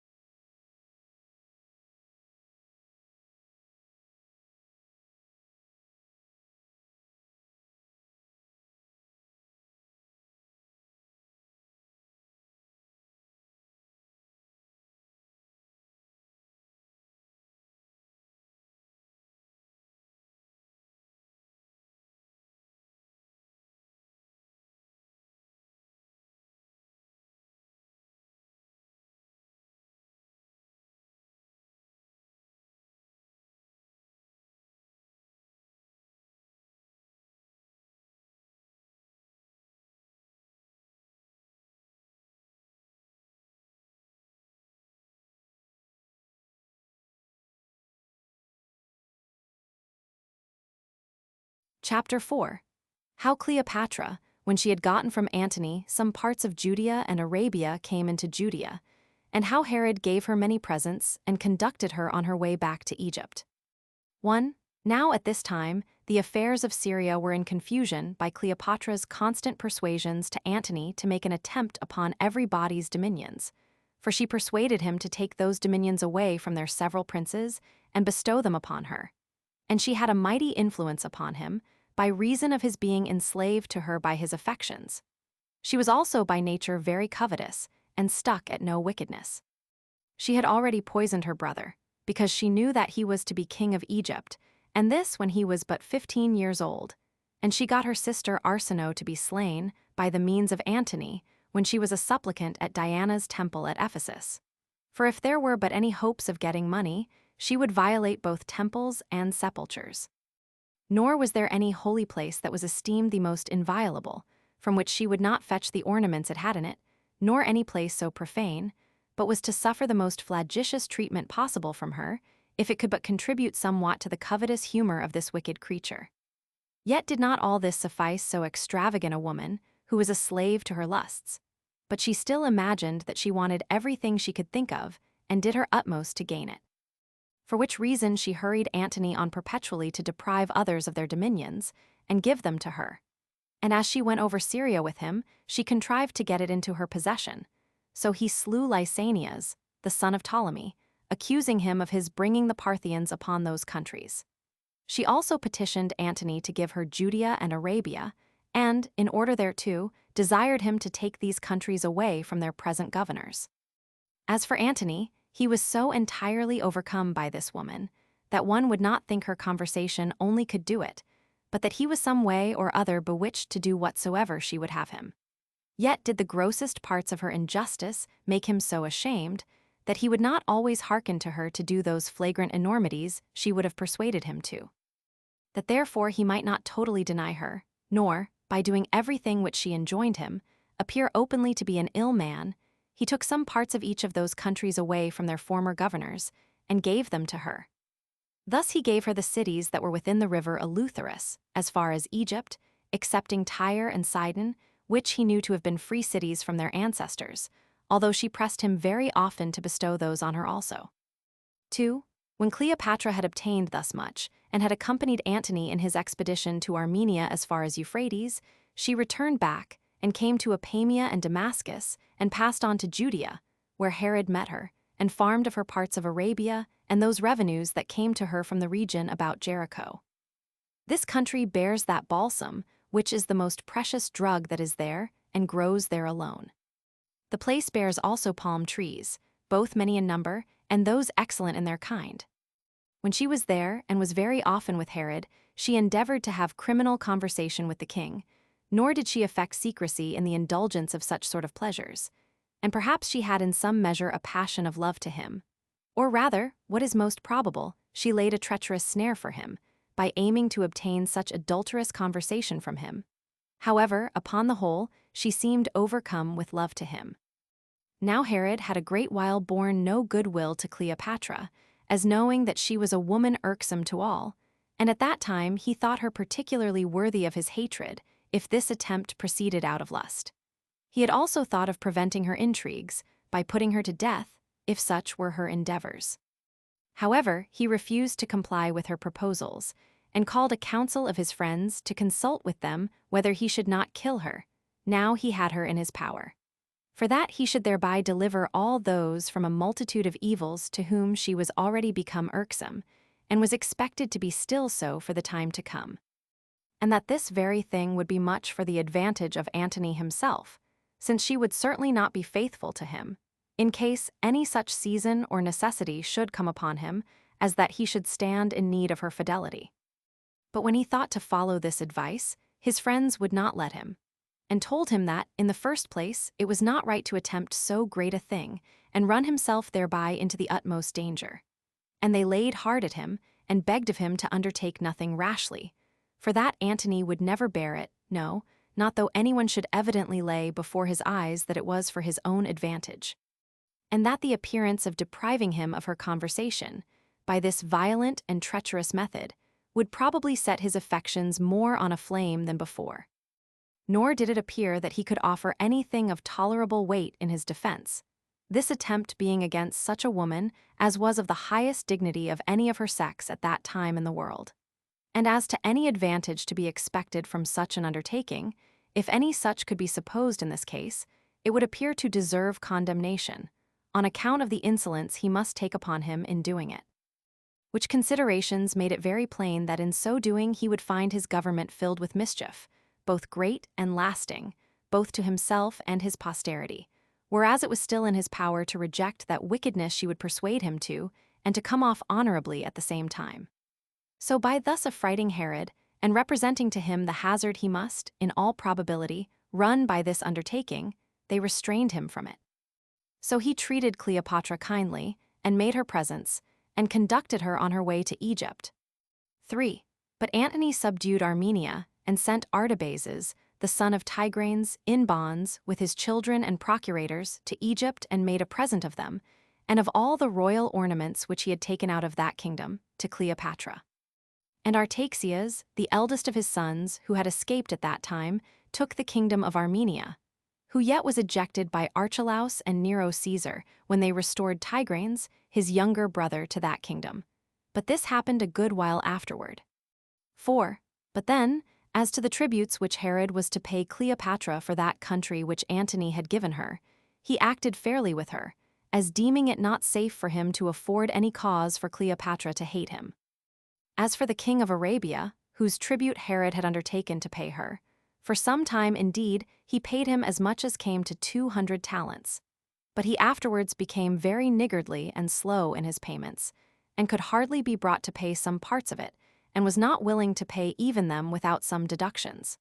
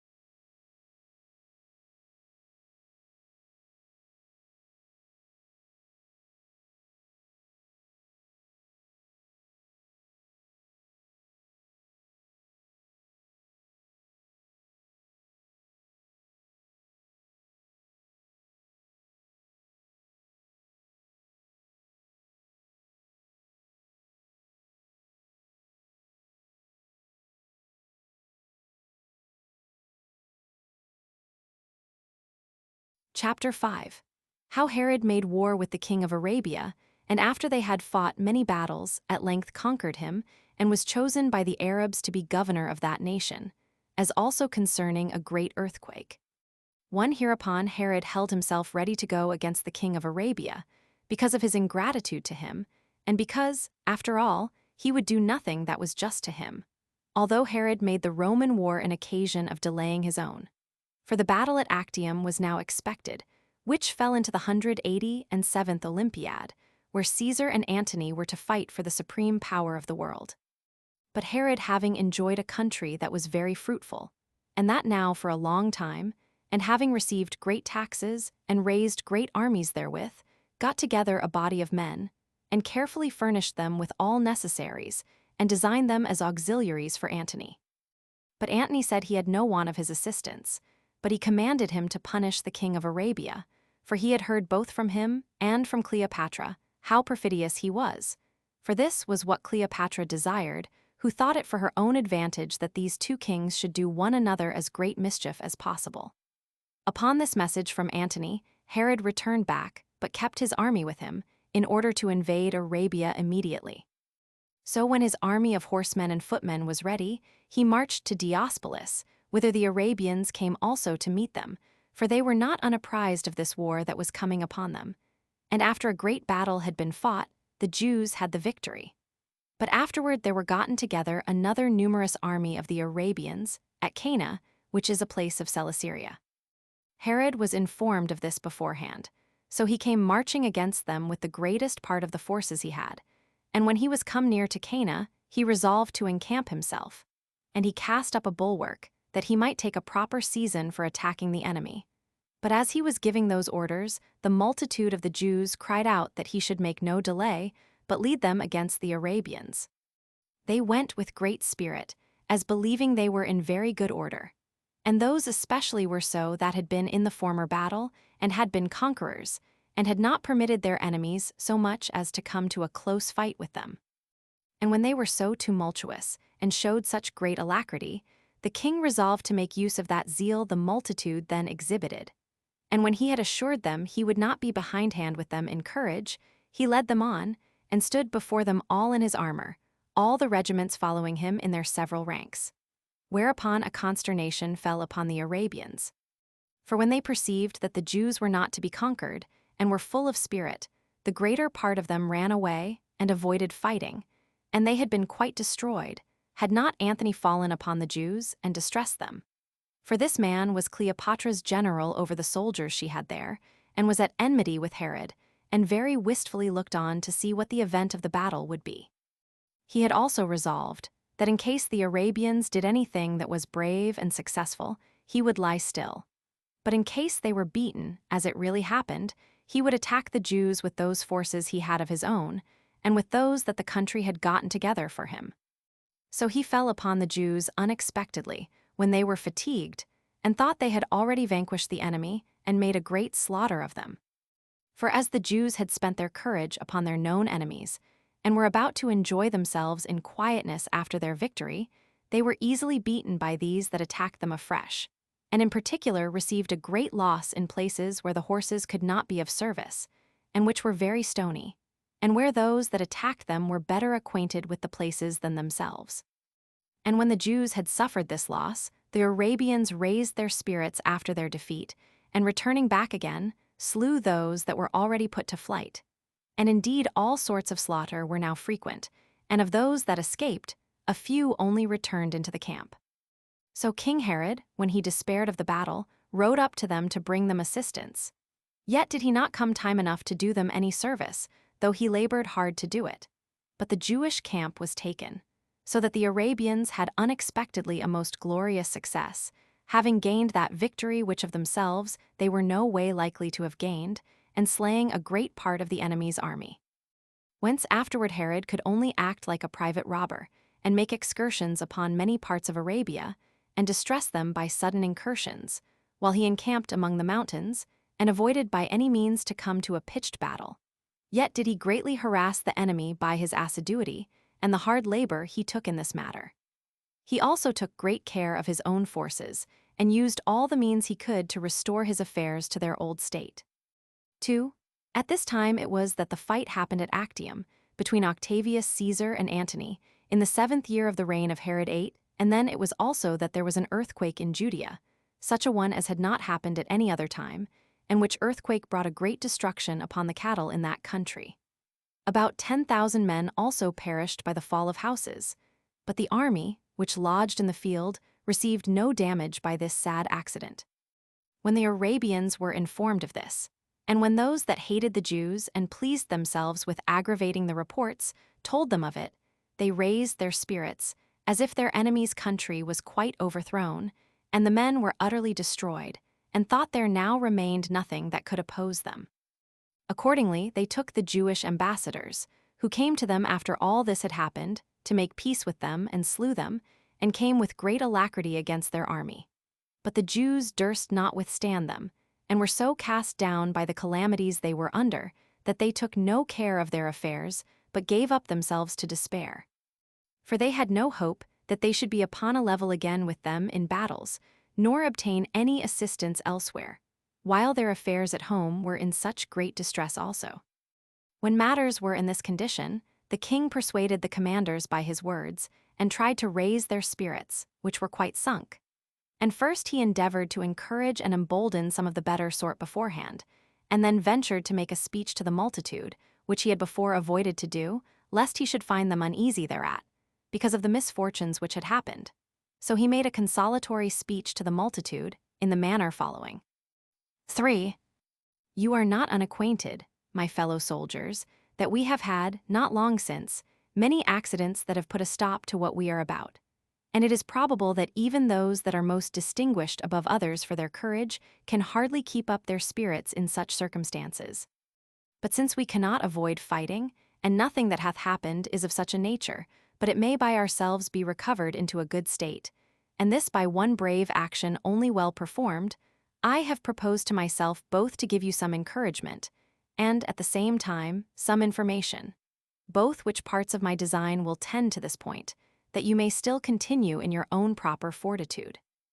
I will then, in the first place, demonstrate to you that this war is a just one on our side, and that on this account it is a war of necessity, and occasioned by the injustice of our adversaries. For if you be once satisfied of this, it will be a real cause of alacrity to you.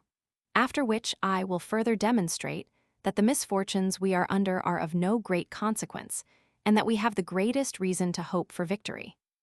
I shall begin with the first, and appeal to yourselves as witnesses to what I shall say. You are not ignorant certainly of the wickedness of the Arabians, which is to that degree as to appear incredible to all other men, and to include somewhat that shows the grossest barbarity and ignorance of God. The chief things wherein they have affronted us have arisen from covetousness and envy, and they have attacked us in an insidious manner and on the sudden. And what occasion is there for me to mention many instances of such their procedure? When they were in danger of losing their own government of themselves, and of being slaves to Cleopatra, what others were they that freed them from that fear? For it was the friendship I had with Antony, and the kind disposition he was in towards us, that hath been the occasion that even these Arabians have not been utterly undone, Antony being unwilling to undertake anything which might be suspected by us of unkindness. But when he had a mind to bestow some parts of each of our dominions on Cleopatra, I also managed that matter so, that by giving him presents of my own, I might obtain a security to both nations, while I undertook myself to answer for the money, and gave him 200 talents, and became surety for those 200 more which were imposed upon the land that was subject to this tribute.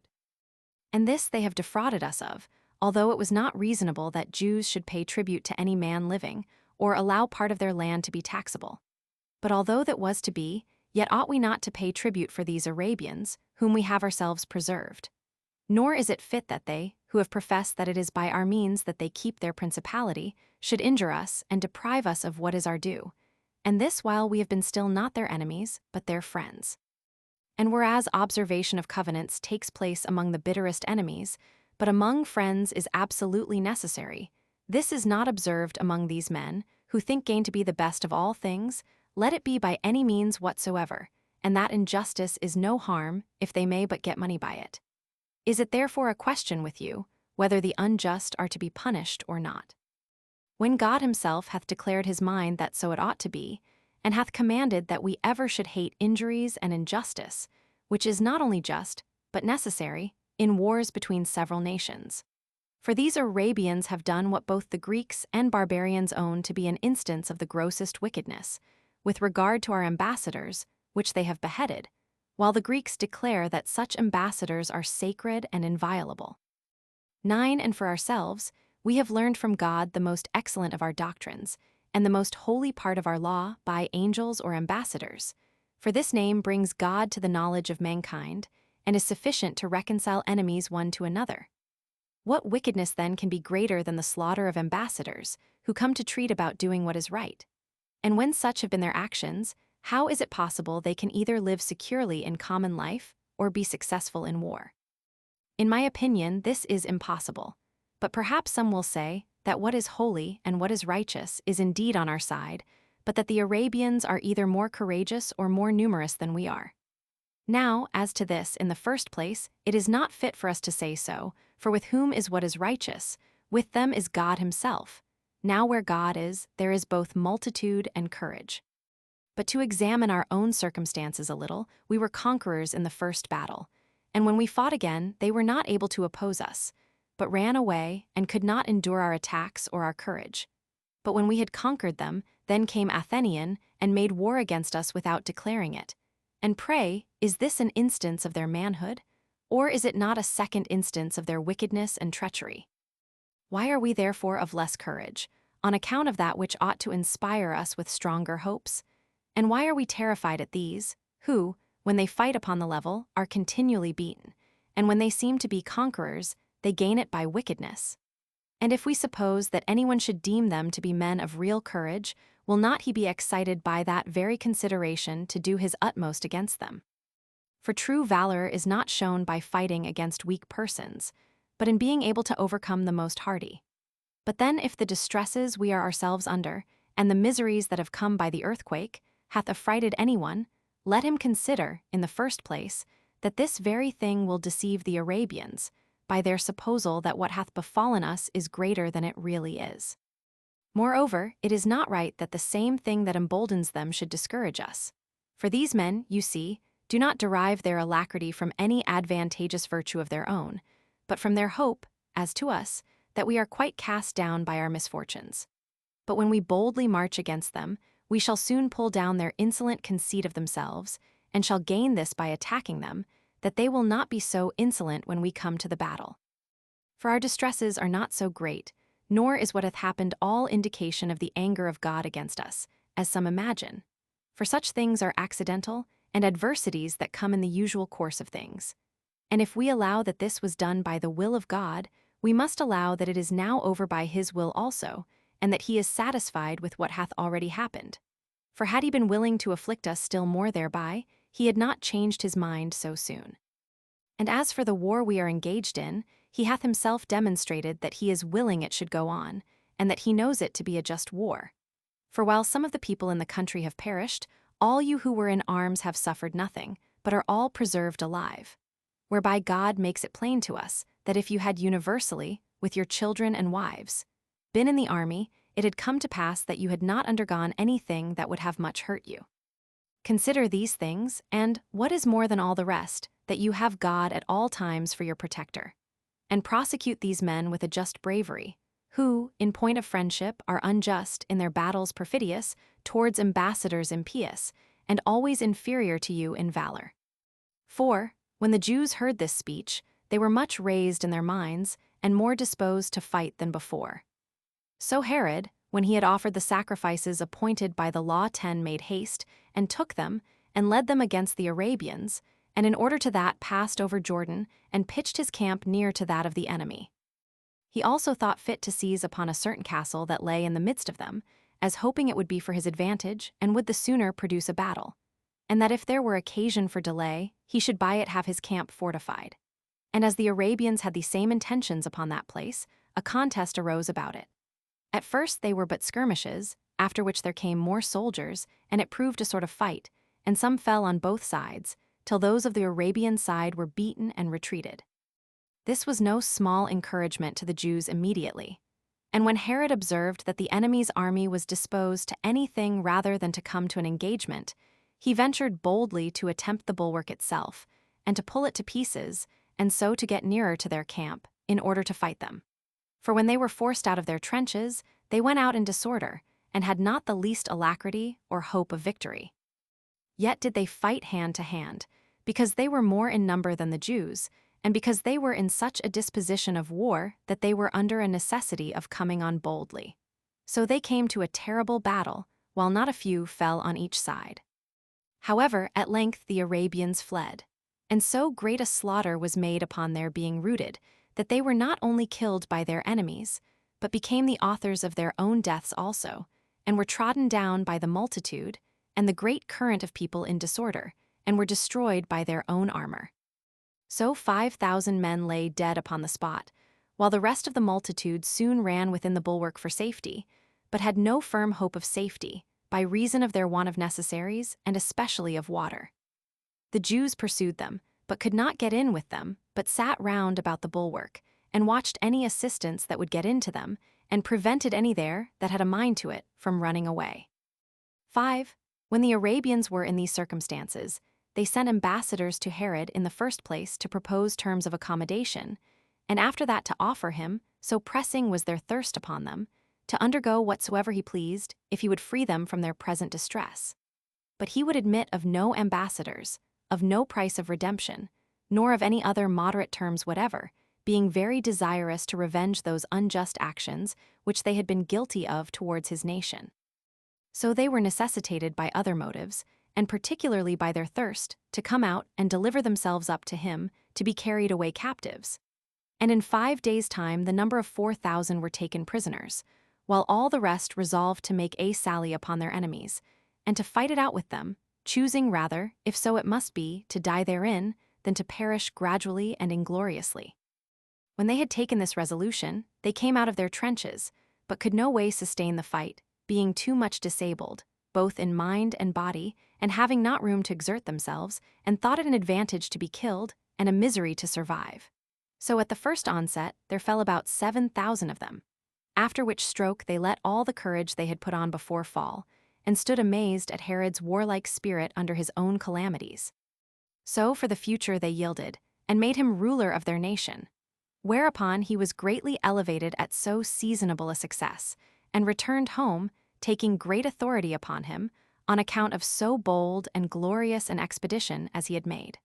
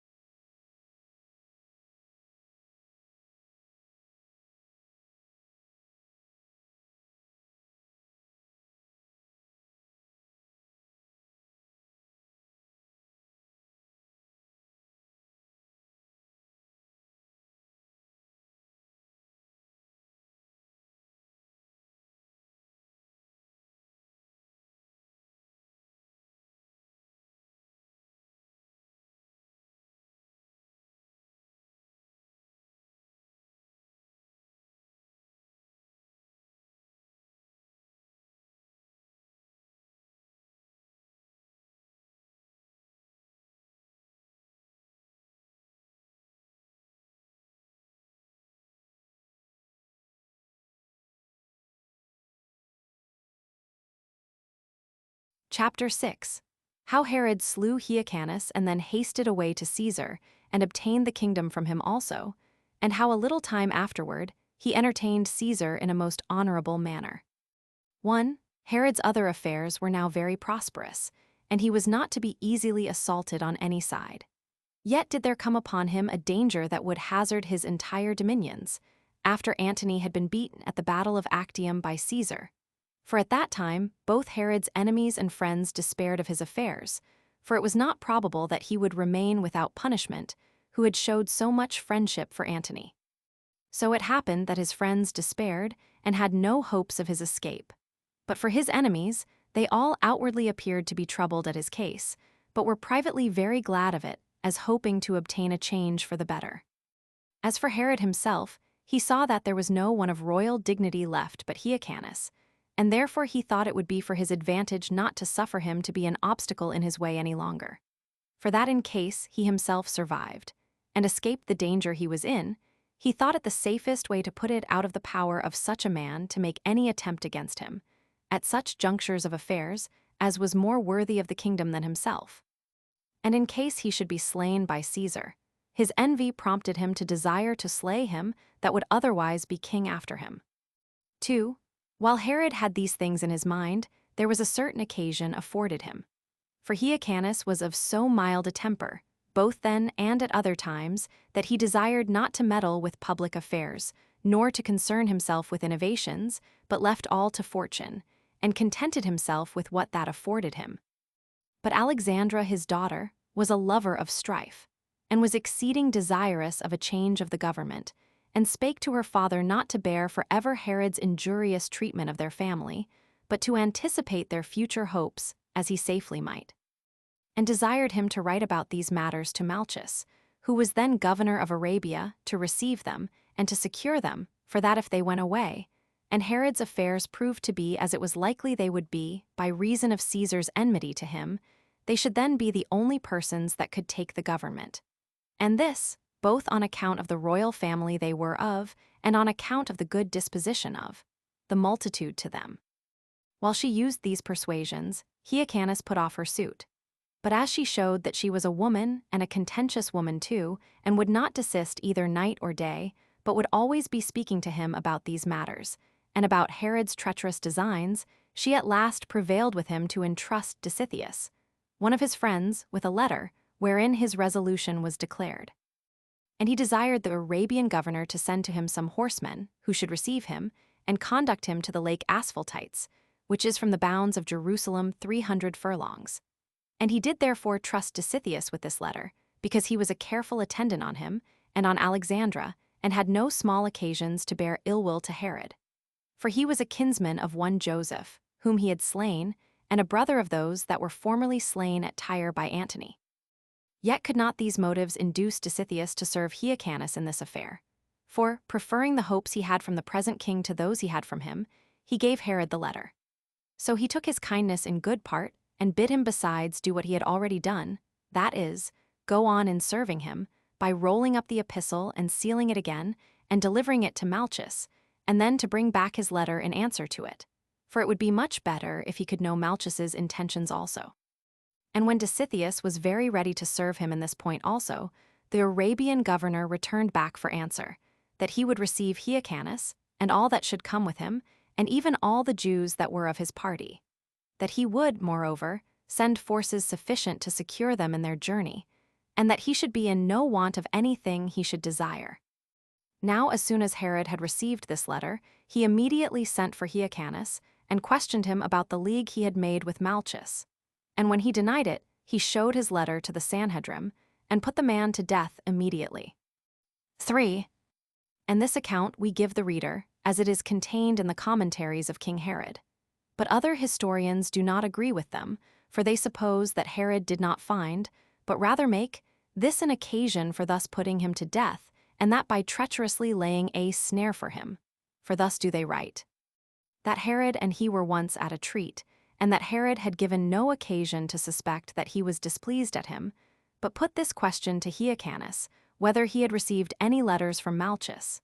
And when he answered that he had received letters, but those of salutation only, and when he asked further whether he had not received any presents from him, and when he had replied that he had received no more than 4 horses to ride on, which Malchus had sent him, they pretended that Herod charged these upon him as the crimes of bribery and treason, and gave order that he should be led away and slain. And in order to demonstrate that he had been guilty of no offense, when he was thus brought to his end, they alleged how mild his temper had been, and that even in his youth he had never given any demonstration of boldness or rashness, and that the case was the same when he came to be king, but that he even then committed the management of the greatest part of public affairs to Antipater, and that he was now above 80 years old, and knew that Herod's government was in a secure state.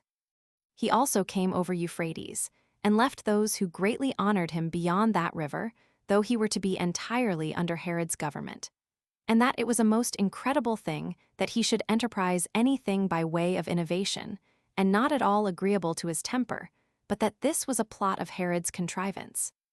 4. And this was the fate of Hyrcanus, and thus did he end his life, after he had endured various and manifold turns of fortune in his lifetime. For he was made high priest of the Jewish nation in the beginning of his mother Alexandra's reign, who held the government 9 years. And when, after his mother's death, he took the kingdom himself, and held it 3 months, he lost it by the means of his brother Aristobulus. He was then restored by Pompey, and received all sorts of honor from him, and enjoyed them 40 years. But when he was again deprived by Antigonus, and was maimed in his body, he was made a captive by the Parthians, and thence returned home again after some time, on account of the hopes that Herod had given him, none of which came to pass according to his expectation, but he still conflicted with many misfortunes through the whole course of his life. And what was the heaviest calamity of all, as we have related already, he came to an end which was undeserved by him. His character appeared to be that of a man of a mild and moderate disposition, and suffered the administration of affairs to be generally done by others under him. He was averse to much meddling with the public, nor had shrewdness enough to govern a kingdom. And both Antipater and Herod came to their greatness by reason of his mildness. And at last he met with such an end from them as was not agreeable either to justice or piety. 5. Now Herod, as soon as he had put Hyrcanus out of the way, made haste to Caesar. And because he could not have any hopes of kindness from him, on account of the friendship he had for Antony, he had a suspicion of Alexandra, lest she should take this opportunity to bring the multitude to a revolt and introduce a sedition into the affairs of the kingdom. So he committed the care of everything to his brother Pheroras, and placed his mother Cypros and his sister and the whole family at Masada, and gave him a charge that if he should hear any sad news about him, he should take care of the government. But as to Mariamne his wife, because of the misunderstanding between her and his sister's mother, which made it impossible for them to live together, he placed her at Alexandrium, with Alexandra her mother, and left his treasurer Joseph and Sohemus of Ituraea to take care of that fortress. These two had been very faithful to him from the beginning, and were now left as a guard to the women. They also had it in charge that if they should hear any mischief had befallen him, they should kill them both, and as far as they were able, to preserve the kingdom for his sons and for his brother Pheroras. 6. When he had given them this charge, he made haste to Rhodes to meet Caesar. And when he had sailed to that city, he took off his diadem, but remitted nothing else of his usual dignity. And when, upon his meeting him, he desired that he would let him speak to him, he therein exhibited a much more noble specimen of a great soul. For he did not betake himself to supplications, as men usually do upon such occasions, nor offered him any petition, as if he were an offender, but after an undaunted manner gave an account of what he had done. For he spake thus to Caesar, that he had the greatest friendship for Antony, and did everything he could that he might attain the government. That he was not indeed in the army with him, because the Arabians had diverted him, but that he had sent him both money and corn, which was but too little in comparison of what he ought to have done for him. For if a man owns himself to be another's friend, and knows him to be a benefactor, he is obliged to hazard everything, to use every faculty of his soul, every member of his body, and all the wealth he hath, for him, in which I confess I have been too deficient. However, I am conscious to myself, that so far I have done right, that I have not deserted him upon his defeat at Actium. Nor upon the evident change of his fortune have I transferred my hopes from him to another, but have preserved myself, though not as a valuable fellow soldier, yet certainly as a faithful counselor, to Antony, when I demonstrated to him that the only way that he had to save himself, and not to lose all his authority, was to slay Cleopatra. For when she was once dead, there would be room for him to retain his authority, and rather to bring thee to make a composition with him, than to continue at enmity any longer. None of which advises would he attend to, but preferred his own rash resolution before them, which have happened unprofitably for him, but profitably for thee. Now therefore, in case thou determinest about me, and my alacrity in serving Antony, according to thy anger at him, I own there is no room for me to deny what I have done, nor will I be ashamed to own, and that publicly too, that I had a great kindness for him. But if thou wilt put him out of the case, and only examine how I behave myself to my benefactors in general, and what sort of friend I am, thou wilt find by experience that we shall do and be the same to thyself. For it is but changing the names, and the firmness of friendship that we shall bear to thee will not be disapproved by thee. 7. By this speech, and by his behavior which showed Caesar the frankness of his mind, he greatly gained upon him, who was himself of a generous and magnificent temper, insomuch that those very actions, which were the foundation of the accusation against him, procured him Caesar's good will. Accordingly, he restored him his diadem again, and encouraged him to exhibit himself as great a friend to himself as he had been to Antony, and then had him in great esteem. Moreover, he added this, that Quintus Didius had written to him that Herod had very readily assisted him in the affair of the gladiators. So when he had obtained such a kind reception, and had, beyond all his hopes, procured his crown to be more entirely and firmly settled upon him than ever by Caesar's donation, as well as by that decree of the Romans, which Caesar took care to procure for his greater security, he conducted Caesar on his way to Egypt, and made presents, even beyond his ability, to both him and his friends, and in general behaved himself with great magnanimity. He also desired that Caesar would not put to death one Alexander, who had been a companion of Antony. But Caesar had sworn to put him to death, and so he could not obtain that his petition. And now he returned to Judea again with greater honor and assurance than ever, and affrighted those that had expectations to the contrary, as still acquiring from his very dangers greater splendor than before by the favor of God to him. So he prepared for the reception of Caesar, as he was going out of Syria to invade Egypt, and when he came, he entertained him at Ptolemais with all royal magnificence. He also bestowed presents on the army and brought them provisions in abundance. He also proved to be one of Caesar's most cordial friends, and put the army in array and rode along with Caesar, and had 150 men, well appointed in all respects, after a rich and sumptuous manner, for the better reception of him and his friends. He also provided them with what they should want, as they passed over the dry desert, insomuch that they lacked neither wine nor water, which last the soldiers stood in the greatest need of. And besides, he presented Caesar with 800 talents, and procured to himself the goodwill of them all, because he was assisting to them in a much greater and more splendid degree than the kingdom he had obtained could afford. By which means he more and more demonstrated to Caesar the firmness of his friendship, and his readiness to assist him. And what was of the greatest advantage to him was this, that his liberality came at a seasonable time also. And when they returned again out of Egypt, his assistances were no way inferior to the good offices he had formerly done them.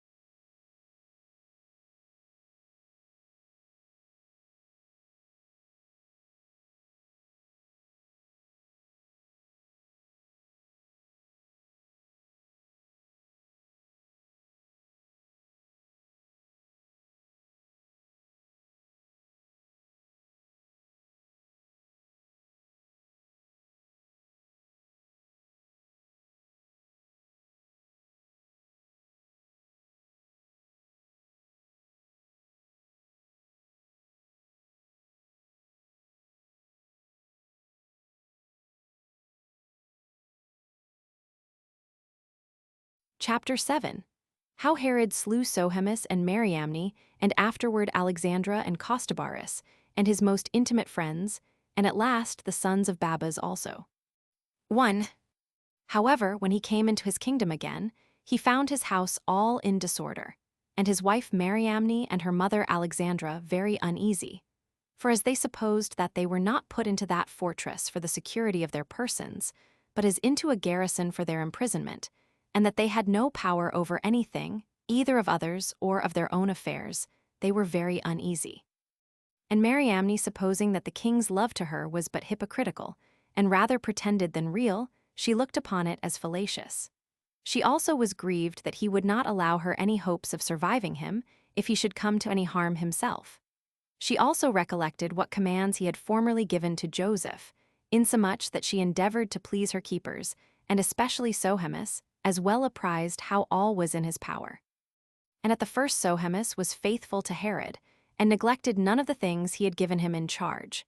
But when the women, by kind words and liberal presents, had gained his affections over to them, he was by degrees overcome, and at length discovered to them all the king's injunctions, and this on that account principally, that he did not so much as hope he would come back with the same authority he had before. So that he thought he should both escape any danger from him, and supposed that he did hereby much gratify the women, who were likely not to be overlooked in the settling of the government. Nay, that they would be able to make him abundant recompense, since they must either reign themselves, or be very near to him that should reign. He had a further ground of hope also, that though Herod should have all the success he could wish for, and should return again, he could not contradict his wife in what she desired, for he knew that the king's fondness for his wife was inexpressible. These were the motives that drew Sohemus to discover what injunctions had been given him. So Mariamne was greatly displeased to hear that there was no end of the dangers she was under from Herod, and was greatly uneasy at it, and wished that he might obtain no favors, and esteemed it almost an insupportable task to live with him any longer. And this she afterward openly declared, without concealing her resentment. 2. And now Herod sailed home with joy, at the unexpected good success he had had, and went first of all, as was proper to this his wife, and told her, and her only, the good news, as preferring her before the rest on account of his fondness for her, and the intimacy there had been between them, and saluted her. But so it happened, that as he told her of the good success he had had, she was so far from rejoicing at it, that she rather was sorry for it. Nor was she able to conceal her resentments, but, depending on her dignity and the nobility of her birth in return for his salutations, she gave a groan, and declared evidently that she rather grieved than rejoiced at his success. And this till Herod was disturbed at her, as affording him not only marks of her suspicion, but evident signs of her dissatisfaction. This much troubled him, to see that this surprising hatred of his wife to him was not concealed, but open. And he took this so ill, and yet was so unable to bear it, on account of the fondness he had for her, that he could not continue long in any one mind, but sometimes was angry at her, and sometimes reconciled himself to her. But by always changing one passion for another, he was still in great uncertainty, and thus was he entangled between hatred and love, and was frequently disposed to inflict punishment on her for her insolence towards him. But being deeply in love with her in his soul, he was not able to get quit of this woman. In short, as he would gladly have her punished, so was he afraid lest, ere he were aware, he should, by putting her to death, bring a heavier punishment upon himself at the same time. 3. When Herod's sister and mother perceived that he was in this temper with regard to Mariamne, they thought they had now got an excellent opportunity to exercise their hatred against her, and provoked Herod to wrath by telling him such long stories and calumnies about her, as might at once excite his hatred and his jealousy. Now, though he willingly enough heard their words, yet had not he courage enough to do anything to her as if he believed them. But still, he became worse and worse disposed to her, and these ill passions were more and more inflamed on both sides, while she did not hide her disposition towards him, and he turned his love to her into wrath against her. But when he was just going to put this matter past all remedy, he heard the news that Caesar was the victor in the war, and that Antony and Cleopatra were both dead, and that he had conquered Egypt. Whereupon he made haste to go to meet Caesar, and left the affairs of his family in their present state. However, Mariamne recommended Sohemus to him, as he was setting out on his journey, and professed that she owed him thanks for the care he had taken of her, and asked of the king for him a place in the government. Upon which an honorable employment was bestowed upon him accordingly. Now when Herod was come into Egypt, he was introduced to Caesar with great freedom, as already a friend of his, and received very great favors from him. For he made him a present of those 400 Galatians who had been Cleopatra's guards, and restored that country to him again, which by her means had been taken away from him. He also added to his kingdom Gadara, Hippos, and Samaria, and besides those, the maritime cities, Gaza and Anthedon and Joppa, and Strato's tower. For upon these new acquisitions, he grew more magnificent, and conducted Caesar as far as Antioch. But upon his return, as much as his prosperity was augmented by the foreign additions that had been made him, so much the greater were the distresses that came upon him in his own family, and chiefly in the affair of his wife, wherein he formerly appeared to have been most of all fortunate. For the affection he had for Mariamne was no way inferior to the affections of such as are on that account celebrated in history, and this very justly. As for her, she was in other respects a chaste woman, and faithful to him. Yet had she somewhat of a woman rough by nature, and treated her husband imperiously enough, because she saw he was so fond of her as to be enslaved to her. She did not also consider seasonably with herself that she lived under a monarchy, and that she was at another's disposal, and accordingly would behave herself after a saucy manner to him, which yet he usually put off in a jesting way, and bore with moderation and good temper.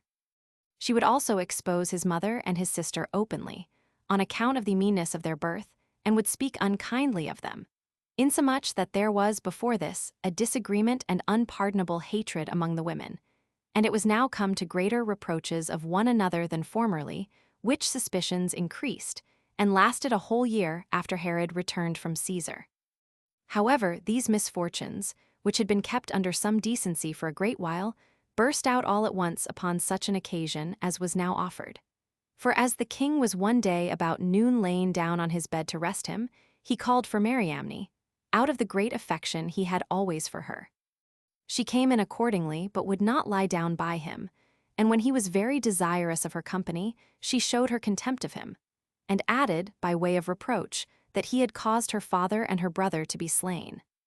11. And when he took this injury very unkindly, and was ready to use violence to her, in a precipitate manner, the king's sister Salome, observing that he was more than ordinarily disturbed, sent in to the king his cupbearer, who had been prepared long beforehand for such a design, and bid him tell the king how Mariamne had persuaded him to give his assistance in preparing a love potion for him. And if he appeared to be greatly concerned, and to ask what that love potion was, to tell him that she had the potion, and that he was desired only to give it him, but that in case he did not appear to be much concerned at this potion, to let the thing drop, and that if he did so, no harm should thereby come to him. When she had given him these instructions, she sent him in at this time to make such a speech. So he went in after a composed manner to gain credit to what he should say, and yet somewhat hastily, and said that Mariamne had given him presents, and persuaded him to give him a love potion. And when this moved the king, he said that this love potion was a composition that she had given him, whose effects he did not know, which was the reason of his resolving to give him this information, as the safest course he could take, both for himself and for the king. When Herod heard what he said, and was in an ill disposition before, his indignation grew more violent.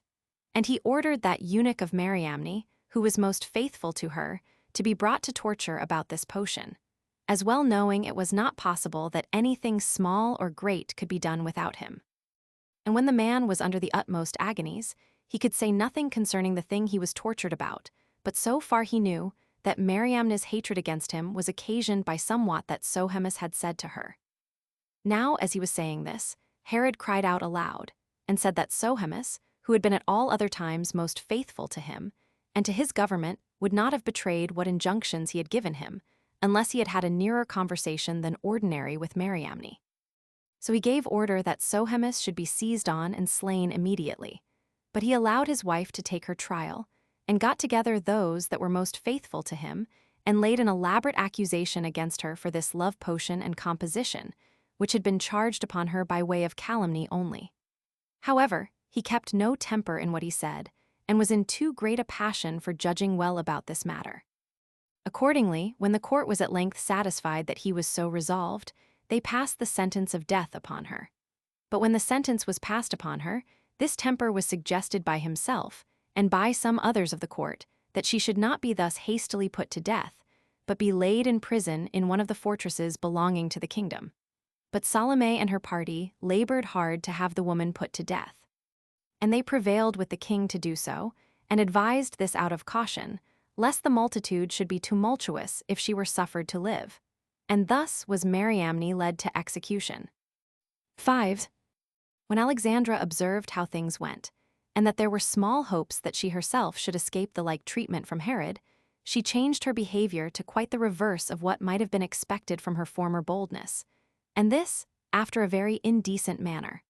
For out of her desire to show how entirely ignorant she was of the crimes laid against Mariamne, she leaped out of her place, and reproached her daughter in the hearing of all the people, and cried out that she had been an ill woman and ungrateful to her husband, and that her punishment came justly upon her for such her insolent behavior, for that she had not made proper returns to him who had been their common benefactor. And when she had for some time acted after this hypocritical manner, and been so outrageous as to tear her hair, this indecent and dissembling behavior, as was to be expected, was greatly condemned by the rest of the spectators, as it was principally by the poor woman who was to suffer. For at the first she gave her not a word, nor was discomposed at her peevishness, and only looked at her, Yet did she out of a greatness of soul discover her concern for her mother's offense, and especially for her exposing herself in a manner so unbecoming her. But as for herself, she went to her death with an unshaken firmness of mind, and without changing the color of her face, and thereby evidently discovered the nobility of her descent to the spectators, even in the last moments of her life. 6. And thus died Mariamne, a woman of an excellent character, both for chastity and greatness of soul. But she wanted moderation, and had too much of contention in her nature. Yet had she all that can be said in the beauty of her body, and her majestic appearance in conversation. And thence arose the greatest part of the occasions why she did not prove so agreeable to the king, nor live so pleasantly with him, as she might otherwise have done. For while she was most indulgently used by the king, out of his fondness for her, and did not expect that he could do any hard thing to her, she took too unbounded a liberty. Moreover, that which most afflicted her was what he had done to her relations, and she ventured to speak of all they had suffered by him, and at last greatly provoked both the king's mother and sister, till they became enemies to her. And even he himself also did the same, on whom alone she depended for her expectations of escaping the last of punishments. 7. But when she was once dead, the king's affections for her were kindled in a more outrageous manner than before, whose old passion for her we have already described. For his love to her was not of a calm nature, nor such as we usually meet with among other husbands. For at its commencement it was of an enthusiastic kind, nor was it by their long cohabitation and free conversation together brought under his power to manage. But at this time his love to Mariamne seemed to seize him in such a peculiar manner, as looked like divine vengeance upon him for the taking away her life. For he would frequently call for her, and frequently lament for her in a most indecent manner. Moreover, he bethought him of everything he could make use of to divert his mind from thinking of her, and contrived feasts and assemblies for that purpose, but nothing would suffice. He therefore laid aside the administration of public affairs, and was so far conquered by his passion that he would order his servants to call for Mariamne, as if she were still alive, and could still hear them. And when he was in this way, there arose a pestilential disease, and carried off the greatest part of the multitude, and of his best and most esteemed friends, and made all men suspect that this was brought upon them by the anger of God, for the injustice that had been done to Mariamne. This circumstance affected the king still more, till at length he forced himself to go into desert places, and there, under pretense of going a-hunting, bitterly afflicted himself. Yet had he not borne his grief there many days before he fell into a most dangerous distemper himself. He had an inflammation upon him, and a pain in the hinder part of his head, joined with madness. And for the remedies that were used, they did him no good at all, but proved contrary to his case, and so at length brought him to despair. All the physicians also that were about him, partly because the medicines they brought for his recovery could not at all conquer the disease, and partly because his diet could be no other than what his disease inclined him to, desired him to eat whatever he had a mind to, and so left the small hopes they had of his recovery in the power of that diet, and committed him to fortune. And thus did his distemper go on, while he was at Samaria, now called Sebest. 8. Now Alexandra abode at this time at Jerusalem, and being informed what condition Herod was in, she endeavored to get possession of the fortified places that were about the city, which were two, the one belonging to the city itself, the other belonging to the temple. And those that could get them into their hands had the whole nation under their power. For without the command of them, it was not possible to offer their sacrifices. And to think of leaving on those sacrifices is to every Jew plainly impossible, who are still more ready to lose their lives than to leave off that divine worship which they have been wont to pay unto God. Alexandra, therefore, discoursed with those that had the keeping of these strongholds, that it was proper for them to deliver the same to her, and to Herod's sons, lest, upon his death, any other person should seize upon the government, and that upon his recovery none could keep them more safely for him than those of his own family. These words were not by them at all taken in good part, and as they had been in former times faithful, they resolved to continue so more than ever, both because they hated Alexandra, and because they thought it a sort of impiety to despair of Herod's recovery while he was yet alive, for they had been his old friends. and one of them, whose name was Agabus, was his cousin german. They sent messengers therefore to acquaint him with Alexandra's design, so he made no longer delay but gave orders to have her slain. Yet was it still with difficulty, and after he had endured great pain, that he got clear of his distemper.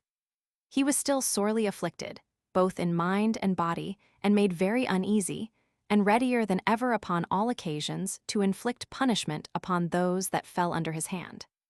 He also slew the most intimate of his friends, Costobarus and Lysimachus and Cadias, who was also called Antipater, as also Disitheus, and that upon the following occasion. 9. Costobarus was an Idumean by birth, and one of principal dignity among them, and one whose ancestors had been priests to the Cos, whom the Idumeans had esteemed as a god. But after Hyrcanus had made a change in their political government, and made them receive the Jewish customs and law, Herod made Costobarus governor of Idumea and Gaza, and gave him his sister Salome to wife. And this was upon the slaughter of Joseph, who had that government before, as we have related already. When Costobarus had gotten to be so highly advanced, it pleased him and was more than he hoped for, and he was more and more puffed up by his good success. And in a little while he exceeded all bounds, and did not think fit to obey what Herod, as their ruler, commanded him, or that the Idumeans should make use of the Jewish customs, or be subject to them. He therefore sent to Cleopatra, and informed her that the Idumeans had been always under his progenitors, and that for the same reason it was but just that she should desire that country for him of Antony, for that he was ready to transfer his friendship to her. And this he did, not because he was better pleased to be under Cleopatra's government, but because he thought that, upon the diminution of Herod's power, it would not be difficult for him to obtain himself the entire government over the Idumeans, and somewhat more also. For he raised his hopes still higher, as having no small pretenses, both by his birth and by these riches, which he had gotten by his constant attention to filthy lucre. And accordingly it was not a small matter that he aimed at. So Cleopatra desired this country of Antony, but failed of her purpose. An account of this was brought to Herod, who was thereupon ready to kill Costobarus. Yet, upon the entreaties of his sister and mother, he forgave him, and vouchsafed to pardon him entirely, though he still had a suspicion of him afterward for this his attempt. 10. But some time afterward, when Salome happened to quarrel with Costobarus, she sent him a bill of divorce 12 and dissolved her marriage with him, though this was not according to the Jewish laws. For with us it is lawful for a husband to do so. But a wife, if she departs from her husband, cannot of herself be married to another unless her former husband put her away. However, Salome chose to follow not the law of her country, but the law of her authority, and so renounced her wedlock, and told her brother Herod that she left her husband out of her good will to him, because she perceived that he, with Antipater and Lysimachus and Disitheus, were raising a sedition against him. As an evidence whereof, she alleged the case of the sons of Babas, that they had been by him preserved alive already for the interval of 12 years, which proved to be true. But when Herod thus unexpectedly heard of it, he was greatly surprised at it, and was the more surprised, because the relation appeared incredible to him. As for the fact relating to these sons of Babas, Herod had formerly taken great pains to bring them to punishment, as being enemies to his government. But they were now forgotten by him, on account of the length of time since he had ordered them to be slain. Now the cause of his ill will and hatred to them arose hence, that while Antigonus was king, Herod, with his army, besieged the city of Jerusalem, where the distress and miseries which the besieged endured were so pressing, that the greater number of them invited Herod into the city, and already placed their hopes on him. Now the sons of Babas were of great dignity, and had power among the multitude, and were faithful to Antigonus, and were always raising calumnies against Herod, and encouraged the people to preserve the government to that royal family which held it by inheritance. So these men acted thus politically, and, as they thought, for their own advantage. But when the city was taken, and Herod had gotten the government into his hands, and Costobarus was appointed to hinder men from passing out at the gates, and to guard the city, that those citizens that were guilty, and of the party opposite to the king, might not get out of it, Costobarus, being sensible that the sons of Babas were had in respect and honor by the whole multitude, and supposing that their preservation might be of great advantage to him in the changes of government afterward, He set them by themselves and concealed them in his own farms. And when the thing was suspected, he assured Herod upon oath that he really knew nothing of that matter, and so overcame the suspicions that lay upon him. Nay, after that, when the king had publicly proposed a reward for the discovery, and had put in practice all sorts of methods for searching out this matter, he would not confess it. But being persuaded that when he had at first denied it, if the men were found, he should not escape unpunished, he was forced to keep them secret, not only out of his goodwill to them, but out of a necessary regard to his own preservation also. But when the king knew the thing, by his sister's information, he sent men to the places where he had the intimation they were concealed, and ordered both them, and those that were accused as guilty with them, to be slain, insomuch that there were now none at all left of the kindred of Hyrcanus, and the kingdom was entirely in Herod's own power, and there was nobody remaining of such dignity as could put a stop to what he did against the Jewish laws.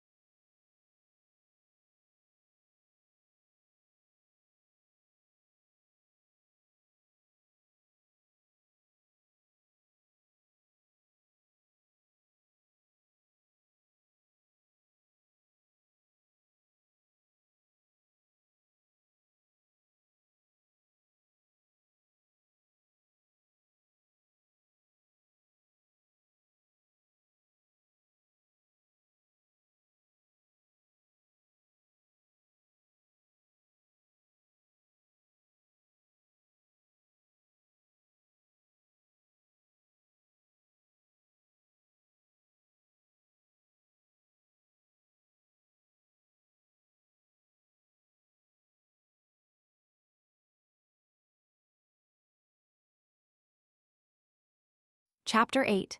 How 10 men of the citizens made a conspiracy against Herod for the foreign practices he had introduced, which was a transgression of the laws of their country.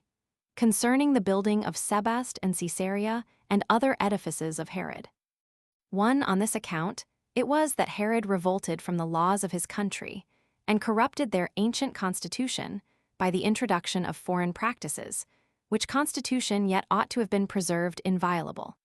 By which means we became guilty of great wickedness afterward, while those religious observances which used to lead the multitude to piety were now neglected. For in the first place, he appointed solemn games to be celebrated every 5th year in honor of Caesar, and built a theater at Jerusalem, as also a very great amphitheater in the plain. Both of them were indeed costly works, but opposite to the Jewish customs, for we have had no such shows delivered down to us as fit to be used or exhibited by us. Yet did he celebrate these games every 5 years in the most solemn and splendid manner. He also made proclamation to the neighboring countries, and called men together out of every nation. The wrestlers also, and the rest of those that strove for the prizes in such games, were invited out of every land, both by the hopes of the rewards there to be bestowed, and by the glory of victory to be there gained. So the principal persons that were the most eminent in these sorts of exercises were gotten together, for there were very great rewards for victory proposed, not only to those that performed their exercises naked, but to those that played the musicians also, and were called thymlesi. And he spared no pains to induce all persons, the most famous for such exercises, to come to this contest for victory. He also proposed no small rewards to those who ran for the prizes in chariot races, when they were drawn by 2 or 3 or 4 pair of horses. He also imitated everything, though never so costly or magnificent, in other nations, out of an ambition that he might give most public demonstration of his grandeur. Inscriptions also of the great actions of Caesar, and trophies of those nations which he had conquered in his wars, and all made of the purest gold and silver, encompassed the theater itself. Nor was there anything that could be subservient to his design, whether it were precious garments or precious stones set in order, which was not also exposed to sight in these games. He had also made a great preparation of wild beasts, and of lions themselves in great abundance, and of such other beasts as were either of uncommon strength, or of such a sort as were rarely seen. These were prepared either to fight with one another, or that men who were condemned to death were to fight with them. And truly foreigners were greatly surprised and delighted at the vastness of the expenses here exhibited, and at the great dangers that were here seen. But to natural Jews, this was no better than a dissolution of those customs for which they had so great a veneration. 13. It appeared also no better than an instance of barefaced impiety to throw men to wild beasts, for the affording delight to the spectators. And it appeared an instance of no less impiety to change their own laws for such foreign exercises. But above all the rest, the trophies gave most distaste to the Jews. For as they imagined them to be images, included within the armor that hung round about them, they were sorely displeased at them, because it was not the custom of their country to pay honors to such images. 2. Nor was Herod unacquainted with the disturbance they were under. And as he thought it unseasonable to use violence with them, so he spake to some of them by way of consolation, and in order to free them from that superstitious fear they were under. Yet could not he satisfy them, but they cried out with one accord, out of their great uneasiness at the offenses they thought he had been guilty of, that although they should think of bearing all the rest, yet would they never bear images of men in their city, meaning the trophies, because this was disagreeable to the laws of their country.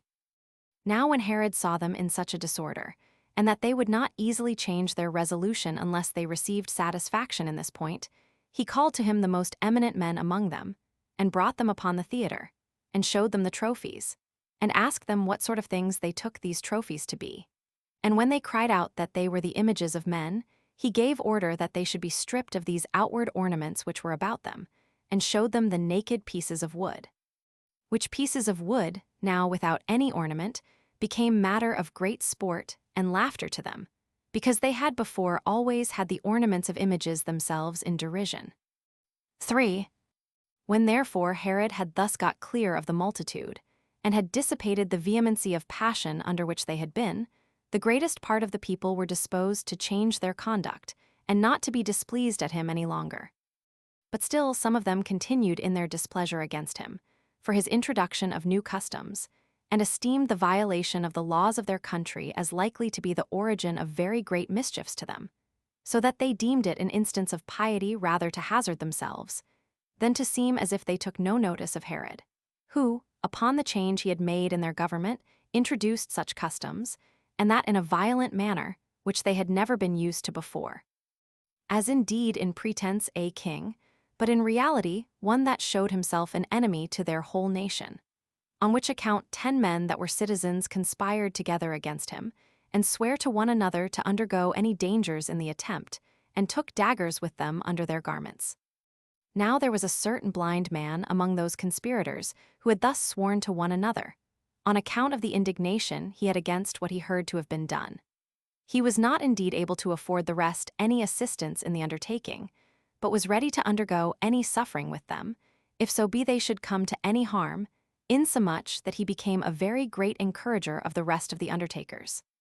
4. When they had taken this resolution, and that by common consent, they went into the theater, hoping that, in the first place, Herod himself could not escape them, as they should fall upon him so unexpectedly. And supposing, however, that if they missed him, they should kill a great many of those that were about him. And this resolution they took, though they should die for it, in order to suggest to the king what injuries he had done to the multitude. These conspirators, therefore, standing thus prepared beforehand, went about their design with great alacrity. But there was one of those spies of Herod, that were appointed for such purposes, to fish out and inform him of any conspiracies that should be made against him, who found out the whole affair, and told the king of it, as he was about to go into the theater.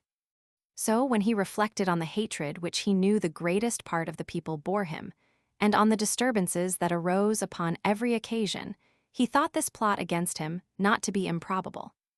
Accordingly, he retired into his palace, and called those that were accused of this conspiracy before him by their several names. And as, upon the guards falling upon them, they were caught in the very fact, and knew they could not escape, they prepared themselves for their ends with all the decency they could, and so as not at all to recede from their resolute behavior, for they showed no shame for what they were about, nor denied it.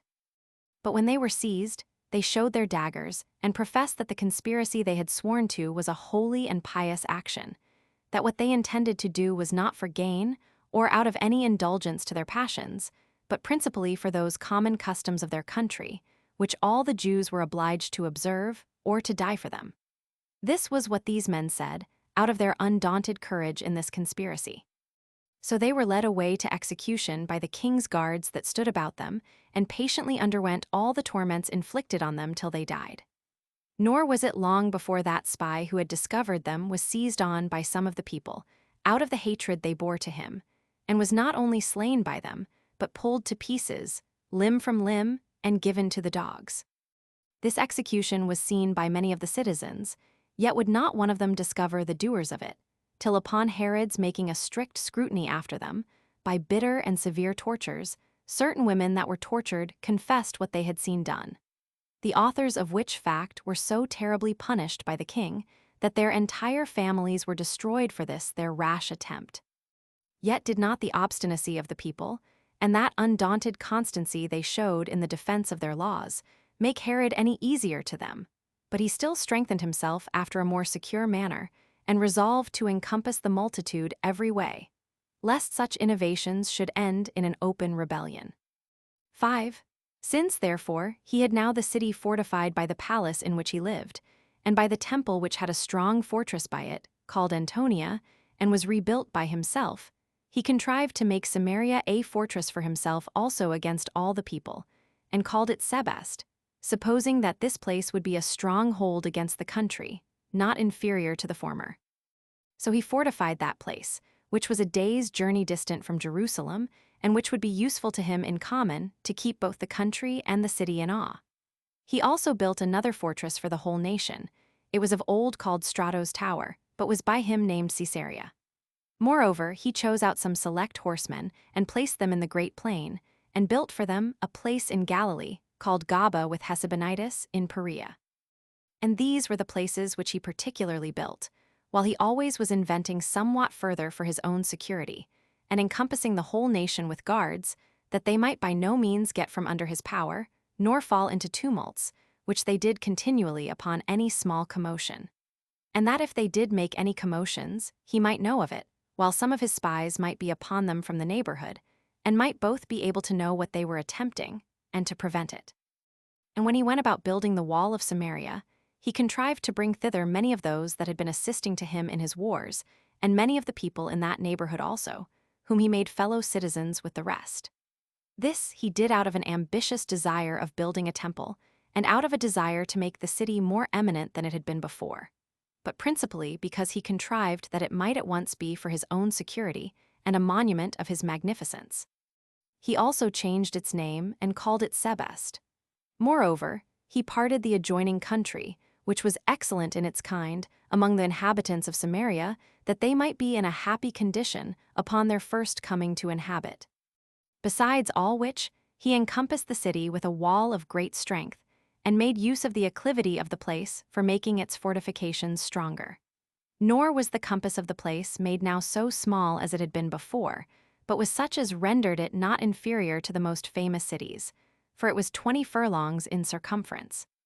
Now within and about the middle of it, he built a sacred place, of a furlong and a half, and adorned it with all sorts of decorations, and therein erected a temple, which was illustrious on account of both its largeness and beauty. And as to the several parts of the city, he adorned them with decorations of all sorts also. And as to what was necessary to provide for his own security, he made the walls very strong for that purpose, and made it for the greatest part a citadel. And as to the elegance of the building, it was taken care of also, that he might leave monuments of the fineness of his taste and of his beneficence to future ages.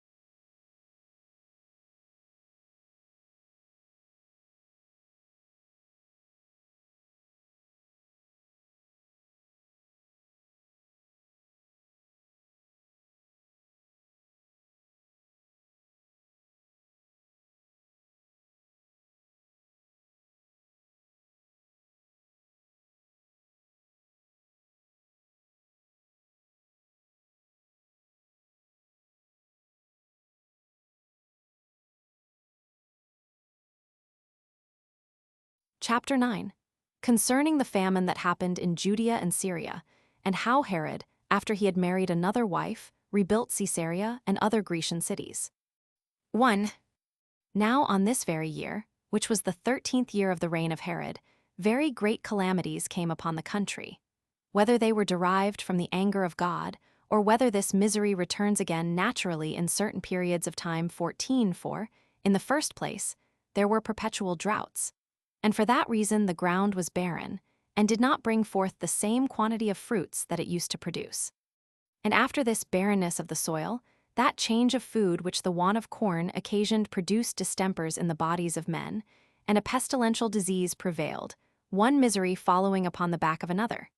And these circumstances, that they were destitute both of methods of cure and of food, made the pestilential distemper, which began after a violent manner, the more lasting. The destruction of men also after such a manner deprived those that survived of all their courage, because they had no way to provide remedies sufficient for the distresses they were in. When therefore the fruits of that year were spoiled, and whatsoever they had laid up beforehand was spent, there was no foundation of hope for relief remaining, but the misery, contrary to what they expected, still increased upon them. And this not only on that year, while they had nothing for themselves left, but what seed they had sown perished also, by reason of the ground not yielding its fruits on the second year. 15. This distress they were in made them also, out of necessity, to eat many things that did not use to be eaten. Nor was the king himself free from this distress any more than other men, as being deprived of that tribute he used to have from the fruits of the ground, and having already expended what money he had, in his liberality to those whose cities he had built. Nor had he any people that were worthy of his assistance, since this miserable state of things had procured him the hatred of his subjects. For it is a constant rule that misfortunes are still laid to the account of those that govern. 2. In these circumstances, he considered with himself how to procure some seasonable help. But this was a hard thing to be done, while their neighbors had no food to sell them, and their money also was gone, had it been possible to purchase a little food at a great price. However, he thought it his best way, by all means, not to leave off his endeavors to assist his people. So he cut off the rich furniture that was in his palace, both of silver and gold, insomuch that he did not spare the finest vessels he had, or those that were made with the most elaborate skill of the artificers, but sent the money to Petronius, who had been made prefect of Egypt by Caesar. And as not a few had already fled to him under their necessities, and as he was particularly a friend to Herod, and desirous to have his subjects preserved, he gave leave to them in the first place to export corn, and assisted them every way, both in purchasing and exporting the same, so that he was the principal, if not the only person, who afforded them what help they had. And Herod, taking care the people should understand that this help came from himself, did thereby not only remove the ill opinion of those that formerly hated him, but gave them the greatest demonstration possible of his good will to them, and care of them. For, in the first place, as for those who were able to provide their own food, he distributed to them their proportion of corn in the exactest manner. But for those many that were not able, either by reason of their old age or any other infirmity, to provide food for themselves, he made this provision for them: the bakers should make their bread ready for them. He also took care that they might not be hurt by the dangers of winter, since they were in great want of clothing also, by reason of the utter destruction and consumption of their sheep and goats, till they had no wool to make use of, nor anything else to cover themselves withal. And when he had procured these things for his own subjects, he went further, in order to provide necessaries for their neighbors, and gave seed to the Syrians, which thing turned greatly to his own advantage also, this charitable assistance being afforded most seasonably to their fruitful soil, so that every one had now a plentiful provision of food. Upon the whole, when the harvest of the land was approaching, he sent no fewer than 50,000 men, whom he had sustained, into the country, by which means he both repaired the afflicted condition of his own kingdom with great generosity and diligence, and lightened the afflictions of his neighbors, who were under the same calamities. For there was nobody who had been in want that was left destitute of a suitable assistance by him. Nay, further, there were neither any people, nor any cities, nor any private men who were to make provision for the multitudes, and on that account were in want of support. and had recourse to him, but received what they stood in need of, insomuch that it appeared, upon a computation, that the number of cori of wheat of 10 Attic medimni apiece that were given to foreigners amounted to 10,000, and the number that was given in his own kingdom was about 80,000. Now it happened that this care of his, and this seasonable benefaction, had such influence on the Jews, and was so cried up among other nations, as to wipe off that old hatred which his violation of some of their customs, during his reign, had procured him among all the nation, and that this liberality of his assistance in this their greatest necessity was full satisfaction for all that he had done of that nature, as it also procured him great fame among foreigners. And it looked as if these calamities that afflicted his land, to a degree plainly incredible, came in order to raise his glory, and to be to his great advantage. For the greatness of his liberality in these distresses, which he now demonstrated beyond all expectation, did so change the disposition of the multitude towards him, that they were ready to suppose he had been from the beginning not such a one as they had found him to be by experience, but such a one as the care he had taken of them in supplying their necessities proved him now to be. 3. About this time it was that he sent 500 chosen men out of the guards of his body as auxiliaries to Caesar, whom Aelius Gallus 16 led to the Red Sea, and who were of great service to him there. When therefore his affairs were thus improved, and were again in a flourishing condition, he built himself a palace in the upper city, raising the rooms to a very great height, and adorning them with the most costly furniture of gold, and marble scats and beds, and these were so large that they could contain very many companies of men. These apartments were also of distinct magnitudes, and had particular names given them, for one apartment was called Caesar's, another Agrippa's. He also fell in love again, and married another wife, not suffering his reason to hinder him from living as he pleased. The occasion of this his marriage was as follows. There was one Simon, a citizen of Jerusalem, the son of one Boethus, a citizen of Alexandria, and a priest of great note there.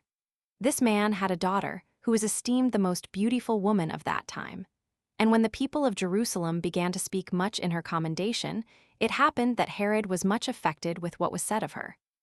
And when he saw the damsel, he was smitten with her beauty, yet did he entirely reject the thoughts of using his authority to abuse her, as believing, what was the truth, that by so doing he should be stigmatized for violence and tyranny. So he thought it best to take the damsel to wife. And while Simon was of a dignity too inferior to be allied to him, but still too considerable to be despised, he governed his inclinations after the most prudent manner, by augmenting the dignity of the family and making them more honorable. So he immediately deprived Jesus, the son of Phabet, of the high priesthood, and conferred that dignity on Simon, and so joined in affinity with him 0. 4. When this wedding was over, he built another citadel in that place where he had conquered the Jews when he was driven out of his government, and Antigonus enjoyed it. This citadel is distant from Jerusalem about 60 furlongs. It was strong by nature, and fit for such a building. It is a sort of a moderate hill, raised to a further height by the hand of man, till it was of the shape of a woman's breast. It is encompassed with circular towers, and hath a straight ascent up to it, which ascent is composed of steps of polished stones, in number 200. Within it are royal and very rich apartments, of a structure that provided both for security and for beauty. About the bottom there are habitations of such a structure as are well worth seeing, both on other accounts, and also on account of the water which is brought thither from a great way off, and at vast expenses, for the place itself is destitute of water. The plain that is about this citadel is full of edifices, not inferior to any city in largeness, and having the hill above it in the nature of a castle. 5. And now, when all Herod's designs had succeeded according to his hopes, he had not the least suspicion that any troubles could arise in his kingdom, because he kept his people obedient, as well by the fear they stood in of him. For he was implacable in the infliction of his punishments, as by the provident care he had showed towards them after the most magnanimous manner when they were under their distresses.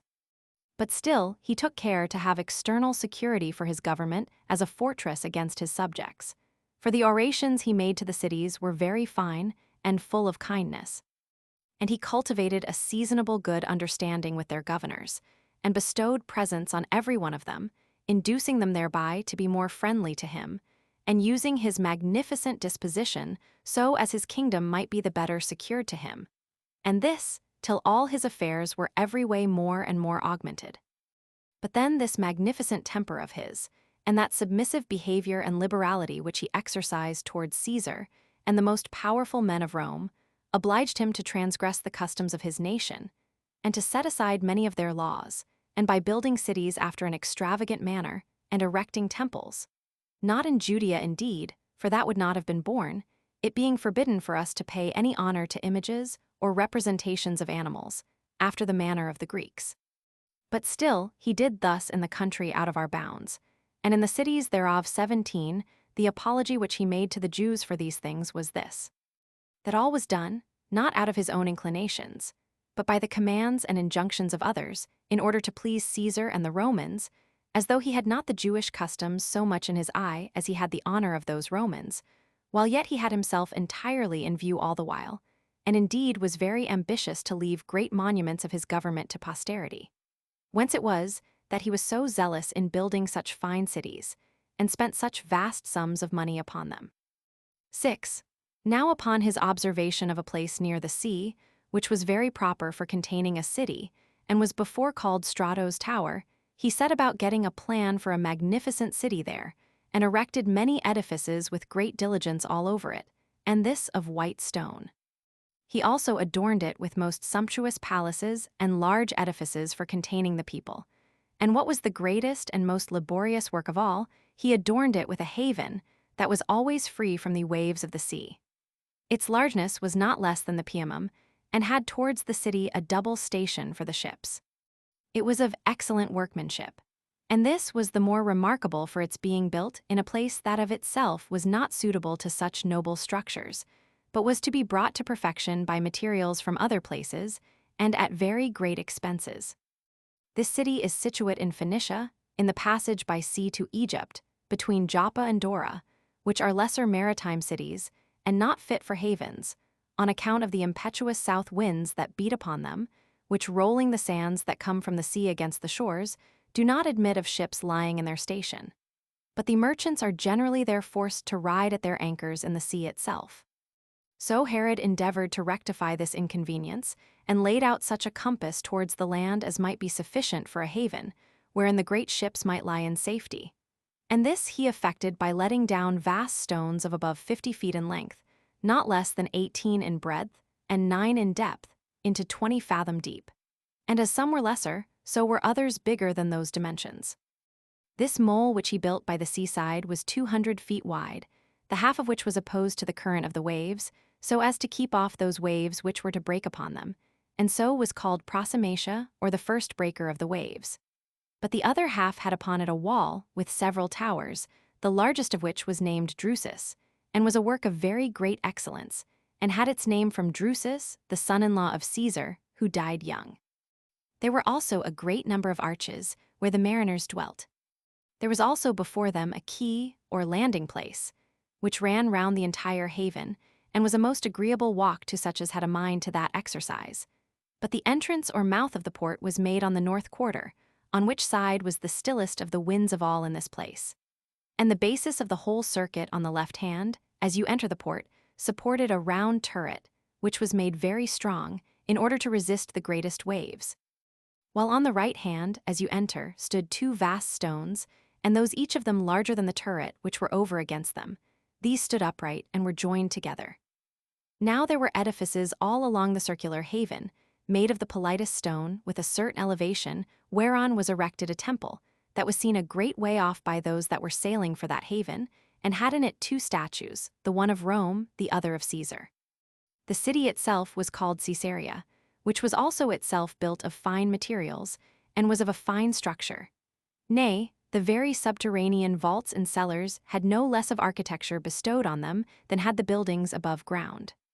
Some of these vaults carried things at even distances to the haven and to the sea, but one of them ran obliquely and bound all the rest together, that both the rain and the filth of the citizens were together carried off with ease, and the sea itself, upon the flux of the tide from without, came into the city and washed it all clean. Herod also built therein a theater of stone, And on the south quarter, behind the port, an amphitheater also, capable of holding a vast number of men and conveniently situated for a prospect to the sea. So this city was thus finished in 12 years, 18 during which time the king did not fail to go on both with the work and to pay the charges that were necessary.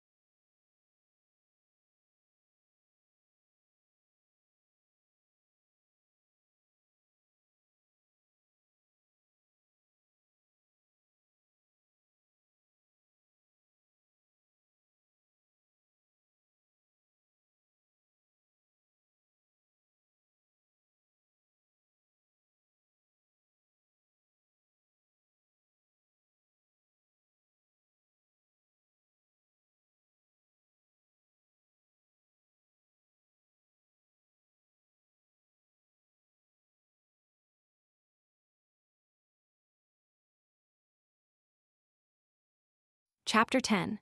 How Herod sent his sons to Rome, how also he was accused by Zenodorus and the Gadarens, but was cleared of what they accused him of, and withal gained to himself the goodwill of Caesar.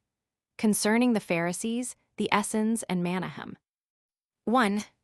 When Herod was engaged in such matters, and when he had already re-edified Sebest, he resolved to send his sons Alexander and Aristobulus to Rome, to enjoy the company of Caesar, who, when they came thither, lodged at the house of Pollio, 19, who was very fond of Herod's friendship.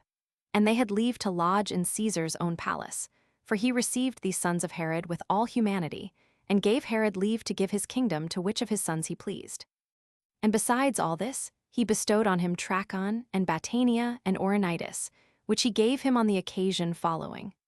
One Zenodorus 20 had hired what was called the house of Lysanias, who, as he was not satisfied with its revenues, became a partner with the robbers that inhabited the Trachonites, and so procured himself a larger income. For the inhabitants of those places lived in a mad way and pillaged the country of the Damascenes, while Zenodorus did not restrain them, but partook of the prey they acquired. Now, as the neighboring people were hereby great sufferers, they complained to Varro, who was then president, and entreated him to write to Caesar about this injustice of Zenodorus. When these matters were laid before Caesar, he wrote back to Varro to destroy those nests of robbers, and to give the land to Herod, that so by his care the neighboring countries might be no longer disturbed with these doings of the Trachonites. For it was not an easy firing to restrain them, since this way of robbery had been their usual practice, and they had no other way to get their living, because they had neither any city of their own, nor lands in their possession, but only some receptacles and dens in the earth, and there they and their cattle lived in common together. However, they had made contrivances to get pools of water, and laid up corn in granaries for themselves, and were able to make great resistance, by issuing out on the sudden against any that attacked them.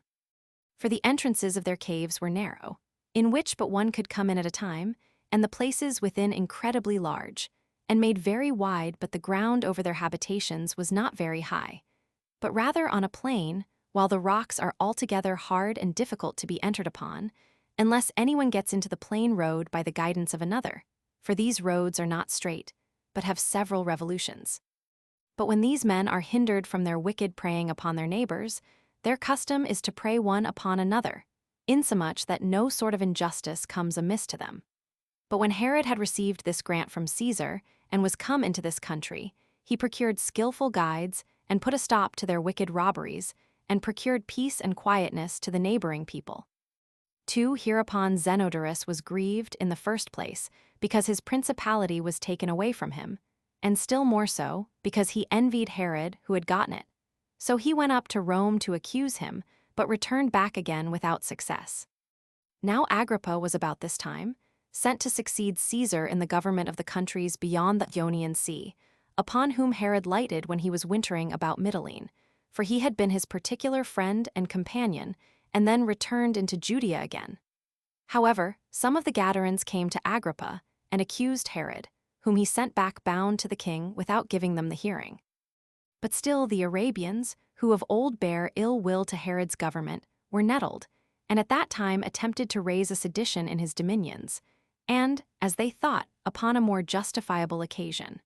For Zenodorus, despairing already of success as to his own affairs, prevented by selling to those Arabians a part of his principality, called Auranitis, for the value of 50 talents. But as this was included in the donations of Caesar, they contested the point with Herod, as unjustly deprived of what they had bought.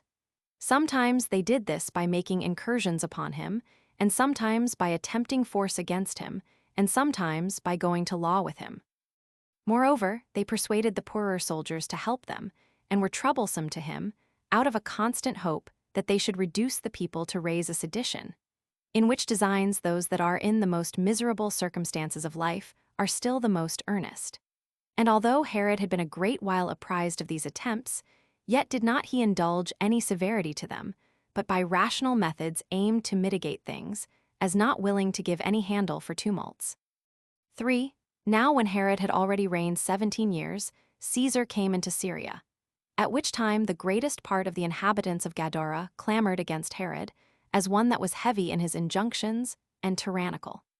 These reproaches they mainly ventured upon by the encouragement of Zenodorus, who took his oath that he would never leave Herod till he had procured that they should be severed from Herod's kingdom and joined to Caesar's province.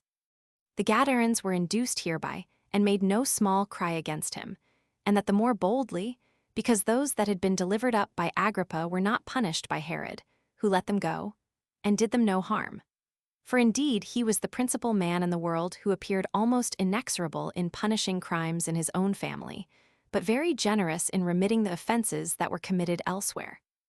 And while they accused Herod of injuries, and plunderings and subversions of temples, he stood unconcerned, and was ready to make his defense. However, Caesar gave him his right hand, and remitted nothing of his kindness to him, upon this disturbance by the multitude.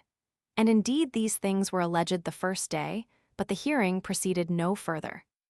For as the Gadarenes saw the inclination of Caesar and of his assessors, and expected, as they had reason to do, that they should be delivered up to the king, some of them, out of a dread of the torments they might undergo, cut their own throats in the night time, and some of them threw themselves down precipices, and others of them cast themselves into the river, and destroyed themselves of their own accord. Which accident seemed a sufficient condemnation of the rashness and crimes they had been guilty of. Whereupon Caesar made no longer delay, but cleared Herod from the crimes he was accused of. Another happy accident there was, which was a further great advantage to Herod at this time, for Zenodorus's belly burst, and a great quantity of blood issued from him in his sickness, and he thereby departed this life at Antioch in Syria. So Caesar bestowed his country, which was no small one, upon Herod. It lay between Trachon and Galilee, and contained Ulatha and Panias, and the country round about. He also made him one of the procurators of Syria, and commanded that they should do everything with his approbation. And, in short, he arrived at that pitch of felicity, that whereas there were but 2 men that governed the vast Roman Empire, first Caesar, and then Agrippa, who was his principal favorite, Caesar preferred no one to Herod besides Agrippa, and Agrippa made no one his greater friend than Herod besides Caesar.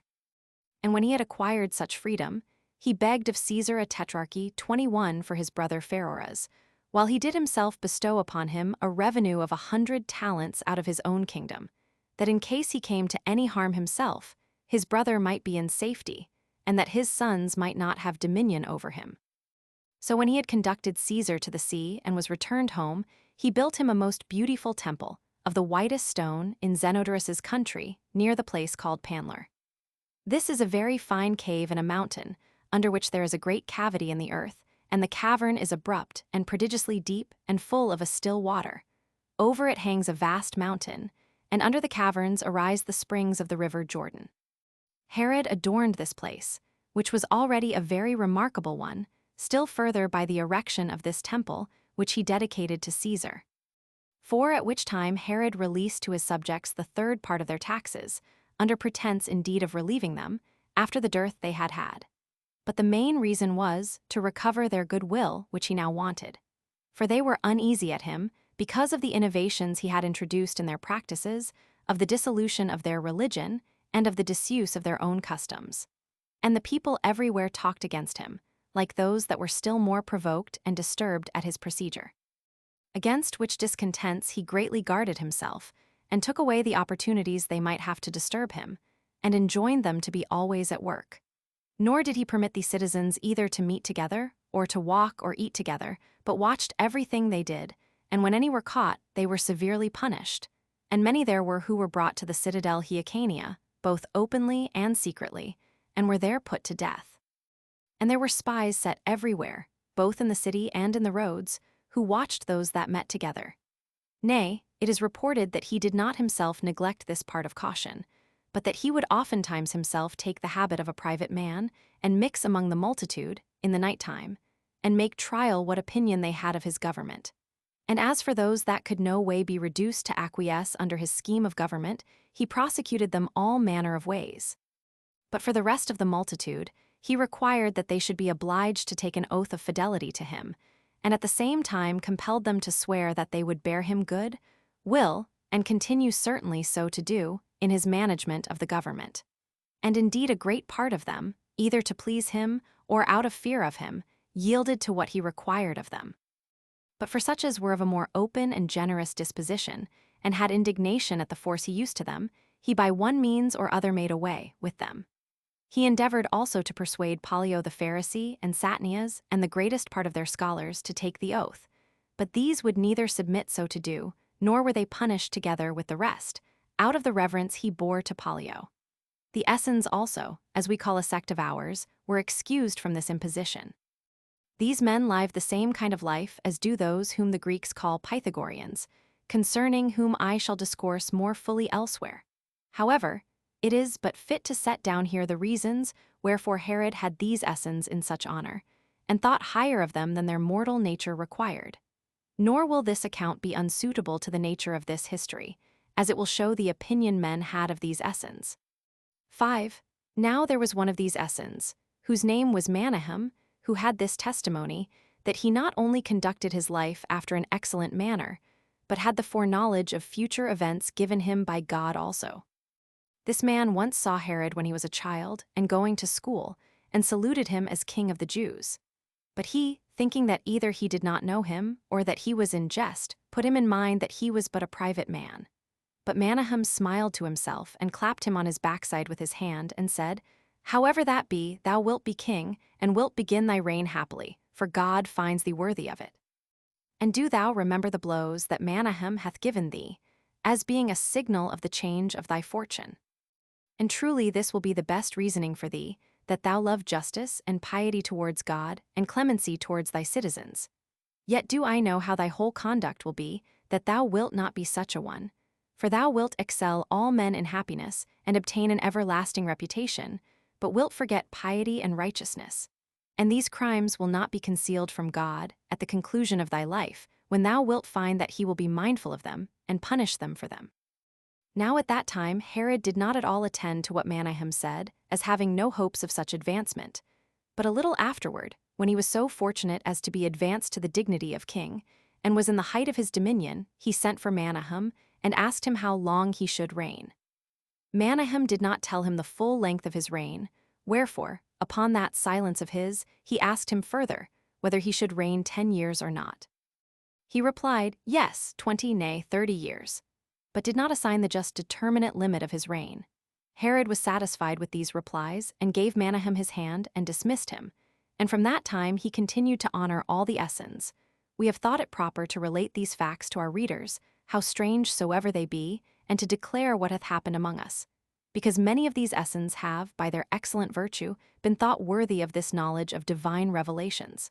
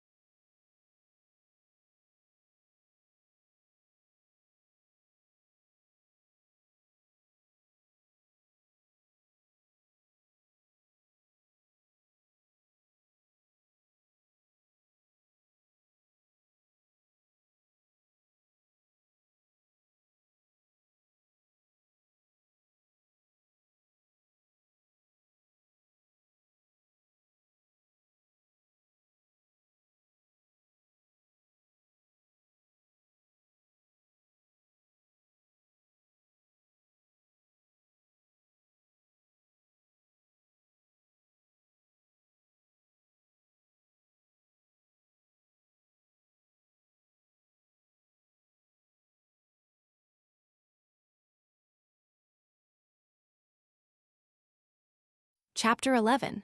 How Herod rebuilt the temple and raised it higher and made it more magnificent than it was before, as also concerning that tower which he called Antonia. 1. And now Herod, in the 18th year of his reign, and after the acts already mentioned, undertook a very great work, that is, to build of himself the temple of God, 22, and make it larger in compass, and to raise it to a most magnificent altitude, as esteeming it to be the most glorious of all his actions, as it really was, to bring it to perfection, and that this would be sufficient for an everlasting memorial of him. But as he knew the multitude were not ready nor willing to assist him in so vast a design, he thought to prepare them first by making a speech to them, and then set about the work itself. So he called them together, and spake thus to them. I think I need not speak to you, my countrymen, about such other works as I have done since I came to the kingdom, although I may say they have been performed in such a manner as to bring more security to you than glory to myself. For I have neither been negligent in the most difficult times about what tended to ease your necessities, nor have the buildings. I have been so proper to preserve me as yourselves from injuries, and I imagine that, with God's assistance, I have advanced the nation of the Jews to a degree of happiness which they never had before. And for the particular edifices belonging to your own country and your own cities, as also to those cities that we have lately acquired, which we have erected and greatly adorned, and thereby augmented the dignity of your nation, it seems to me a needless task to enumerate them to you, since you well know them yourselves. But as to that undertaking which I have a mind to set about at present, and which will be a work of the greatest piety and excellence that can possibly be undertaken by us, I will now declare it to you. Our fathers, indeed, when they were returned from Babylon, built this temple to God Almighty, yet does it want 60 cubits of its largeness in altitude. For so much did that first temple which Solomon built exceed this temple. Nor let any one condemn our fathers for their negligence or want of piety herein, for it was not their fault that the temple was no higher. For they were Cyrus and Darius the son of Hystaspes, who determined the measures for its rebuilding. And it hath been by reason of the subjection of those fathers of ours to them and to their posterity, and after them to the Macedonians, that they had not the opportunity to follow the original model of this pious edifice, nor could raise it to its ancient altitude. But since I am now, by God's will, your governor, and I have had peace a long time, and have gained great riches and large revenues, and, what is the principal thing of all, I am at amity with and well regarded by the Romans, who, if I may so say, are the rulers of the whole world, I will do my endeavor to correct that imperfection, which hath arisen from the necessity of our affairs, and the slavery we have been under formerly, and to make a thankful return, after the most pious manner, to God. For what blessings I have received from him, by giving me this kingdom, and that by rendering his temple as complete as I am able. 2. And this was the speech which Herod made to them. But still, this speech affrighted many of the people, as being unexpected by them. And because it seemed incredible, it did not encourage them, but put a damp upon them, for they were afraid that he would pull down the whole edifice, and not be able to bring his intentions to perfection for its rebuilding. And this danger appeared to them to be very great, and the vastness of the undertaking to be such as could hardly be accomplished. But while they were in this disposition, the king encouraged them, and told them he would not pull down their temple till all things were gotten ready for building it up entirely again.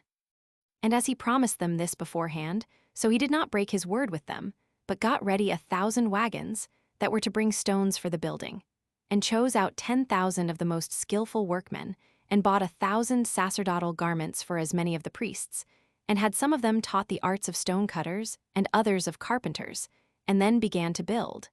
But this not till everything was well prepared for the work. 3. So Herod took away the old foundations, and laid others, and erected the temple upon them, being in length 100 cubits, and in height 20 additional cubits, which, upon the sinking of their foundations, 23 fell down. And this part it was that we resolved to raise again in the days of Nero. Now the temple was built of stones that were white and strong, and each of their length was 25 cubits, their height was 8, and their breadth about 12. And the whole structure, as also the structure of the royal cloister, was on each side much lower, but the middle was much higher, till they were visible to those that dwelt in the country for a great many furlongs, but chiefly to such as lived over against them, and those that approached to them. The temple had doors also at the entrance, and lintels over them, of the same height with the temple itself. They were adorned with embroidered veils, with their flowers of purple and pillars interwoven. And over these, but under the crownwork, was spread out a golden vine, with its branches hanging down from a great height, the largeness and fine workmanship of which was a surprising sight to the spectators, to see what vast materials there were, and with what great skill the workmanship was done. He also encompassed the entire temple with very large cloisters, contriving them to be in a due proportion thereto, and he laid out larger sums of money upon them than had been done before him, till it seemed that no one else had so greatly adorned the temple as he had done. There was a large wall to both the cloisters, which wall was itself the most prodigious work that was ever heard of by man.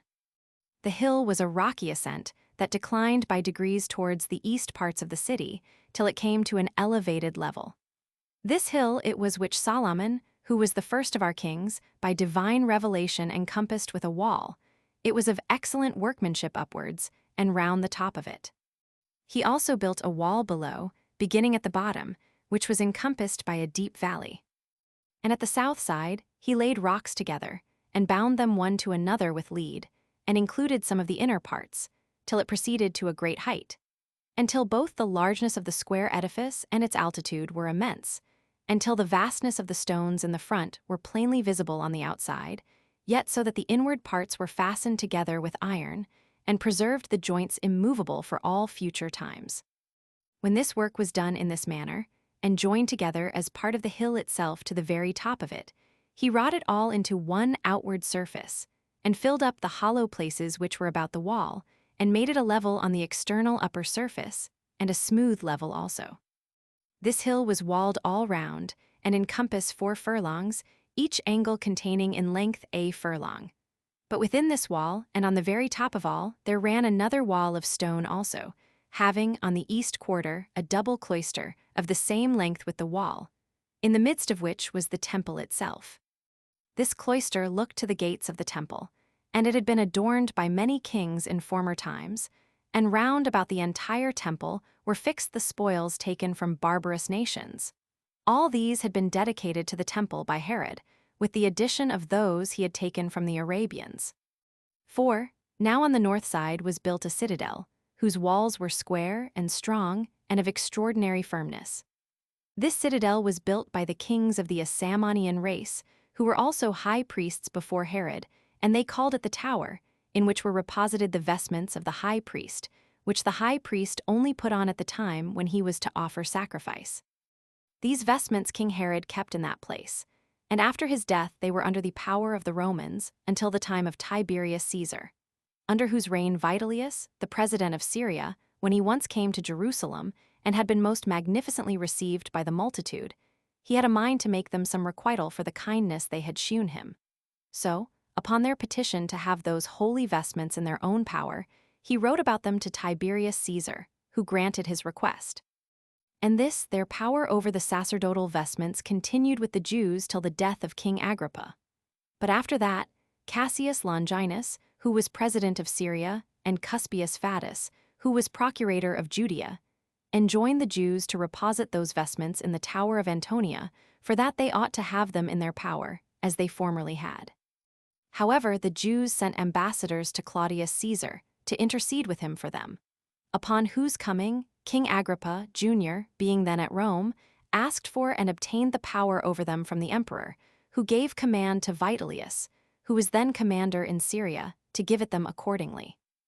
Before that time they were kept under the seal of the high priest and of the treasurers of the temple, which treasurers, the day before a festival, went up to the Roman captain of the temple guards and viewed their own seal and received the vestments.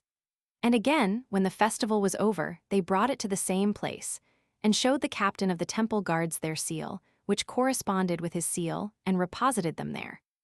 And that these things were so, the afflictions that happened to us afterwards about them are sufficient evidence. But for the tower itself, when Herod the king of the Jews had fortified it more firmly than before, in order to secure and guard the temple, he gratified Antonius, who was his friend, and the Roman ruler, and then gave it the name of the Tower of Antonia. 5. Now in the western quarters of the enclosure of the temple, there were 4 gates. The first led to the king's palace, and went to a passage over the intermediate valley. 2 more led to the suburbs of the city, and the last led to the other city, where the road descended down into the valley by a great number of steps. And thence up again by the ascent, for the city lay over against the temple in the manner of a theater, and was encompassed with a deep valley along the entire south quarter. But the 4th front of the temple, which was southward, had indeed itself gates in its middle, as also it had the royal cloisters, with 3 walks, which reached in length from the east valley unto that on the west, for it was impossible it should reach any farther. And this cloister deserves to be mentioned better than any other under the sun. For while the valley was very deep, and its bottom could not be seen, if you looked from above into the depth, this further vastly high elevation of the cloister stood upon that height, insomuch that if anyone looked down from the top of the battlements, or down both those altitudes, he would be giddy, while his sight could not reach to such an immense depth. This cloister had pillars that stood in 4 rows one over against the other all along, for the 4th row was interwoven into the wall, and the thickness of each pillar was such that 3 men might, with their arms extended, fathom it round, and join their hands again, while its length was 27 feet, with a double spiral at its basis. And the number of all the pillars was 162. Their chapiters were made with sculptures after the Corinthian order, and caused an amazement, by reason of the grandeur of the whole. These 4 rows of pillars included 3 intervals for walking in the middle of this cloister, 2 of which walks were made parallel to each other, and were contrived after the same manner. The breadth of each of them was 30 feet, the length was a furlong, and the height 50 feet. But the breadth of the middle part of the cloister was 1.5 of the other, and the height was double, for it was much higher than those on each side. But the roofs were adorned with deep sculptures in wood, representing many sorts of figures.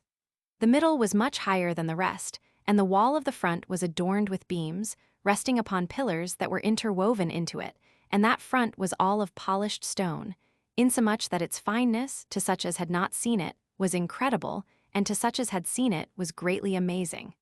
Thus was the first enclosure. In the midst of which, and not far from it, was the second, to be gone up to by a few steps.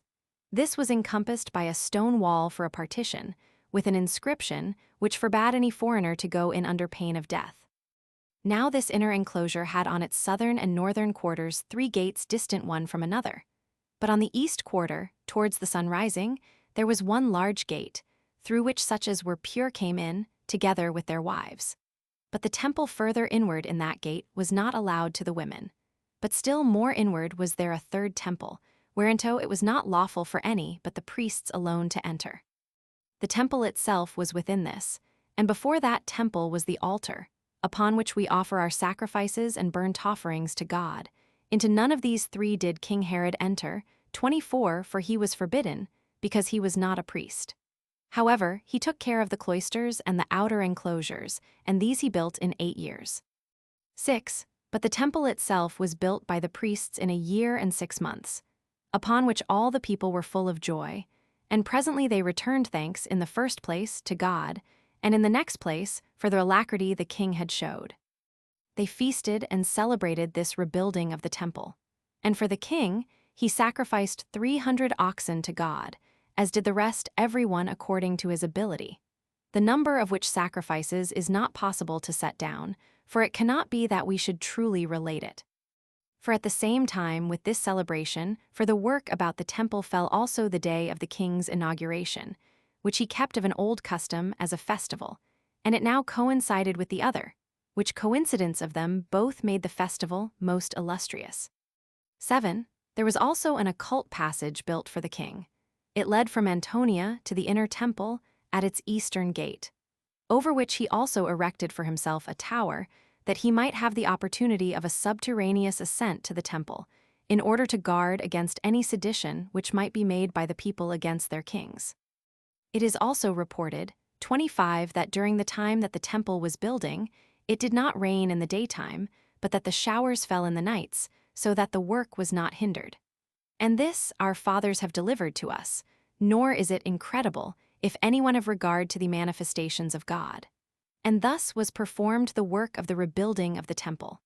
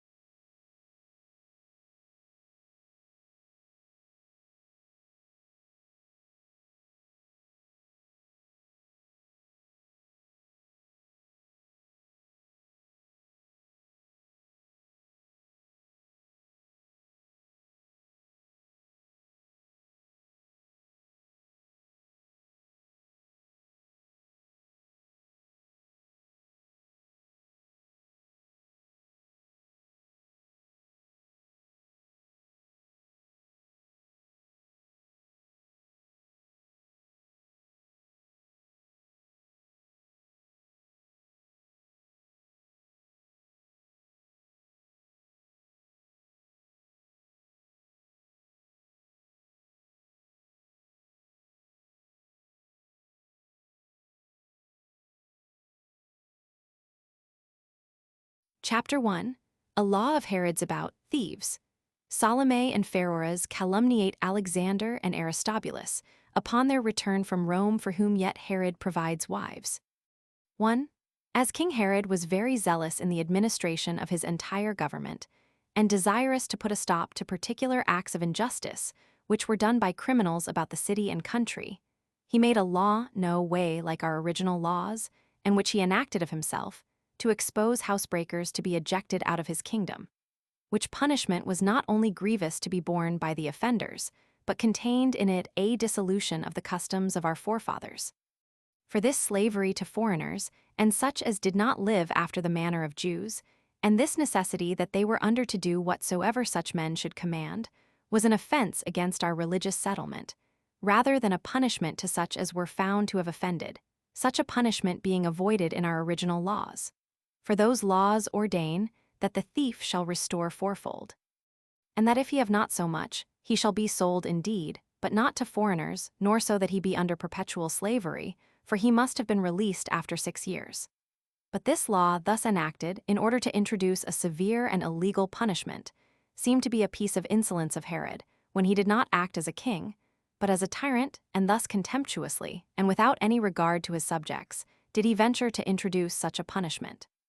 Now this penalty, thus brought into practice, was like Herod's other actions, and became a part of his accusation, and an occasion of the hatred he lay under. 2. Now at this time it was that he sailed to Italy, as very desirous to meet with Caesar, and to see his sons who lived at Rome. And Caesar was not only very obliging to him in other respects, but delivered him his sons again, that he might take them home with him, as having already completed themselves in the sciences. But as soon as the young men were come from Italy, the multitude were very desirous to see them, and they became conspicuous among them all, as adorned with great blessings of fortune, and having the countenances of persons of royal dignity. So they soon appeared to be the objects of envy to Salome, the king's sister, and to such as had raised calumnies against Mariamne. For they were suspicious that when these came to the government, they should be punished for the wickedness they had been guilty of against their mother. So they made this very fear of theirs a motive to raise calumnies against them also. They gave it out that they were not pleased with their father's company, because he had put their mother to death, as if it were not agreeable to piety to appear to converse with their mother's murderer. Now, by carrying these stories, that had indeed a true foundation, but were only built on probabilities as to the present accusation, they were able to do them mischief, and to make Herod take away that kindness from his sons which he had before borne to them. For they did not say these things to him openly, but scattered abroad such words among the rest of the multitude. From which words, when carried to Herod, he was induced to hate them, and which natural affection itself, even in length of time, was not able to overcome. Yet was the king at that time in a condition to prefer the natural affection of a father before all the suspicions and calumnies his sons lay under. So he respected them as he ought to do, and married them to wives, now they were of an age suitable thereto. To Aristobulus he gave for a wife Bernice, Salome's daughter, and to Alexander Glaphyra, the daughter of Archelaus, king of Cappadocia.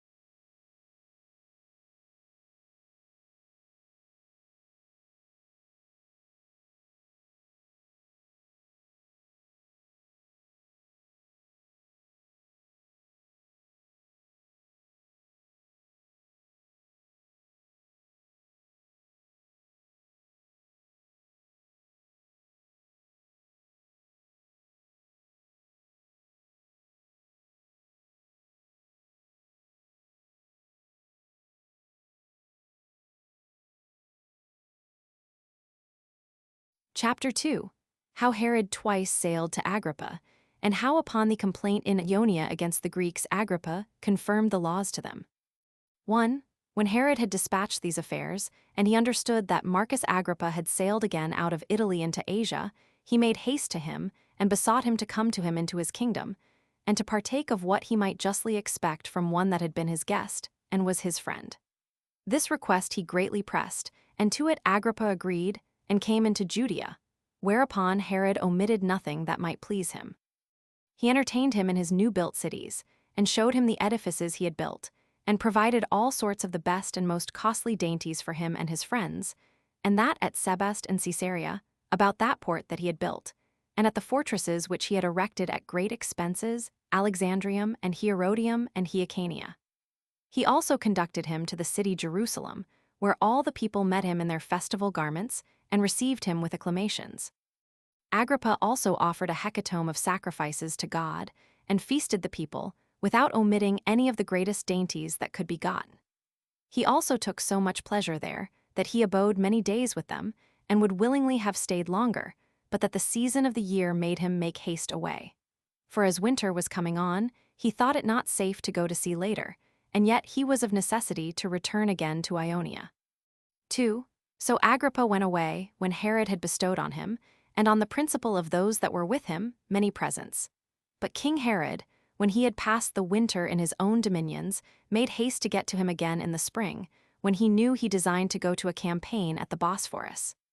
So when he had sailed by Rhodes and by Kos, he touched at Lesbos, as thinking he should have overtaken Agrippa there. But he was taken short here by a north wind, which hindered his ship from going to the shore. So he continued many days at Chios, and there he kindly treated a great many that came to him, and obliged them by giving them royal gifts. And when he saw that the portico of the city was fallen down, which as it was overthrown in the Mithridatic war, and was very large and fine building, so was it not so easy to rebuild that as it was the rest, yet did he furnish a sum not only large enough for that purpose, but what was more than sufficient to finish the building, and ordered them not to overlook that portico, but to rebuild it quickly, that so the city might recover its proper ornaments. And when the high winds were laid, he sailed to Mytilene, and thence to Byzantium. And when he heard that Agrippa was sailed beyond the Cyanean rocks, he made all the haste possible to overtake him, and came up with him about Sinope in Pontus. He was seen sailing by the shipmen most unexpectedly, but appeared to their great joy, and many friendly salutations there were between them, insomuch that Agrippa thought he had received the greatest marks of the king's kindness and humanity towards him possible, since the king had come so long a voyage, and at a very proper season, for his assistance, and had left the government of his own dominions, and thought it more worth his while to come to him.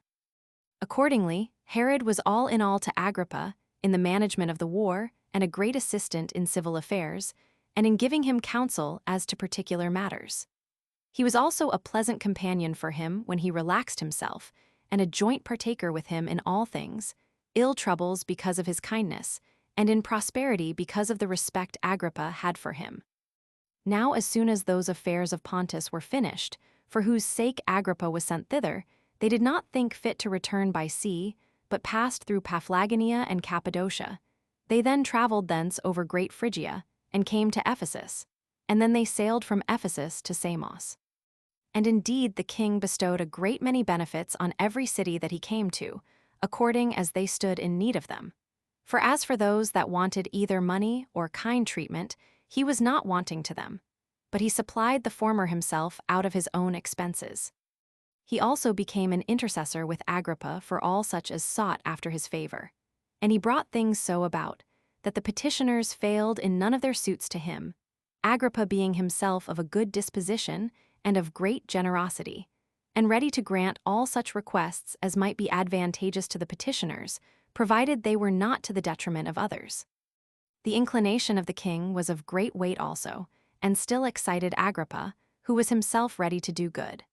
For he made a reconciliation between the people of Ilium, at whom he was angry, and paid what money the people of Chios owed Caesar's procurators, and discharged them of their tributes, and helped all others, according as their several necessities required. 3. But now, when Agrippa and Herod were in Ionia, a great multitude of Jews who dwelt in their cities came to them, and laying hold of the opportunity and the liberty now given them, laid before them the injuries which they suffered, while they were not permitted to use their own laws, but were compelled to prosecute their lawsuits, by the ill usage of the judges, upon their holy days, and were deprived of the money they used to lay up at Jerusalem, and were forced into the army. And upon such other offices as obliged them to spend their sacred money, from which burdens they always used to be freed by the Romans, who had still permitted them to live according to their own laws. When this clamor was made, the king desired of Agrippa that he would hear their cause, and assign Nicolaus, one of his friends, to plead for those their privileges. Accordingly, when Agrippa had called the principal of the Romans, and such of the kings and rulers as were there, to be his assessors, Nicolaus stood up, and pleaded for the Jews, as follows. It is of necessity incumbent on such as are in distress to have recourse to those that have it in their power to free them from those injuries they lie under. And for those that now are complainants, they approach you with great assurance. For as they have formerly often obtained your favor, so far as they have even wished to have it, they now only entreat that you, who have been the donors, will take care that those favors you have already granted them may not be taken away from them. We have received these favors from you, who alone have power to grant them, but have them taken from us by such as are no greater than ourselves, and by such as we know are as much subjects as we are. And certainly, if we have been vouchsafed great favors, it is to our commendation who have obtained them, as having been found deserving of such great favors. And if those favors be but small ones, it would be barbarous for the donors not to confirm them to us. And for those that are the hindrance of the Jews, and use them reproachfully, it is evident that they affront both the receivers, while they will not allow those to be worthy men to whom their excellent rulers themselves have borne their testimony. And the donors, while they desire those favors already granted may be abrogated. Now if anyone should ask these Gentiles themselves, which of the two things they would choose to part with, their lives, or the customs of their forefathers, their solemnities, their sacrifices, their festivals, which they celebrated in honor of those they suppose to be gods, I know very well that they would choose to suffer anything whatsoever rather than a dissolution of any of the customs of their forefathers. For a great many of them have rather chosen to go to war on that account, as very solicitous not to transgress in those matters. And indeed, we take an estimate of that happiness which all mankind do now enjoy by your means from this very thing, that we are allowed every one to worship as our own institutions require, and yet to live.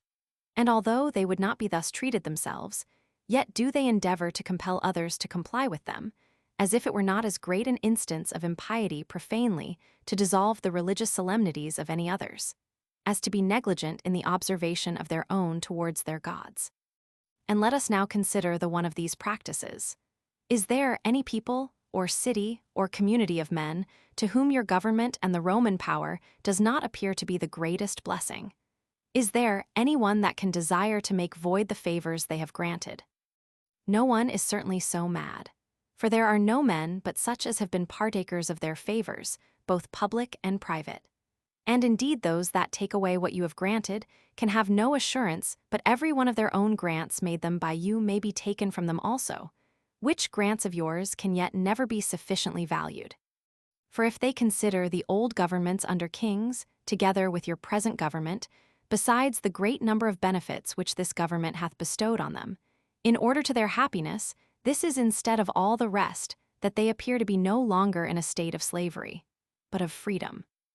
Now the privileges we desire, even when we are in the best circumstances, are not such as deserve to be envied, for we are indeed in a prosperous state by your means, but this is only in common with others.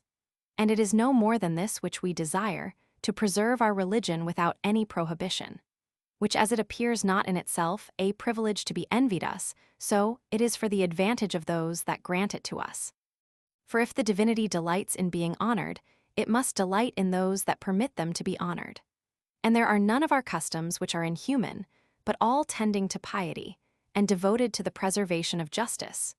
Nor do we conceal those injunctions of ours by which we govern our lives, they being memorials of piety, and of a friendly conversation among men.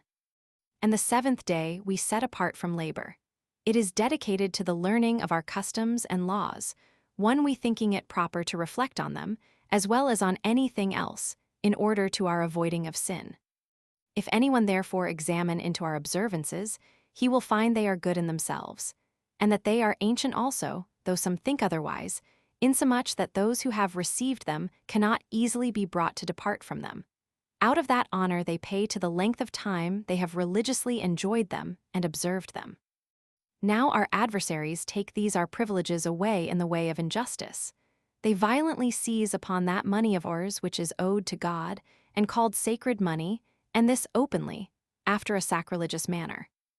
And they impose tributes upon us, and bring us before tribunals on holy days, and then require other like debts of us, not because the contracts require it, and for their own advantage, but because they would put an affront on our religion, of which they are conscious as well as we, and have indulged themselves in an unjust, and to them involuntary, hatred. For your government over all is one, tending to the establishing of benevolence, and abolishing of ill will among such as are disposed to it. This is therefore what we implore from thee, most excellent Agrippa, that we may not be ill-treated, that we may not be abused, that we may not be hindered from making use of our own customs, nor be despoiled of our goods, nor be forced by these men to do what we ourselves force nobody to do. For these privileges of ours are not only according to justice, but have formerly been granted us by you. And we are able to read to you many decrees of the Senate, and the tables that contain them, which are still extant in the Capitol, concerning these things, which it is evident were granted after you had experience of our fidelity towards you, which ought to be valued, though no such fidelity had been. For you have hitherto preserved what people were in possession of, not to us only, but almost to all men, and have added greater advantages than they could have hoped for, and thereby your government is become a great advantage to them.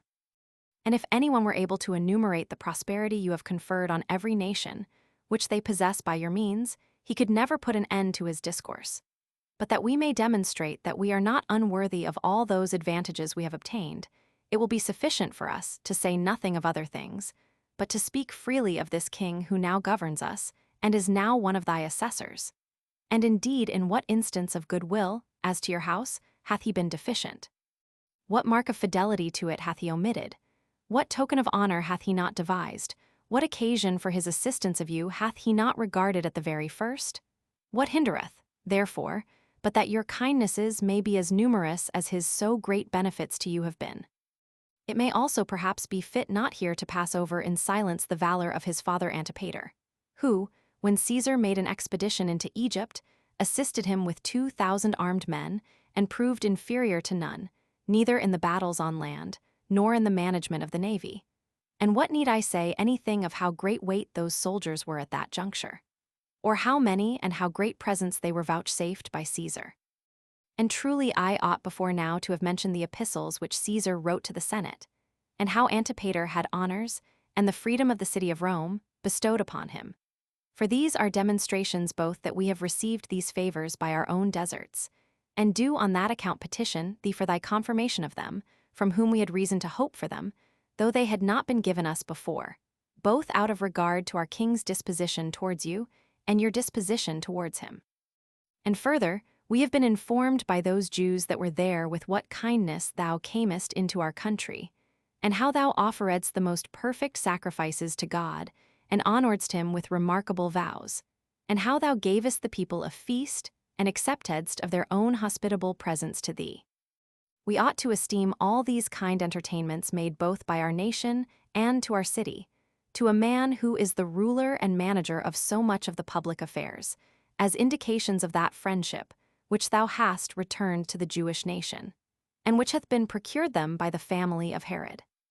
So we put thee in mind of these things in the presence of the king, now sitting by thee, and make our request for no more but this, that what you have given us yourselves you will not see taken away by others from us. For, when Nicolaus had made this speech, there was no opposition made to it by the Greeks, for this was not an inquiry made, as in a court of justice, but an intercession to prevent violence to be offered to the Jews any longer. Nor did the Greeks make any defense of themselves, or deny what it was supposed they had done. Their pretense was no more than this, that while the Jews inhabited in their country, they were entirely unjust to them, but they demonstrated their generosity in this, that though they worshipped according to their institutions, they did nothing that ought to grieve them. So when Agrippa perceived that they had been oppressed by violence, he made this answer: that, on account of Herod's goodwill and friendship, he was ready to grant the Jews whatsoever they should ask him, and that their requests seemed to him in themselves just, and that if they requested anything further, he should not scruple to grant it them, provided they were no way to the detriment of the Roman government. But that while their request was no more than this, that what privileges they had already given them might not be abrogated, he confirmed this to them, that they might continue in the observation of their own customs, without anyone offering them the least injury. And when he had said thus, he dissolved the assembly.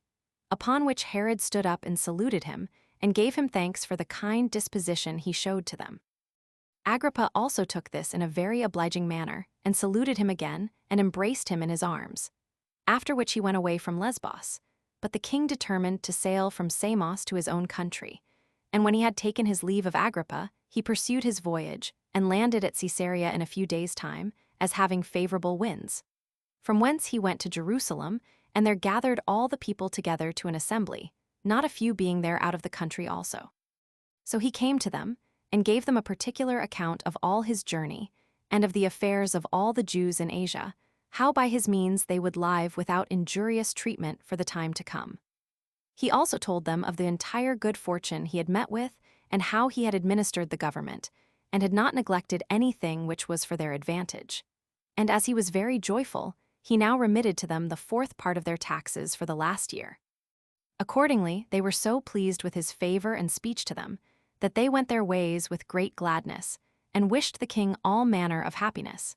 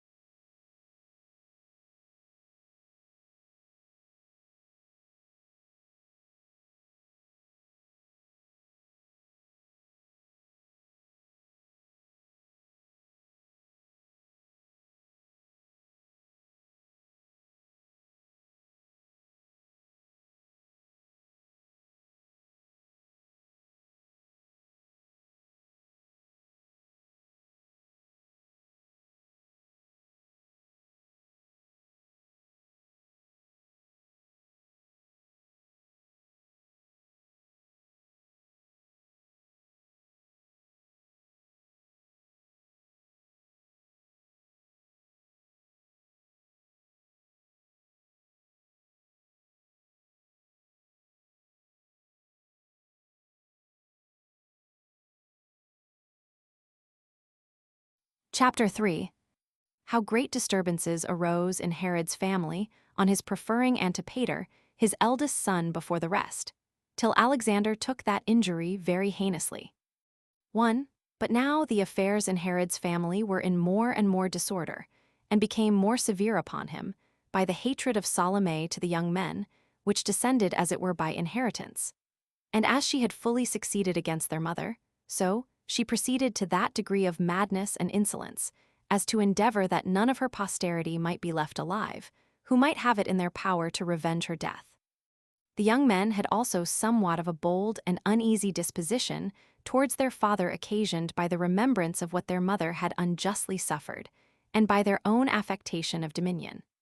The old grudge was also renewed, and they cast reproaches on Salome and Pheroras, who requited the young men with malicious designs, and actually laid treacherous snares for them. Now as for this hatred, it was equal on both sides, but the manner of exerting that hatred was different. For as for the young men, they were rash, reproaching and affronting the others openly, and were inexperienced enough to think it the most generous to declare their minds in that undaunted manner. But the others did not take that method, but made use of calumnies after a subtle and a spiteful manner, still provoking the young men, and imagining that their boldness might in time turn to the offering violence to their father. For inasmuch as they were not ashamed of the pretended crimes of their mother, nor thought she suffered justly, these supposed that might at length exceed all bounds, and induce them to think they ought to be avenged on their father, though it were by dispatching him with their own hands.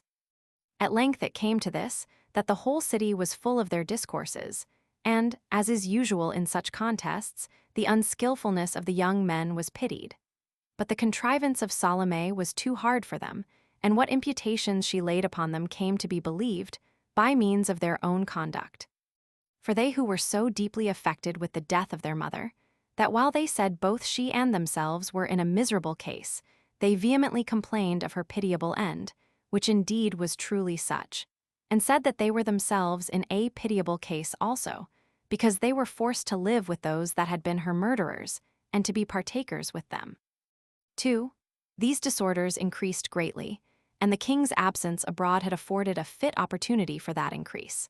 But as soon as Herod was returned, and had made the forementioned speech to the multitude, Pheroras and Salome let fill words immediately as if he were in great danger, and as if the young men openly threatened that they would not spare him any longer, but revenge their mother's death upon him. They also added another circumstance, that their hopes were fixed on Archelaus, the king of Cappadocia, that they should be able by his means to come to Caesar and accuse their father. Upon hearing such things, Herod was immediately disturbed, and indeed was the more astonished, because the same things were related to him by some others also. He then called to mind his former calamity, and considered that the disorders in his family had hindered him from enjoying any comfort from those that were dearest to him, or from his wife, whom he loved so well. And suspecting that his future troubles would soon be heavier and greater than those that were past, he was in great confusion of mind. For divine providence had in reality conferred upon him a great many outward advantages for his happiness, even beyond his hopes. But the troubles he had at home were such as he never expected to have met with, and rendered him unfortunate. Nay, both sorts came upon him to such a degree as no one could imagine, and made it a doubtful question, whether, upon the comparison of both, he ought to have exchanged so great a success of outward good things for so great misfortunes at home, or whether he ought not to have chosen to avoid the calamities relating to his family, though he had, for a compensation, never been possessed of the admired grandeur of a kingdom. 3. As he was thus disturbed and afflicted, in order to depress these young men, he brought to court another of his sons, that was born to him when he was a private man. His name was Antipater. Yet did he not then indulge him as he did afterwards, when he was quite overcome by him, and let him do everything as he pleased, but rather with a design of depressing the insolence of the sons of Mariamne, and managing this elevation of his so, that it might be for a warning to them. For this bold behavior of theirs would not be so great, if they were once persuaded that the succession to the kingdom did not appertain to them alone, or must of necessity come to them. So he introduced Antipater as their antagonist, and imagined that he made a good provision for discouraging their pride, and that after this was done to the young men, there might be a proper season for expecting these to be of a better disposition. But the event proved otherwise than he intended, for the young men thought he did them a very great injury. And as Antipater was a shrewd man, when he had once obtained this degree of freedom, and began to expect greater things than he had before hoped for, he had but one single design in his head, and that was to distress his brethren, and not at all to yield to them the preeminence, but to keep close to his father, who was already alienated from them by the calumnies he had heard about them, and ready to be wrought upon in any way his zeal against them should advise him to pursue, that he might be continually more and more severe against them. Accordingly, all the reports that were spread abroad came from him, while he avoided himself the suspicion as if those discoveries proceeded from him. But he rather chose to make use of those persons for his assistance that were unsuspected, and such as might be believed to speak truth by reason of the good will they bore to the king. And indeed, there were already not a few who cultivated a friendship with Antipater, in hopes of gaining somewhat by him, and these were the men who most of all persuaded Herod, because they appeared to speak thus out of their goodwill to him. And with these joint accusations, which from various foundations supported one another's veracity, the young men themselves afforded further occasions to Antipater also. For they were observed to shed tears often on account of the injury that was offered them, and had their mother in their mouths. And among their friends they ventured to reproach their father, as not acting justly by them. All which things were with an evil intention reserved in memory by Antipater against a proper opportunity, and when they were told to Herod, with aggravations, increased the disorder so much that it brought a great tumult into the family.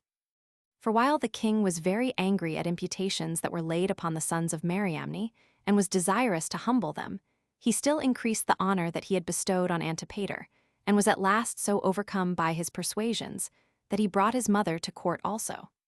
He also wrote frequently to Caesar in favor of him, and more earnestly recommended him to his care particularly. And when Agrippa was returning to Rome, after he had finished his 10 years' government in Asia, 2 Herods sailed from Judea, and when he met with him, he had none with him but Antipater, whom he delivered to Agrippa, that he might take him along with him, together with many presents, that so he might become Caesar's friend, insomuch that things already looked as if he had all his father's favor, and that the young men were already entirely rejected from any hopes of the kingdom.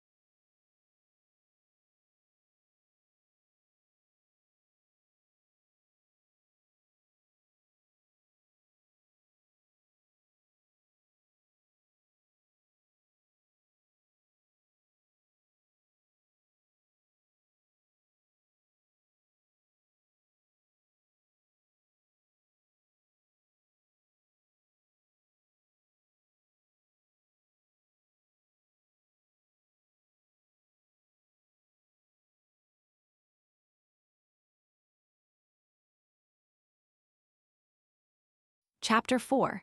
How during Antipater's abode at Rome, Herod brought Alexander and Aristobulus before Caesar and accused them. Alexander's defense of himself before Caesar and reconciliation to his father. 1. And now what happened during Antipater's absence augmented the honor to which he had been promoted, and his apparent eminence above his brethren. For he had made a great figure in Rome, because Herod had sent recommendations of him to all his friends there. Only he was grieved that he was not at home, nor had proper opportunities of perpetually calumniating his brethren, and his chief fear was lest his father should alter his mind and entertain a more favorable opinion of the sons of Mariamne. And as he had this in his mind, he did not desist from his purpose, but continually sent from Rome any such stories as he hoped might grieve and irritate his father against his brethren, under pretense indeed of a deep concern for his preservation, but in truth such as his malicious mind dictated, in order to purchase a greater hope of the succession, which yet was already great in itself. And thus he did till he had excited such a degree of anger in Herod, that he was already become very ill-disposed towards the young men. But still while he delayed to exercise so violent a disgust against them, and that he might not either be too remiss or too rash, and so offend, he thought it best to sail to Rome, and there accuse his sons before Caesar, and not indulge himself in any such crime as might be heinous enough to be suspected of impiety. But as he was going up to Rome, it happened that he made such haste as to meet with Caesar at the city Aquilae 3. So when he came to the speech of Caesar, he asked for a time for hearing this great cause, wherein he thought himself very miserable, and presented his sons there, and accused them of their mad actions and of their attempts against him, that they were enemies to him. And by all the means they were able, did their endeavors to show their hatred to their own father, and would take away his life, and so obtain his kingdom, after the most barbarous manner, that he had power from Caesar to dispose of it, not by necessity, but by choice, to him who shall exercise the greatest piety towards him. While these my sons are not so desirous of ruling, as they are, upon a disappointment thereof, to expose their own life, if so be they may but deprive their father of his life. So wild and polluted is their mind by time become, out of their hatred to him, that whereas he had a long time borne this his misfortune, he was now compelled to lay it before Caesar, and to pollute his ears with such language, while he himself wants to know what severity they have ever suffered from him, or what hardships he hath ever laid upon them to make them complain of him. And how they can think it just that he should not be lord of that kingdom which he in a long time, and with great danger, had gained, and not allow him to keep it and dispose of it to him who should deserve best. And this, with other advantages, he proposes as a reward for the piety of such a one as will hereafter imitate the care he hath taken of it, and that such a one may gain so great a requital as that is, and that it is an impious thing for them to pretend to meddle with it beforehand. For he who hath ever the kingdom in his view, at the same time reckons upon procuring the death of his father, because otherwise he cannot come at the government. That as for himself, he had hitherto given them all that he was able, and what was agreeable to such as are subject to the royal authority and the sons of a king. What ornaments they wanted, with servants and delicate fare, and had married them into the most illustrious families, the one to his sister's daughter, but Alexander to the daughter of King Archelaus.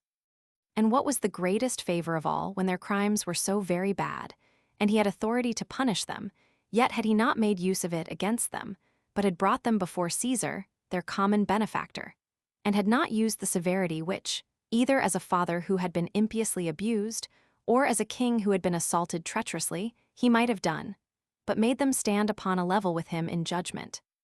That, however, it was necessary that all this should not be passed over without punishment, nor himself live in the greatest fears. Nay, that it was not for their own advantage to see the light of the sun after what they have done, although they should escape at this time, since they had done the vilest things, and would certainly suffer the greatest punishments that ever were known among mankind. 2. These were the accusations which Herod laid with great vehemency against his sons before Caesar. Now the young men, both while he was speaking, and chiefly at his concluding, wept and were in confusion.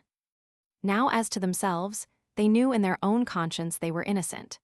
But because they were accused by their father, they were sensible, as the truth was, that it was hard for them to make their apology, since though they were at liberty to speak their minds freely as the occasion required, and might with force and earnestness refute the accusation, yet was it not now decent so to do. There was therefore a difficulty how they should be able to speak, and tears, and at length a deep groan, followed, while they were afraid that if they said nothing, they should seem to be in this difficulty from a consciousness of guilt. Nor had they any defense ready, by reason of their youth and the disorder they were under. Yet was not Caesar unapprised, when he looked upon them in the confusion they were in, that their delay to make their defense did not arise from any consciousness of great enormities, but from their unskillfulness and modesty. They were also commiserated by those that were there in particular, and they moved their father's affections in earnest till he had much ado to conceal them. 3.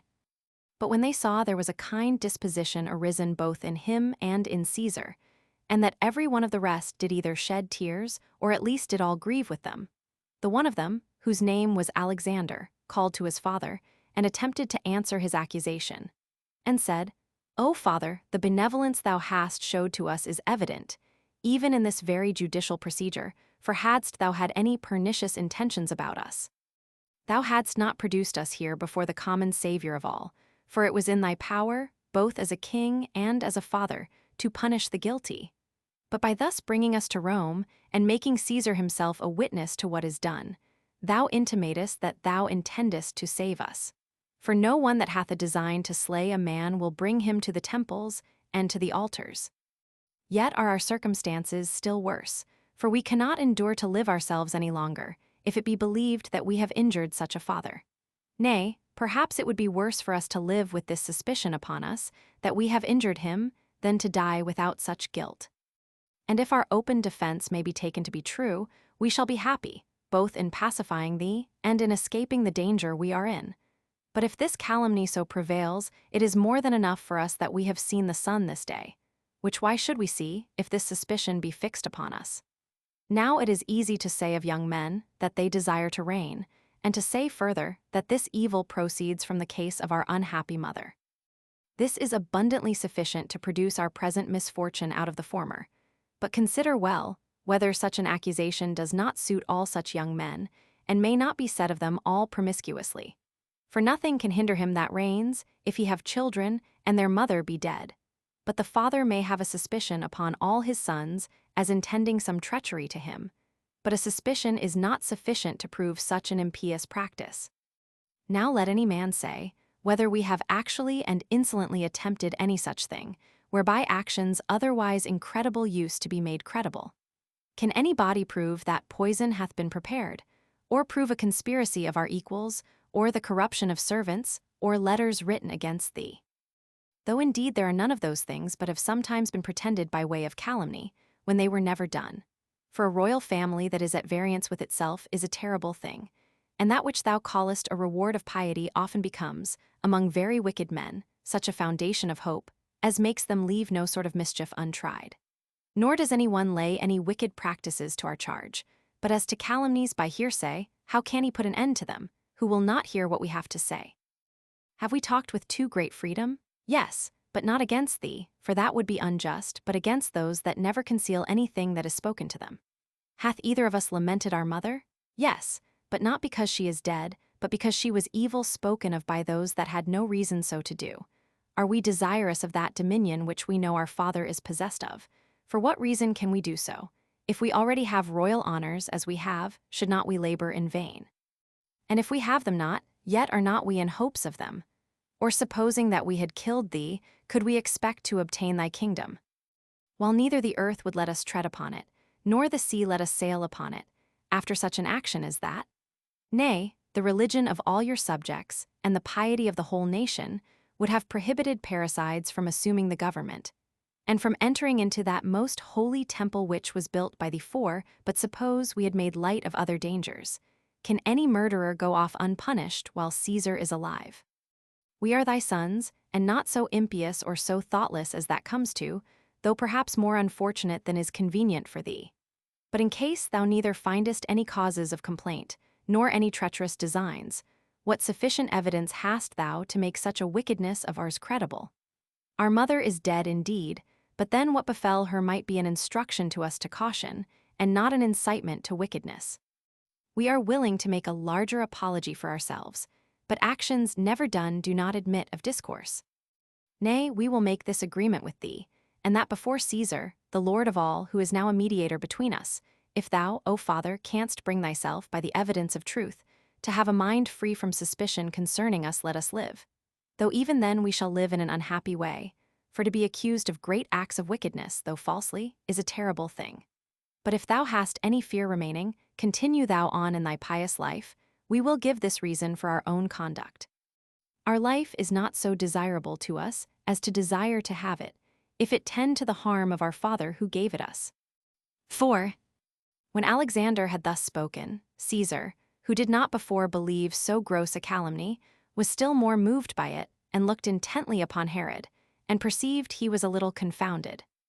The persons there present were under an anxiety about the young men, and the fame that was spread abroad made the king hated, for the very incredibility of the calumny, and the commiseration of the flower of youth, the beauty of body, which were in the young men, pleaded for assistance, and the more so on this account, that Alexander had made their defense with dexterity and prudence. Nay, they did not themselves any longer continue in their former countenances, which had been bedewed with tears, and cast downwards to the ground, but now there arose in them hope of the best. And the king himself appeared not to have had foundation enough to build such an accusation upon, he having no real evidence wherewith to correct them. Indeed, he wanted some apology for making the accusation. But Caesar, after some delay, said that although the young men were thoroughly innocent of that for which they were calumniated, yet had they been so far to blame that they had not demeaned themselves towards their father so as to prevent that suspicion which was spread abroad concerning them. He also exhorted Herod to lay all such suspicions aside, and to be reconciled to his sons, for that it was not just to give any credit to such reports concerning his own children, and that this repentance on both sides might still heal those breaches that had happened between them, and might improve that their goodwill to one another, whereby those on both sides, excusing the rashness of their suspicions, might resolve to bear a greater degree of affection towards each other than they had before. After Caesar had given them this admonition, he beckoned to the young men. When therefore they were disposed to fall down to make intercession to their father, he took them up and embraced them, as they were in tears, and took each of them distinctly in his arms, till not one of those that were present, whether free man or slave, but was deeply affected with what they saw. 5. Then did they return thanks to Caesar, and went away together. And with them went Antipater, with an hypocritical pretense that he rejoiced at this reconciliation. And in the last days they were with Caesar. Herod made him a present of 300 talents, as he was then exhibiting shows and largesses to the people of Rome. And Caesar made him a present of half the revenue of the copper mines in Cyprus, and committed the care of the other half to him, and honored him with other gifts and incomes. And as to his own kingdom, he left it in his own power to appoint which of his sons he pleased for his successor, or to distribute it in parts to everyone, that the dignity might thereby come to them all. And when Herod was disposed to make such a settlement immediately, Caesar said he would not give him leave to deprive himself, while he was alive, of the power over his kingdom or over his sons. 6. After this, Herod returned to Judea again. But during his absence, no small part of his dominion about Trachon had revolted, whom yet the commanders he left there had vanquished and compelled to a submission again. Now as Herod was sailing with his sons, and was come over against Cilicia, to Eleusa, which hath now changed its name for Sebast, he met with Archelaus, king of Cappadocia, who received him kindly, as rejoicing that he was reconciled to his sons, and that the accusation against Alexander, who had married his daughter, was at an end. They also made one another such presents as it became kings to make. From thence Herod came to Judea and to the temple, where he made a speech to the people concerning what had been done in this his journey. He also discoursed to them about Caesar's kindness to him, and about as many of the particulars he had done as he thought it for his advantage other people should be acquainted with. At last he turned his speech to the admonition of his sons, and exhorted those that lived at court and the multitude to concord, and informed them that his sons were to reign after him, Antipater first, and then Alexander and Aristobulus, the sons of Mariamne. But he desired that at present they should all have regard to himself, and esteem him king and lord of all, since he was not yet hindered by old age, but was in that period of life when he must be the most skillful in governing, and that he was not deficient in other arts of management that might enable him to govern the kingdom well, and to rule over his children also. He further told the rulers under him, and the soldiery, that in case they would look upon him alone, their life would be led in a peaceable manner, and they would make one another happy. And when he had said this, he dismissed the assembly. Which speech was acceptable to the greatest part of the audience, but not so to them all. For the contention among his sons, and the hopes he had given them, occasioned thoughts and desires of innovations among them.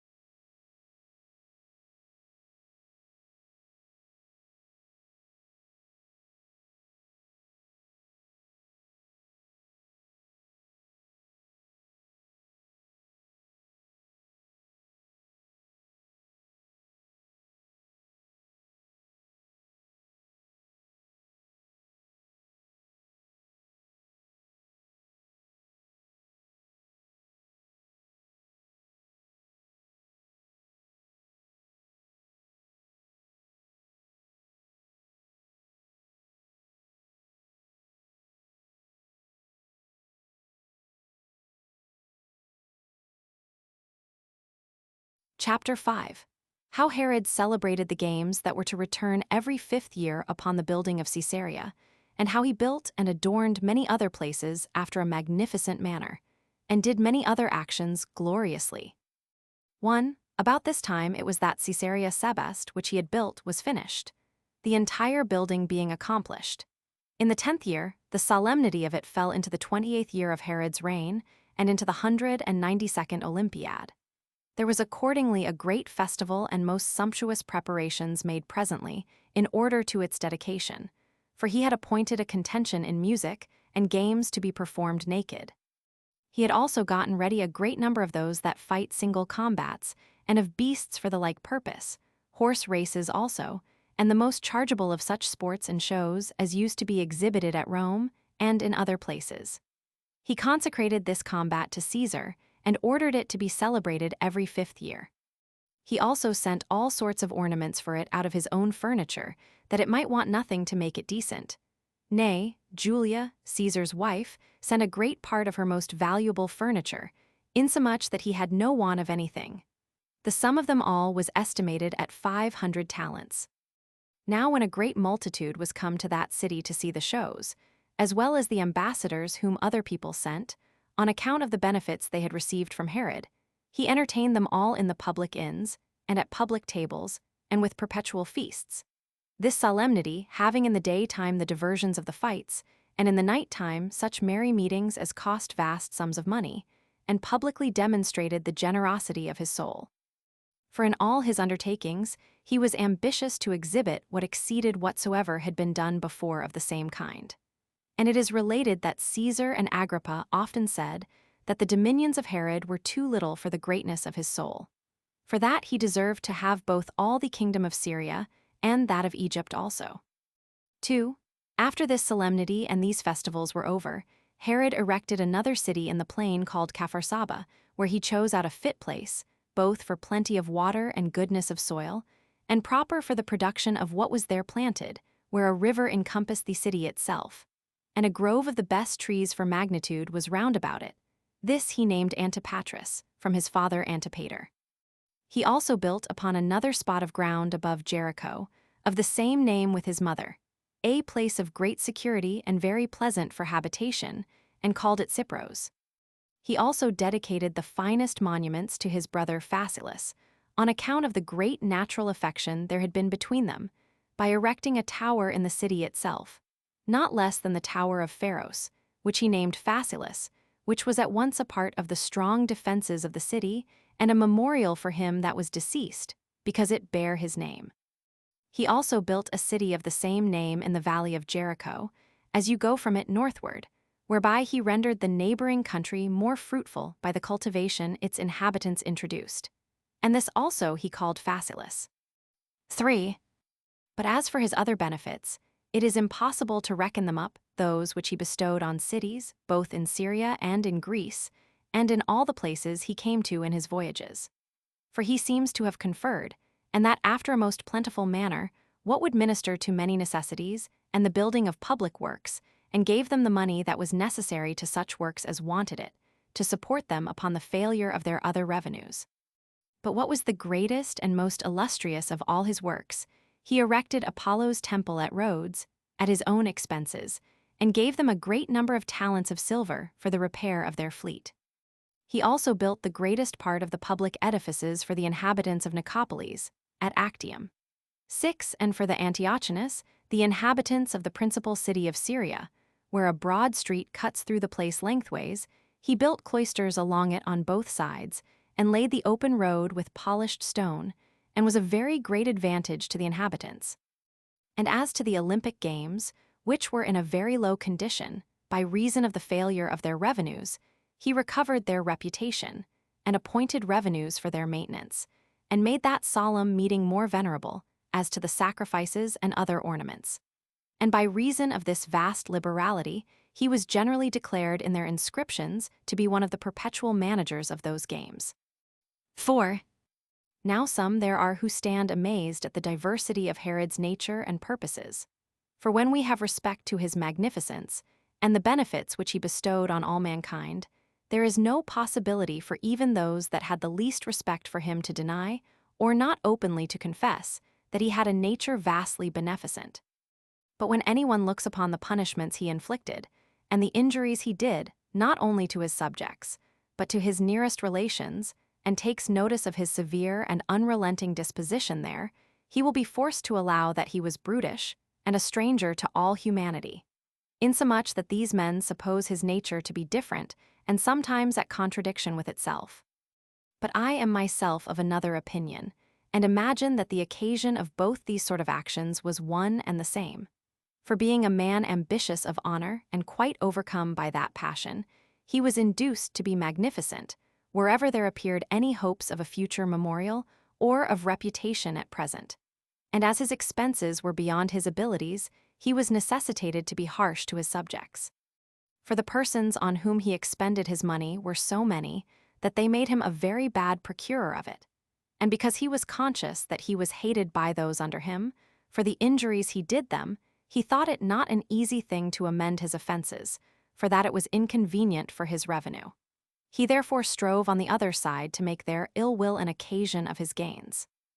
As to his own court, therefore, if anyone was not very obsequious to him in his language, and would not confess himself to be his slave, or but seemed to think of any innovation in his government, he was not able to contain himself, but prosecuted his very kindred and friends, and punished them as if they were enemies, and this wickedness he undertook out of a desire that he might be himself alone honored. Now for this, my assertion about that passion of his, we have the greatest evidence, by what he did to honor Caesar and Agrippa and his other friends. For with what honors he paid his respects to them who were his superiors, the same did he desire to be paid to himself.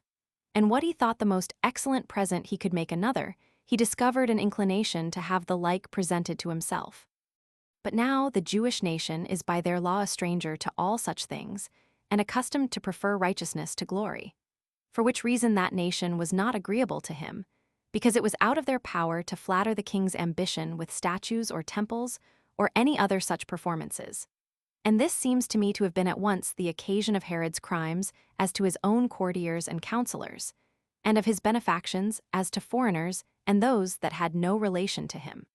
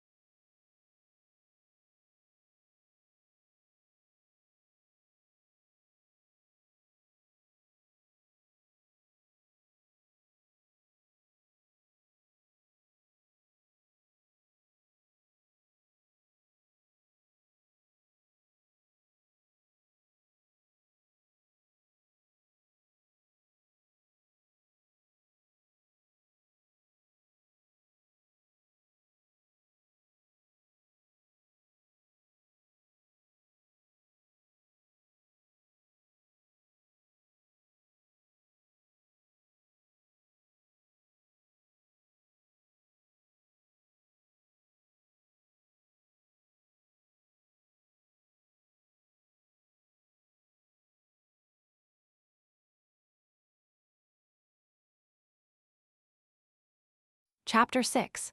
An embassage in Cyrene and Asia to Caesar concerning the complaints they had to make against the Greeks, with copies of the epistles which Caesar and Agrippa wrote to the cities for them.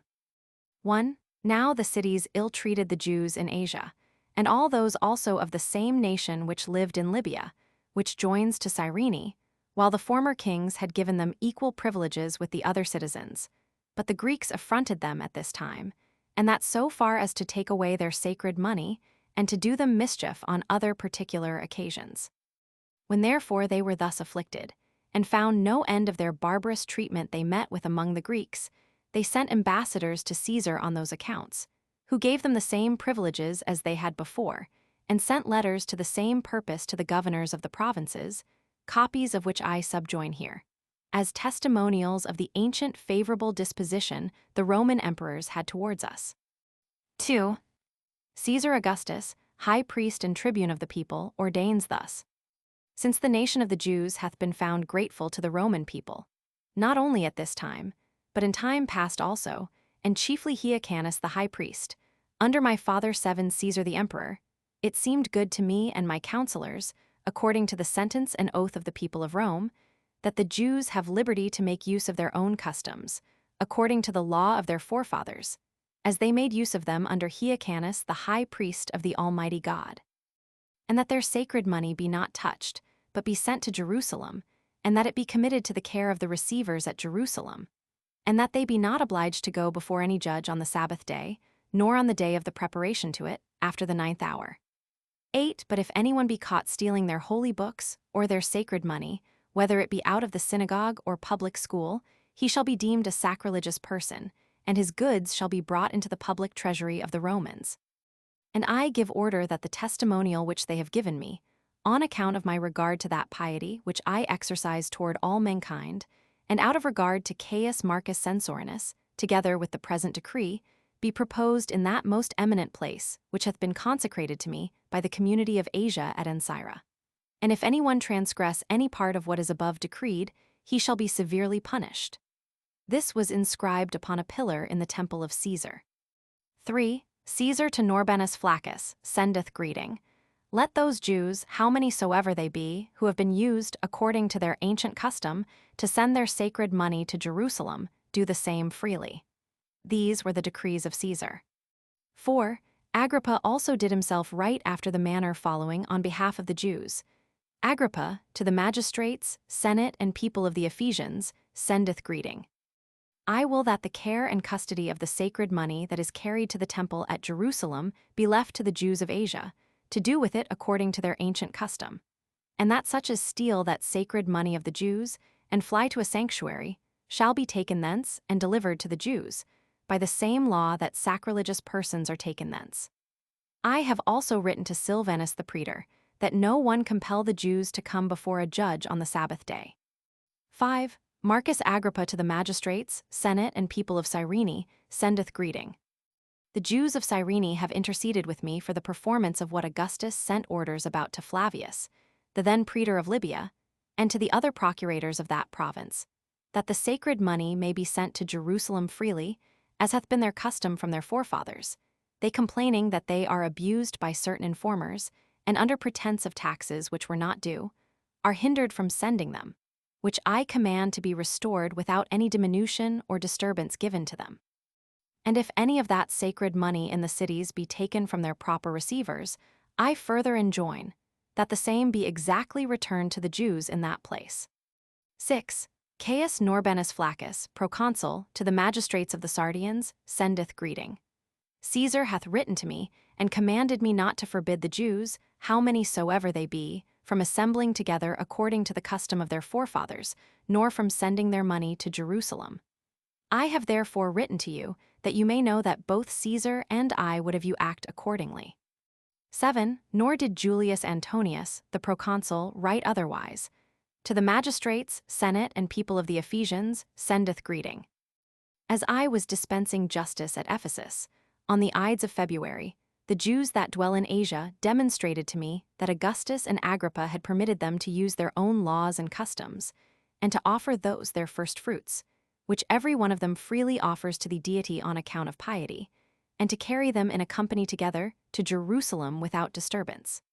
They also petitioned me that I also would confirm what had been granted by Augustus and Agrippa by my own sanction. I would therefore have you take notice that according to the will of Augustus and Agrippa, I permit them to use and do according to the customs of their forefathers without disturbance. 8. I have been obliged to set down these decree because the present history of our own acts will go generally among the Greeks, and I have hereby demonstrated to them that we have formerly been in great esteem, and have not been prohibited by those governors we were under from keeping any of the laws of our forefathers. Nay, that we have been supported by them, while we followed our own religion and the worship we paid to God. And I frequently make mention of these decrees in order to reconcile other people to us, and to take away the causes of that hatred which unreasonable men bear to us. As for our customs 9, there is no nation which always makes use of the same, and in every city almost we meet with them different from one another. But natural justice is most agreeable to the advantage of all men equally, both Greeks and barbarians, to which our laws have the greatest regard, and thereby render us, if we abide in them after a pure manner, benevolent and friendly to all men. On which account we have reason to expect the like return from others, and to inform them that they ought not to esteem difference of positive institutions a sufficient cause of alienation, but the pursuit of virtue and probity, for this belongs to all men in common, and of itself alone is sufficient for the preservation of human life. I now return to the thread of my history.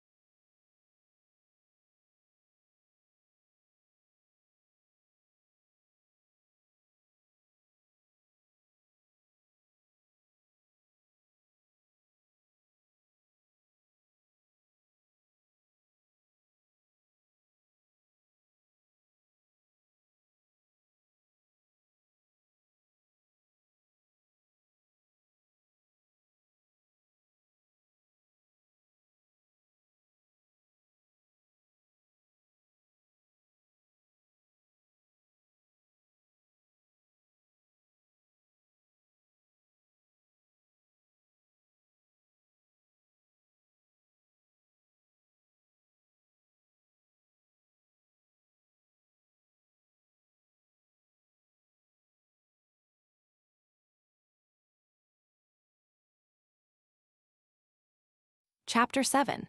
How, upon Herod's going down into David's sepulchre, the sedition in his family greatly increased.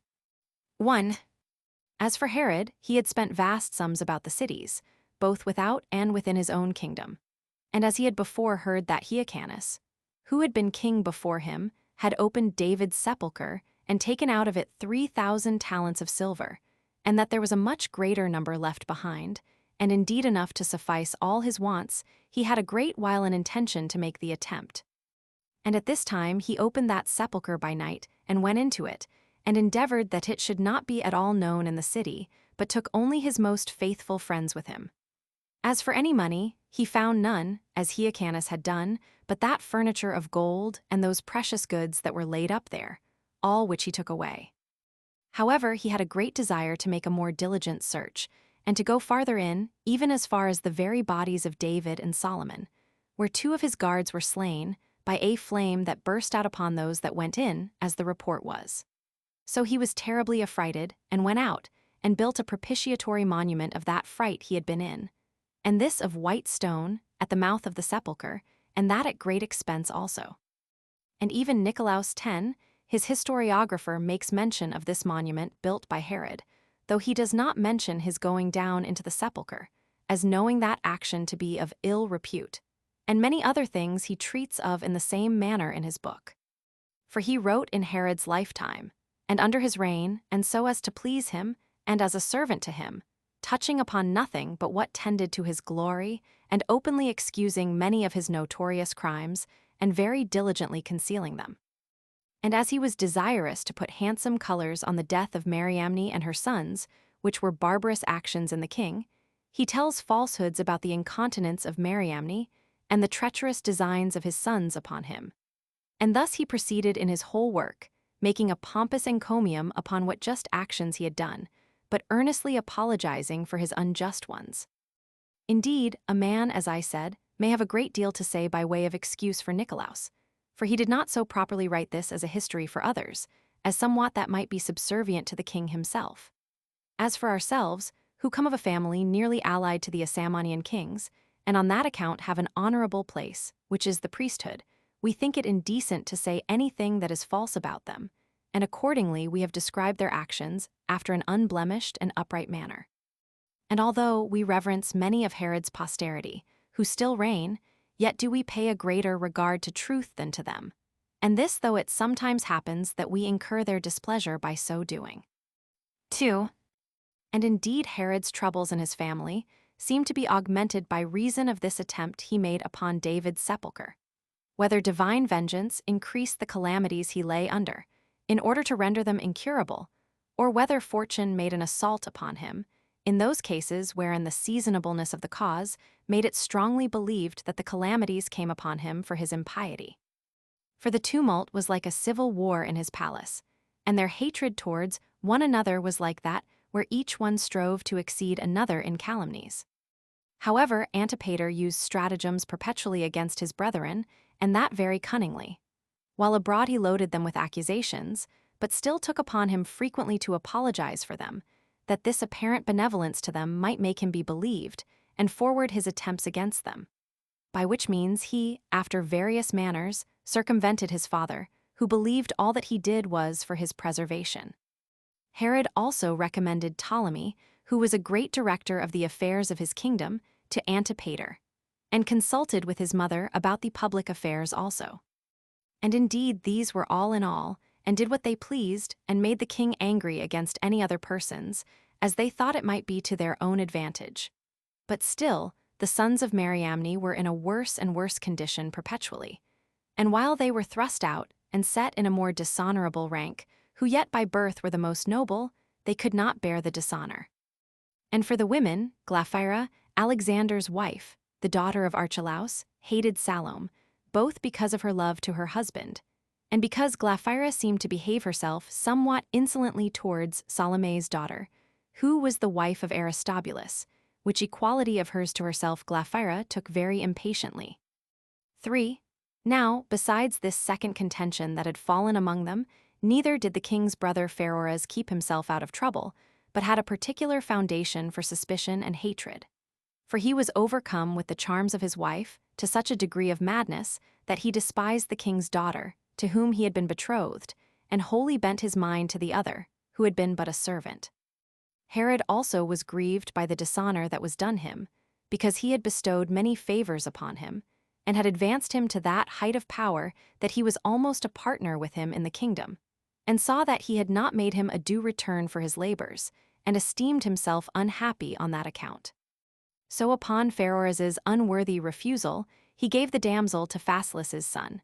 But after some time, when he thought the heat of his brother's affections was over, he blamed him for his former conduct, and desired him to take his second daughter, whose name was Cypros. Ptolemy also advised him to leave off affronting his brother, and to forsake her whom he had loved, for that it was a base thing to be so enamored of a servant as to deprive himself of the king's good will to him, and become an occasion of his trouble, and make himself hated by him. Pheroras knew that this advice would be for his own advantage, particularly because he had been accused before and forgiven. So he put his wife away, although he already had a son by her, and engaged to the king that he would take his second daughter, and agreed that the 30th day after should be the day of marriage, and swear he would have no further conversation with her whom he had put away. But when the 30 days were over, he was such a slave to his affections that he no longer performed anything he had promised, but continued still with his former wife. This occasioned Herod to grieve openly and made him angry, while the king dropped one word or other against Pheroras perpetually, and many made the king's anger an opportunity for raising calumnies against him. Nor had the king any longer a single quiet day or hour, but occasions of one fresh quarrel or another arose among his relations and those that were dearest to him. For Salome was of a harsh temper and ill-natured to Mariamne's sons. Nor would she suffer her own daughter, who was the wife of Aristobulus, one of those young men, to bear a good will to her husband, but persuaded her to tell her if he said anything to her in private, and when any misunderstandings happened, as is common, she raised a great many suspicions out of it, by which means she learned all their concerns, and made the damsel ill-natured to the young man. And in order to gratify her mother, she often said that the young men used to mention Mariamne when they were by themselves, and that they hated their father and were continually threatening, that if they had once got the kingdom, they would make Herod's sons by his other wives country schoolmasters, for that the present education which was given them, and their diligence in learning, fitted them for such an employment. And as for the women, whenever they saw them adorned with their mother's clothes, they threatened that instead of their present gaudy apparel, they should be clothed in sackcloth, and confined so closely that they should not see the light of the sun. These stories were presently carried by Salome to the king, who was troubled to hear them, and endeavored to make up matters. But these suspicions afflicted him, and becoming more and more uneasy, he believed every body against every body. However, upon his rebuking his sons, and hearing the defense they made for themselves, he was easier for a while, though a little afterwards much worse accidents came upon him. 4. For Pheroras came to Alexander, the husband of Glaphyra, who was the daughter of Archelaus, as we have already told you, and said that he had heard from Salome that Herod has enamored on Glaphyra, and that his passion for her was incurable. When Alexander heard that, he was all on fire from his youth and jealousy, and he interpreted the instances of Herod's obliging behavior to her, which were very frequent. For the worse, which came from those suspicions he had on account of that word which fell from Pheroras. Nor could he conceal his grief at the thing, but informed him what word Pheroras had said. Upon which Herod was in a greater disorder than ever, and not bearing such a false calumny, which was to his shame, was much disturbed at it. And often did he lament the wickedness of his domestics, and how good he had been to them, and how ill requitals they had made him. So he sent for Pheroras, and reproached him, and said, Thou vilest of all men, art thou come to that unmeasurable and extravagant degree of ingratitude, as not only to suppose such things of me, but to speak of them? I now indeed perceive what thy intentions are. It is not thy only aim to reproach me, when thou usest such words to my son, but thereby to persuade him to plot against me, and get me destroyed by poison. And who is there, if he had not a good genius at his elbow, as hath my son, but would not bear such a suspicion of his father, but would revenge himself upon him? Dost thou suppose that thou hast only dropped a word for him to think of, and not rather hast put a sword into his hand to slay his father? And what dost thou mean, when thou really hatest both him and his brother, to pretend kindness to them, only in order to raise a reproach against me, and talk of such things as no one but such an impious wretch as thou art could either devise in their mind or declare in their words? Begone, thou art such a plague to thy benefactor and thy brother, and may that evil conscience of thine go along with thee. While I still overcome my relations by kindness, and am so far from avenging myself of them, as they deserve, that I bestow greater benefits upon them than they are worthy of. 5. Thus did the king speak. Whereupon Pheroras, who was caught in the very act of his villainy, said that it was Salome who was the framer of this plot, and that the words came from her. But as soon as she heard that, for she was at hand, she cried out, like one that would be believed, that no such thing ever came out of her mouth. That they all earnestly endeavored to make the king hate her, and to make her away, because of the good will she bore to Herod, and because she was always foreseeing the dangers that were coming upon him, and that at present there were more plots against him than usual. For while she was the only person who persuaded her brother to put away the wife he now had, and to take the king's daughter, it was no wonder if she were hated by him.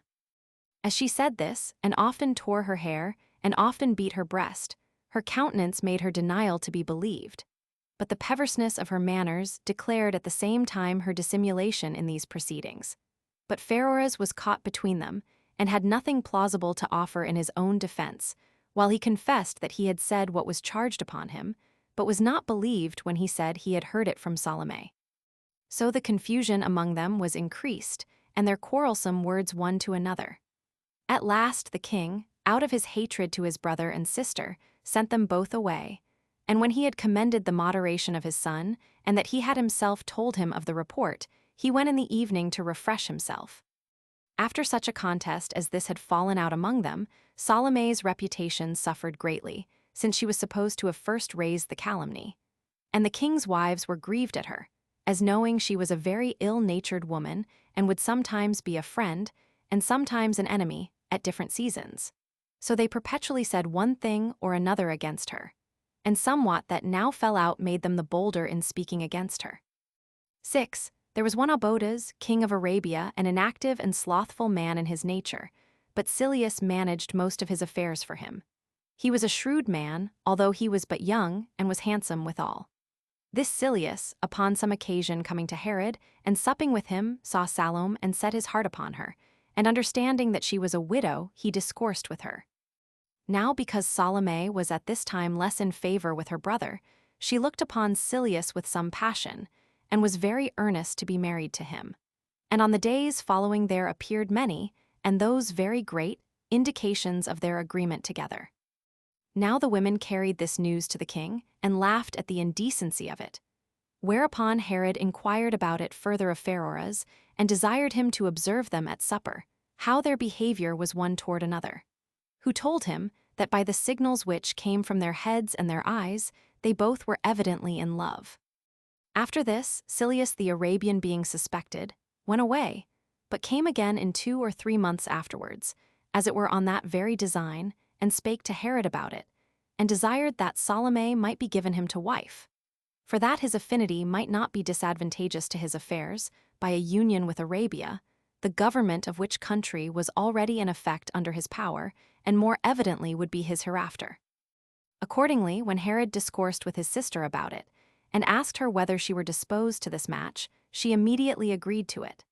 But when Silius was desired to come over to the Jewish religion, and then he should marry her, and that it was impossible to do it on any other terms, he could not bear that proposal, and went his way. For he said that if he should do so, he should be stoned by the Arabs. Then did Pheroras reproach Salome for her incontinency, as did the women much more, and said that Silius had debauched her. As for that damsel which the king had betrothed to his brother Pheroras, but he had not taken her, as I have before related, because he was enamored on his former wife, Salome desired of Herod she might be given to her son by Costobarus.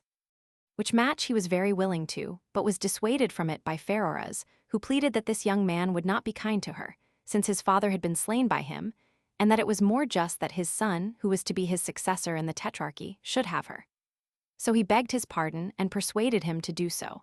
Accordingly the damsel, upon this change of her espousals, was disposal of to this young man, the son of Pheroras, the king giving for her portion 100 talents.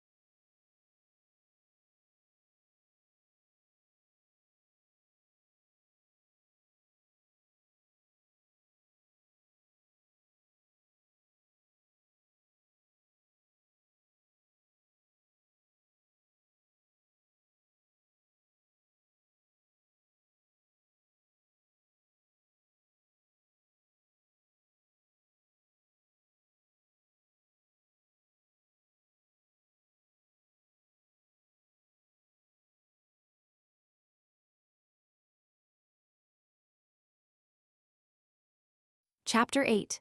How Herod took up Alexander and bound him, whom yet Archelaus king of Cappadocia reconciled to his father Herod again. 1. But still, the affairs of Herod's family were no better, but perpetually more troublesome. Now this accident happened, which arose from no decent occasion, but proceeded so far as to bring great difficulties upon him. There were certain eunuchs which the king had, and on account of their beauty was very fond of them. And the care of bringing him drink was entrusted to one of them, of bringing him his supper to another, and of putting him to bed to the third, who also managed the principal affairs of the government. And there was one told the king that these eunuchs were corrupted by Alexander the king's son with great sums of money. And when they were asked whether Alexander had had criminal conversation with them, they confessed it, but said they knew of no further mischief of his against his father.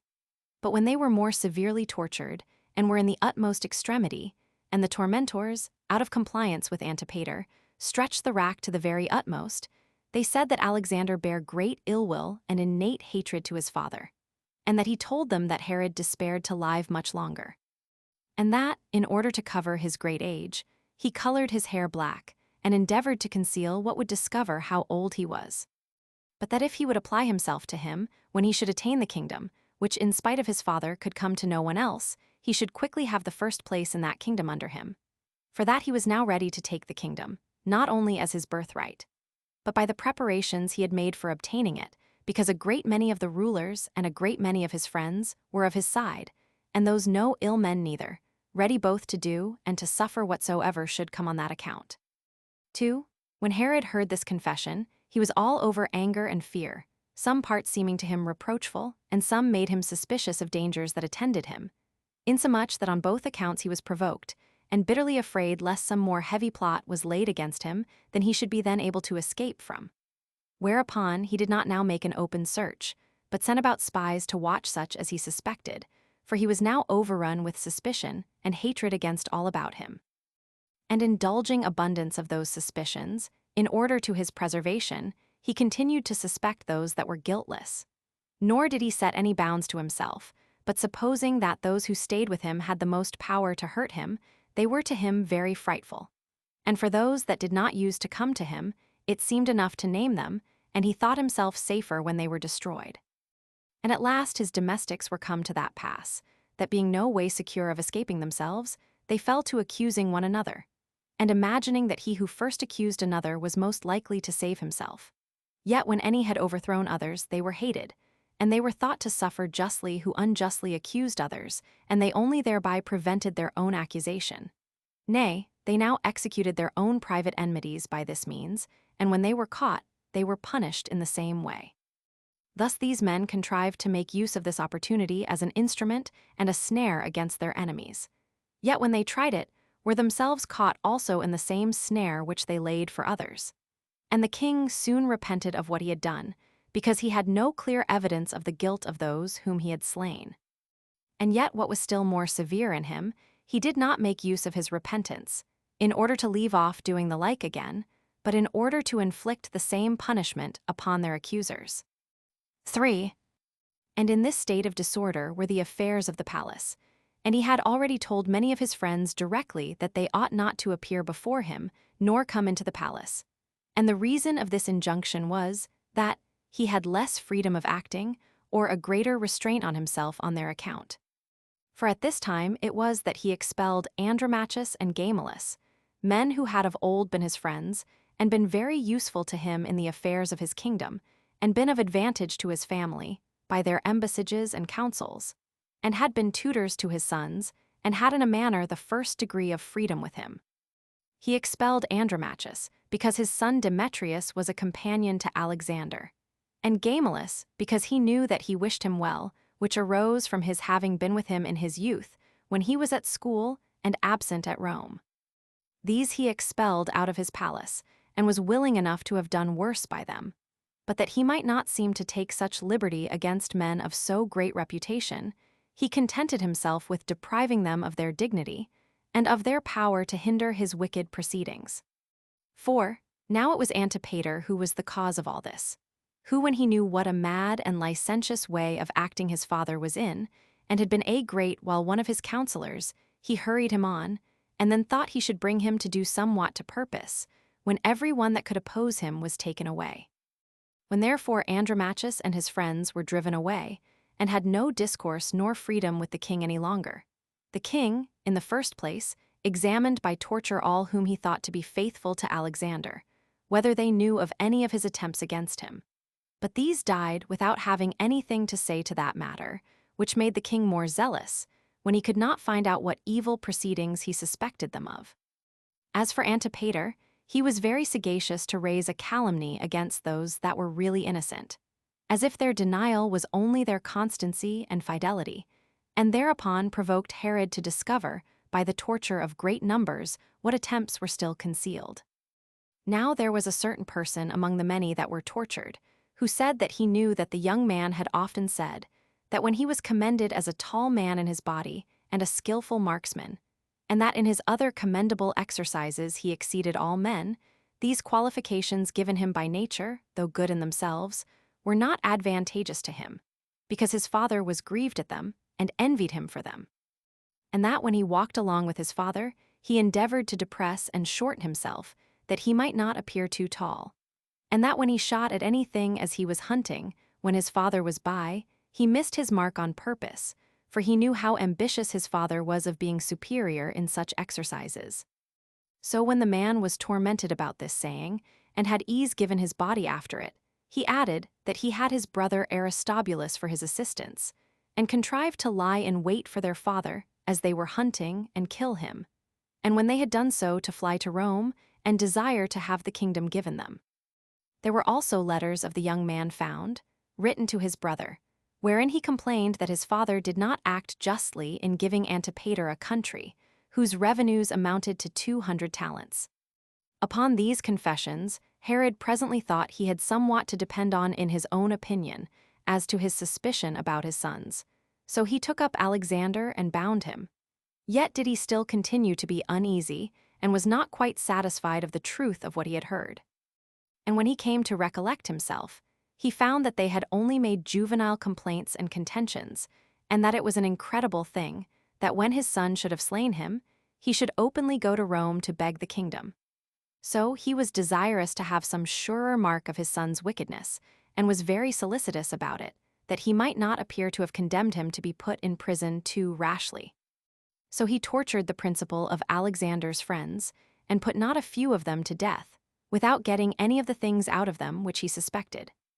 And while Herod was very busy about this matter, and the palace was full of terror and trouble, one of the younger sort, when he was in the utmost agony, confessed that Alexander had sent to his friends at Rome, and desired that he might be quickly invited thither by Caesar, and that he could discover a plot against him.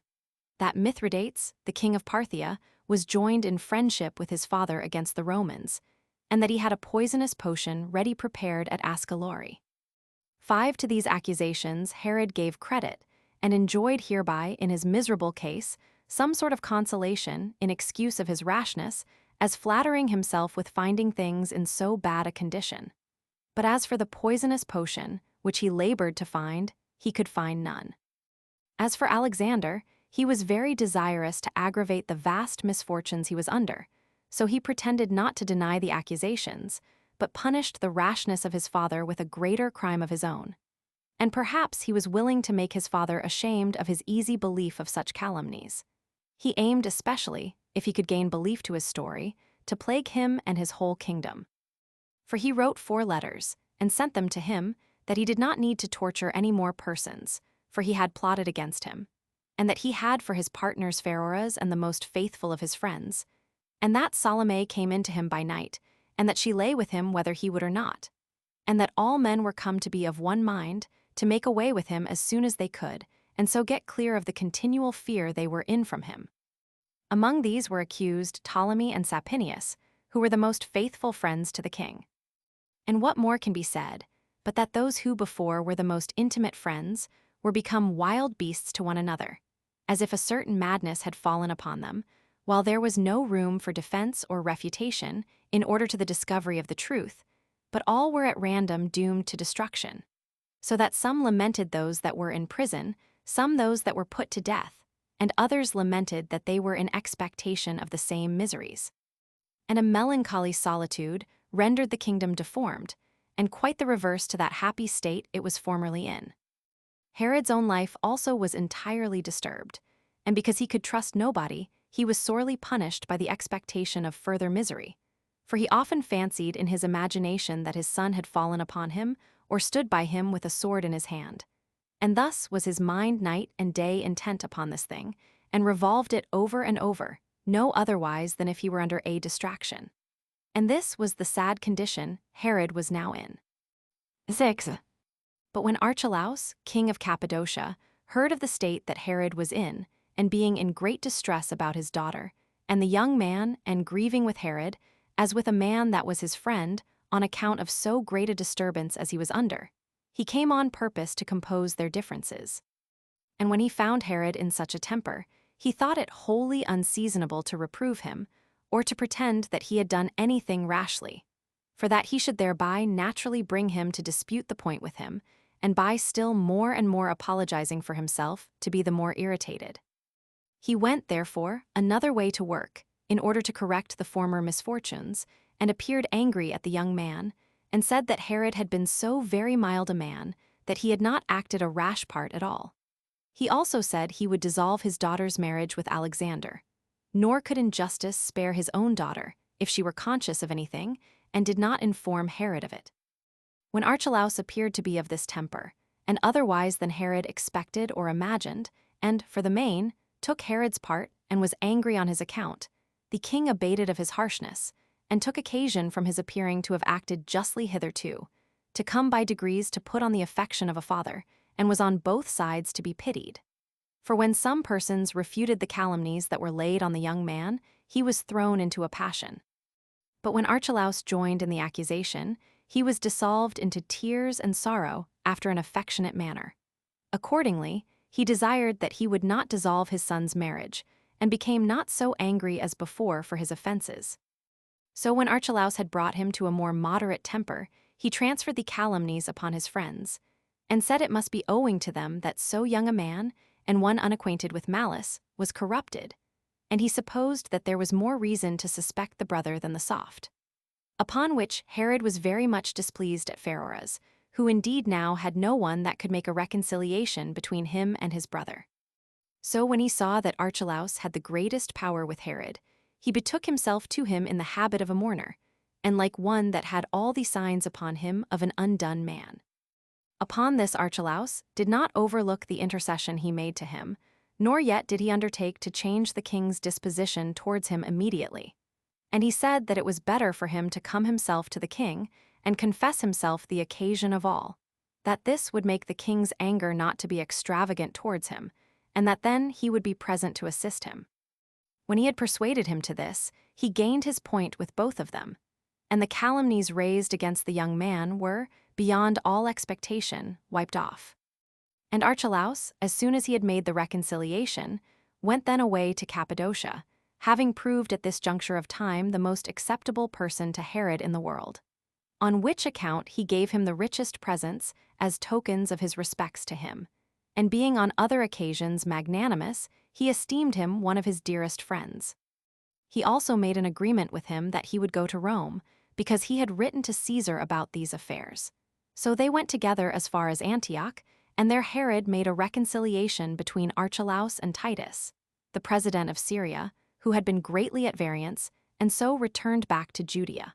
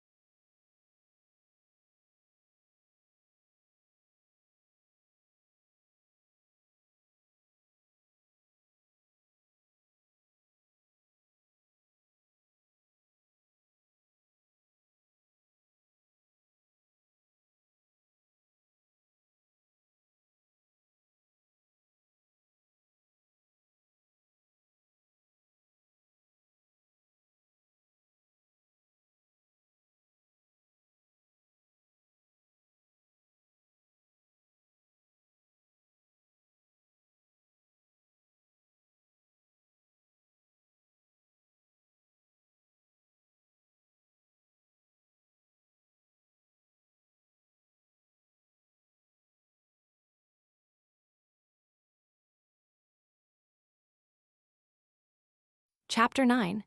Concerning the revolt of the Trachonites, how Silius accused Herod before Caesar, and how Herod, when Caesar was angry at him, resolved to send Nicolaus to Rome. 1. When Herod had been at Rome and was come back again, a war arose between him and the Arabians on the occasion following. The inhabitants of Trachonitis, after Caesar had taken the country away from Zenodorus, and added it to Herod, had not now power to rob, but were forced to plough the land, and to live quietly, which was a thing they did not like. And when they did take that pains, the ground did not produce much fruit for them. However, at the first the king would not permit them to rob, and so they abstained from that unjust way of living upon their neighbors, which procured Herod a great reputation for his care. But when he was sailing to Rome, it was at that time when he went to accuse his son Alexander, and to commit Antipater to Caesar's protection. The Trachonites spread a report as if he were dead, and revolted from his dominion, and betook themselves again to their accustomed way of robbing their neighbors. At which time the king's commanders subdued them during his absence. But about 40 of the principal robbers, being terrified by those that had been taken, left the country, and retired into Arabia, Silius entertaining them, after he had missed of marrying Salome, and gave them a place of strength, in which they dwelt. So they overran not only Judea, but all Celesyria also, and carried off the prey, while Silius afforded them places of protection and quietness during their wicked practices. But when Herod came back from Rome, he perceived that his dominions had greatly suffered by them. And since he could not reach the robbers themselves, because of the secure retreat they had in that country, and which the Arabian government afforded them, and yet being very uneasy at the injuries they had done him, he went all over Trachonitis and slew their relations. Whereupon these robbers were more angry than before, it being a law among them to be avenged on the murderers of their relations by all possible means. So they continued to tear and rend everything under Herod's dominion with impunity. Then did he discourse about these robberies to Saturninus and Volumnius, and required that they should be punished. Upon which occasion they still the more confirmed themselves in their robberies, and became more numerous, and made very great disturbances, laying waste the countries and villages that belonged to Herod's kingdom, and killing those men whom they caught, till these unjust proceedings came to be like a real war, for the robbers were now become about 1,000. At which Herod was sore displeased, and required the robbers, as well as the money which he had lent Abodas, by Silius, which was 60 talents.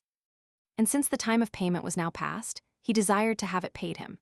But Silius, who had laid Abodas aside and managed all by himself, denied that the robbers were in Arabia, and put off the payment of the money, about which there was a hearing before Saturninus and Volumnius, who were then the presidents of Syria.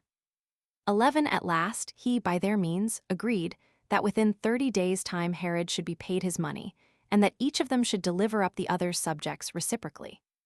Now, as to Herod, there was not one of the other's subjects found in his kingdom, either as doing any injustice or on any other account, but it was proved that the Arabians had the robbers amongst them.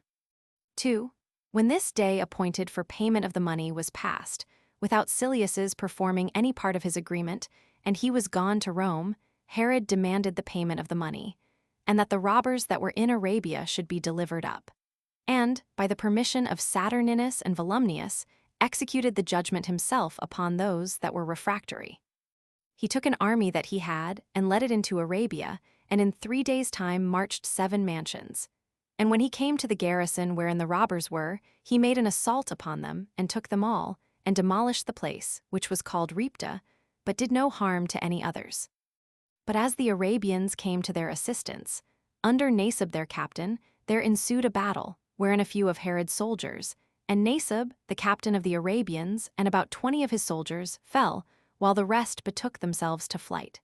So when he had brought these to punishment, he placed 3,000 Idumeans in Trachonitis, and thereby restrained the robbers that were there.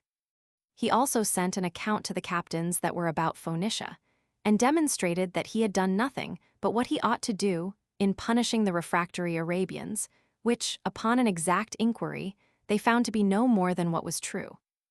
3. However, messengers were hasted away to Silius to Rome, and informed him what had been done, and, as is usual, aggravated everything. Now Silius had already insinuated himself into the knowledge of Caesar, and was then about the palace. And as soon as he heard of these things, he changed his habit into black, and went in, and told Caesar that Arabia was afflicted with war, and that all his kingdom was in great confusion upon Herod's laying it waste with his army. And he said, with tears in his eyes, that 2,500 of the principal men among the Arabians had been destroyed, and that their captain Naspus, his familiar friend and kinsman, was slain, and that the riches that were at Ripta were carried off, and that Abodas was despised, whose infirm state of body rendered him unfit for war, on which account neither he nor the Arabian army were present. When Silius said so, and added invidiously that he would not himself have come out of the country, unless he had believed that Caesar would have provided that they should all have peace one with another, and that, had he been there, he would have taken care that the war should not have been to Herod's advantage, Caesar was provoked when this was said, and asked no more than this one question, both of Herod's friends that were there, and of his own friends, who were come from Syria, whether Herod had led an army thither.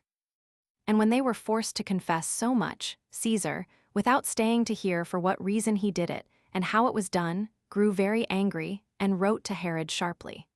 The sum of his epistle was this, that whereas of old he had used him as his friend, he should now use him as his subject. Silius also wrote an account of this to the Arabians, who were so elevated with it, that they neither delivered up the robbers that had fled to them, nor paid the money that was due. They retained those pastures also which they had hired, and kept them without paying their rent, and all this because the king of the Jews was now in a low condition, by reason of Caesar's anger at him. Those of Trachonitis also made use of this opportunity, and rose up against the Idumean garrison, and followed the same way of robbing with the Arabians, who had pillaged their country, and were more rigid in their unjust proceedings, not only in order to get by it, but by way of revenge also. For, now Herod was forced to bear all this, that confidence of his being quite gone with which Caesar's favor used to inspire him. For Caesar would not admit so much as an embassage from him to make an apology for him, and when they came again, he sent them away without success. So he was cast into sadness and fear, and Silius's circumstances grieved him exceedingly, who was now believed by Caesar, and was present at Rome, nay, sometimes aspiring higher. Now it came to pass that Obodas was dead, and Aeneas, whose name was afterward changed to Aretas, 12 took the government, for Silius endeavored by calumnies to get him turned out of his principality, that he might himself take it.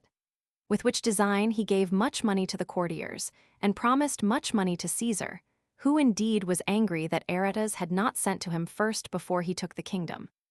Yet did Aeneas send an epistle and presents to Caesar, and a golden crown, of the weight of many talents.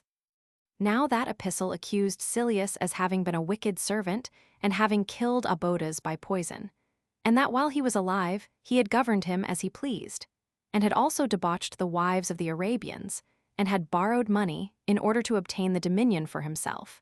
Yet did not Caesar give heed to these accusations, but sent his ambassadors back, without receiving any of his presents. But in the meantime the affairs of Judea and Arabia became worse and worse, partly because of the anarchy they were under, and partly because, as bad as they were, nobody had power to govern them. For of the two kings, the one was not yet confirmed in his kingdom, and so had not authority sufficient to restrain the evildoers. And as for Herod, Caesar was immediately angry at him for having avenged himself, and so he was compelled to bear all the injuries that were offered him. At length, when he saw no end of the mischief which surrounded him, he resolved to send ambassadors to Rome again, to see whether his friends had prevailed to mitigate Caesar, and to address themselves to Caesar himself. And the ambassador he sent thither was Nicolaus of Damascus.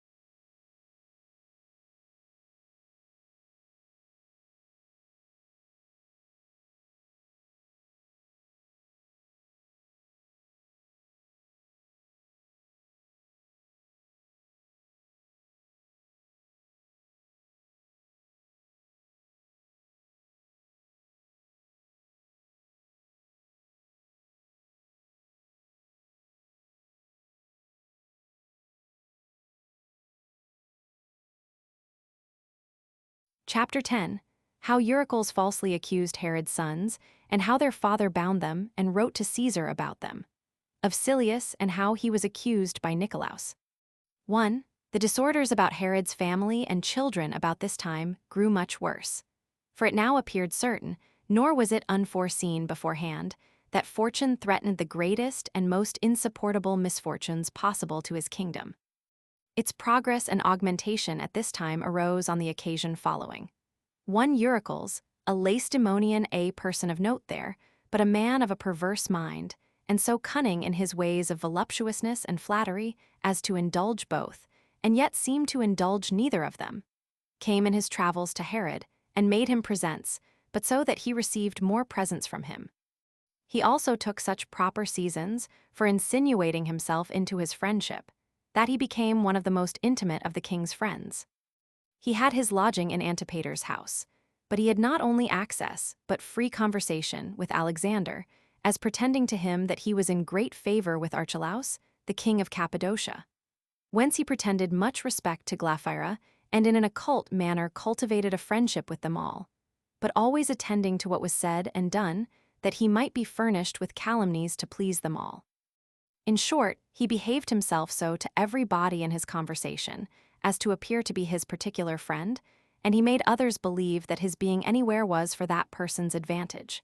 So he won upon Alexander, who was but young, and persuaded him that he might open his grievances to him with assurance and with nobody else. So he declared his grief to him, how his father was alienated from him. He related to him also the affairs of his mother and of Antipater, that he had driven them from their proper dignity and had the power over everything himself, that no part of this was tolerable, since his father was already come to hate them.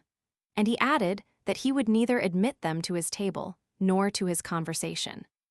Such were the complaints, as was but natural, of Alexander about the things that troubled him, and these discourses Eurycles carried to Antipater, and told him he did not inform him of this on his own account, but that being overcome by his kindness, the great importance of the thing obliged him to do it.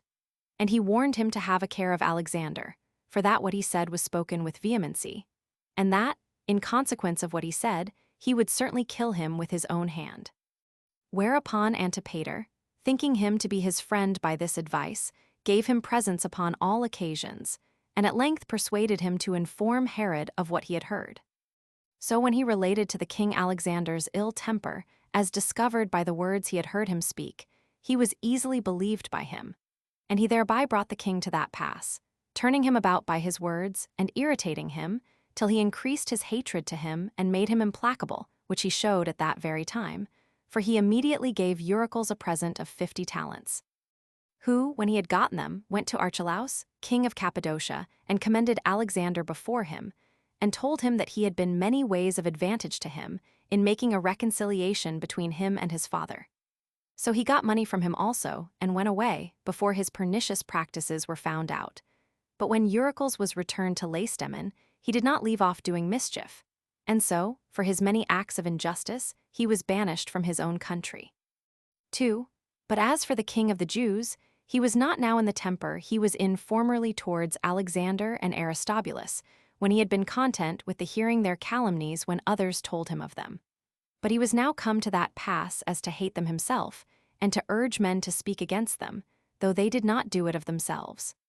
He also observed all that was said, and put questions, and gave ear to every one that would but speak, if they could but say anything against them, till at length he heard that Euaratus of Cos was a conspirator with Alexander, which thing to Herod was the most agreeable and sweetest news imaginable. 3. But still a greater misfortune came upon the young men, while the calumnies against them were continually increased, and, as a man may say, one would think it was every one's endeavor to lay some grievous thing to their charge, which might appear to be for the king's preservation. There were 2 guards of Herod's body, who were in great esteem for their strength and tallness, Jucundus and Tyrannus. These men had been cast off by Herod, who was displeased at them. These now used to ride along with Alexander, and for their skill in their exercises were in great esteem with him, and had some gold and other gifts bestowed on them. Now the king, having an immediate suspicion of those men, had them tortured, who endured the torture courageously for a long time, but at last confessed that Alexander would have persuaded them to kill Herod when he was in pursuit of the wild beasts, that it might be said he fell from his horse, and was run through with his own spear, for that he had once such a misfortune formerly. They also showed where there was money hidden in the stable underground, and these convicted the king's chief hunter, that he had given the young men the royal hunting spears and weapons to Alexander's dependents, at Alexander's command. 4. After these, the commander of the garrison of Alexandrium was caught and tortured, for he was accused to have promised to receive the young men into his fortress, and to supply them with that money of the king's which was laid up in that fortress, yet did not he acknowledge anything of it himself. But his son came ill, and said it was so, and delivered up the writing, which, so far as could be guessed, was in Alexander's hand. Its contents were these: "When we have finished, by God's help, all that we have proposed to do, we will come to you, but do your endeavors, as you have promised, to receive us into your fortress." After this writing was produced, Herod had no doubt about the treacherous designs of his sons against him. But Alexander said that Diophantus, the scribe, had imitated his hand, and that the paper was maliciously drawn up by Antipater. For Diophantus appeared to be very cunning in such practices, and as he was afterward convicted of forging other papers, he was put to death for it. 5. So the king produced those that had been tortured before the multitude at Jericho, in order to have them accuse the young men, which accusers many of the people stoned to death. And when they were going to kill Alexander and Aristobulus likewise, the king would not permit them to do so, but restrained the multitude by the means of Ptolemy and Pheroras. However, the young men were put under a guard and kept in custody, that nobody might come at them. And all that they did or said was watched, and the reproach and fear they were in was little or nothing different from those of condemned criminals. And one of them, who was Aristobulus, was so deeply affected that he brought Salome, who was his aunt and his mother-in-law, to lament with him for his calamities, and to hate him who had suffered things to come to that pass. When he said to her, "Art thou not in danger of destruction also, while the report goes that thou hadst disclosed beforehand all our affairs to Silchus, when thou wast in hopes of being married to him?" But she immediately carried these words to her brother. Upon this he was out of patience, and gave command to bind him, and enjoined them both, now they were kept separate one from the other, to write down the ill things they had done against their father, and bring the writings to him. So when this was enjoined them, they wrote this, that they had laid no treacherous designs, nor made any preparations against their father, but that they had intended to fly away, and that by the distress they were in, their lives being now uncertain and tedious to them. 6. About this time there came an ambassador out of Cappadocia from Archelaus, whose name was Melas. He was one of the principal rulers under him. So Herod, being desirous to show Archelaus's ill will to him, called for Alexander, as he was in his bonds, and asked him again concerning his fight. Whether and how they had resolved to retire, Alexander replied to Archelaus, who had promised to send them away to Rome, but that they had no wicked nor mischievous designs against their father, and that nothing of that nature which their adversaries had charged upon them was true, and that their desire was that he might have examined Tyrannus and Jucundus more strictly, but that they had been suddenly slain by the means of Antipater, who put his own friends among the multitude. 7. When this was said, Herod commanded that both Alexander and Melas should be carried to Glaphyra, Archelaus's daughter, and that she should be asked whether she did not know somewhat of Alexander's treacherous designs against Herod.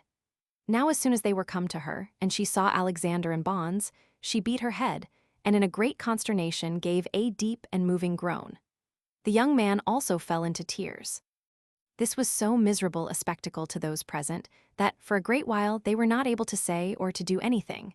But at length Ptolemy, who was ordered to bring Alexander, bid him say whether his wife was conscious of his actions. He replied, "How is it possible that she, whom I love better than my own soul, and by whom I have had children, should not know what I do?" Upon which she cried out that she knew of no wicked designs of his, but that yet, if her accusing herself falsely would tend to his preservation, she would confess it all. Alexander replied, "There is no such wickedness as those suspect, which either I have imagined or thou knowest of, but this only, that we had resolved to retire to Archelaus, and from thence to Rome," which she also confessed. Upon which Herod, supposing that Archelaus's ill will to him was fully proved, sent a letter by Olympus and Volumnius, and bid them, as they sailed by, to touch at Eleusa of Cilicia, and give Archelaus the letter. And that when they had expostulated with him, that he had a hand in his son's treacherous design against him, they should from thence sail to Rome, and that, in case they found Nicolaus had gained any ground, and that Caesar was no longer displeased at him, he should give him his letters, and the proofs which he had ready to show against the young men. As to Archelaus, he made his defense for himself, that he had promised to receive the young men, because it was both for their own and their father's advantage so to do, lest some too severe procedure should be gone upon in that anger and disorder they were in on occasion of the present suspicions, but that still he had not promised to send them to Caesar. and that he had not promised anything else to the young men that could show any ill will to him.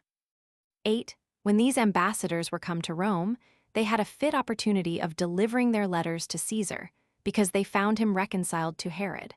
For the circumstances of Nicolaus's embassage had been as follows.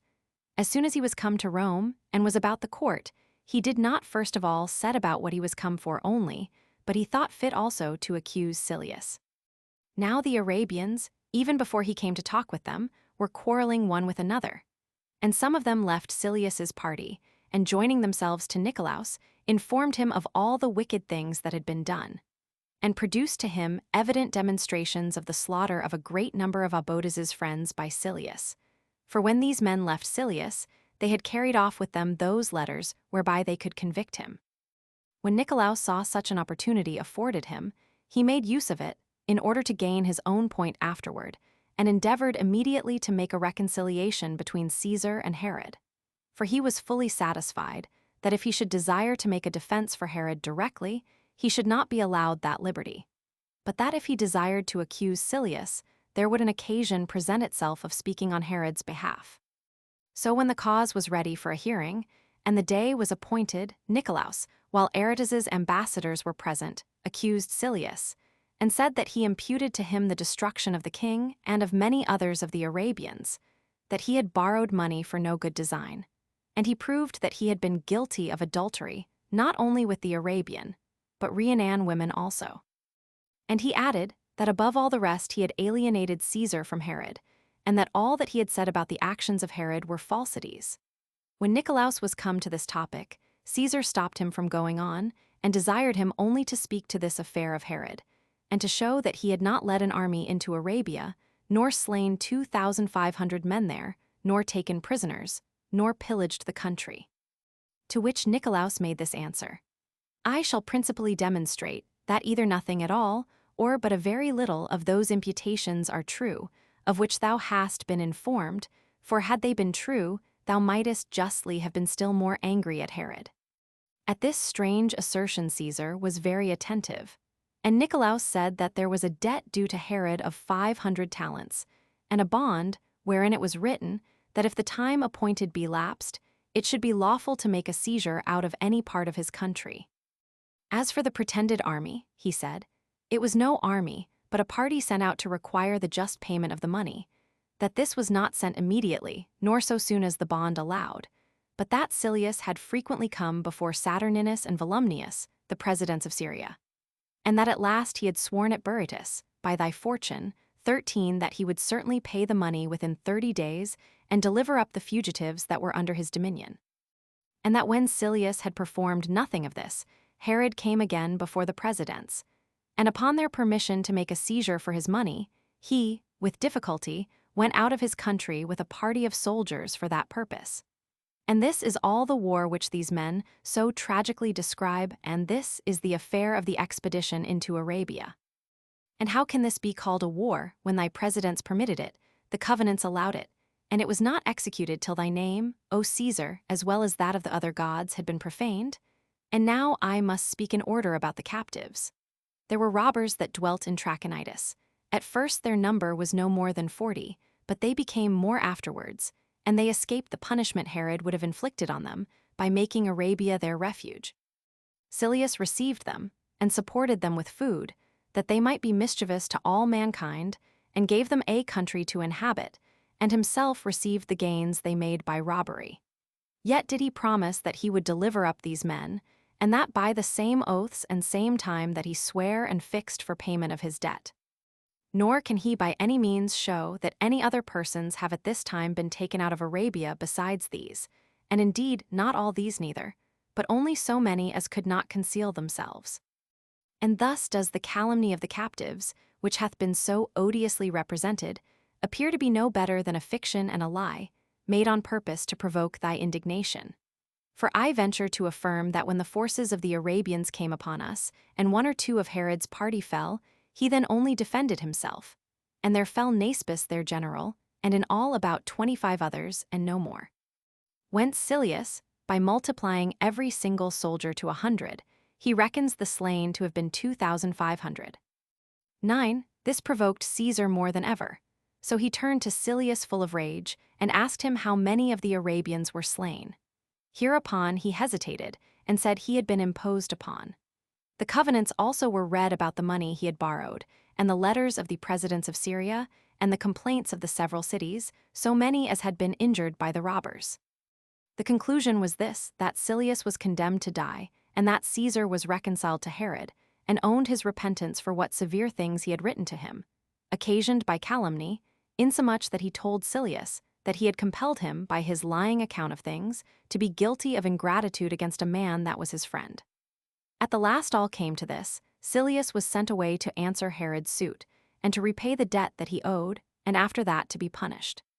But still, Caesar was offended with Aretas, that he had taken upon himself the government, without his consent first obtained, for he had determined to bestow Arabia upon Herod. But that the letters he had sent hindered him from so doing. For Olympus and Volumnius, perceiving that Caesar was now become favorable to Herod, thought fit immediately to deliver him the letters they were commanded by Herod to give him concerning his sons. When Caesar had read them, he thought it would not be proper to add another government to him. Now he was old, and in an ill state with relation to his sons, so he admitted Aretas's ambassadors. And after he had just reproved him for his rashness, in not tarrying till he received the kingdom from him, he accepted of his presence and confirmed him in his government.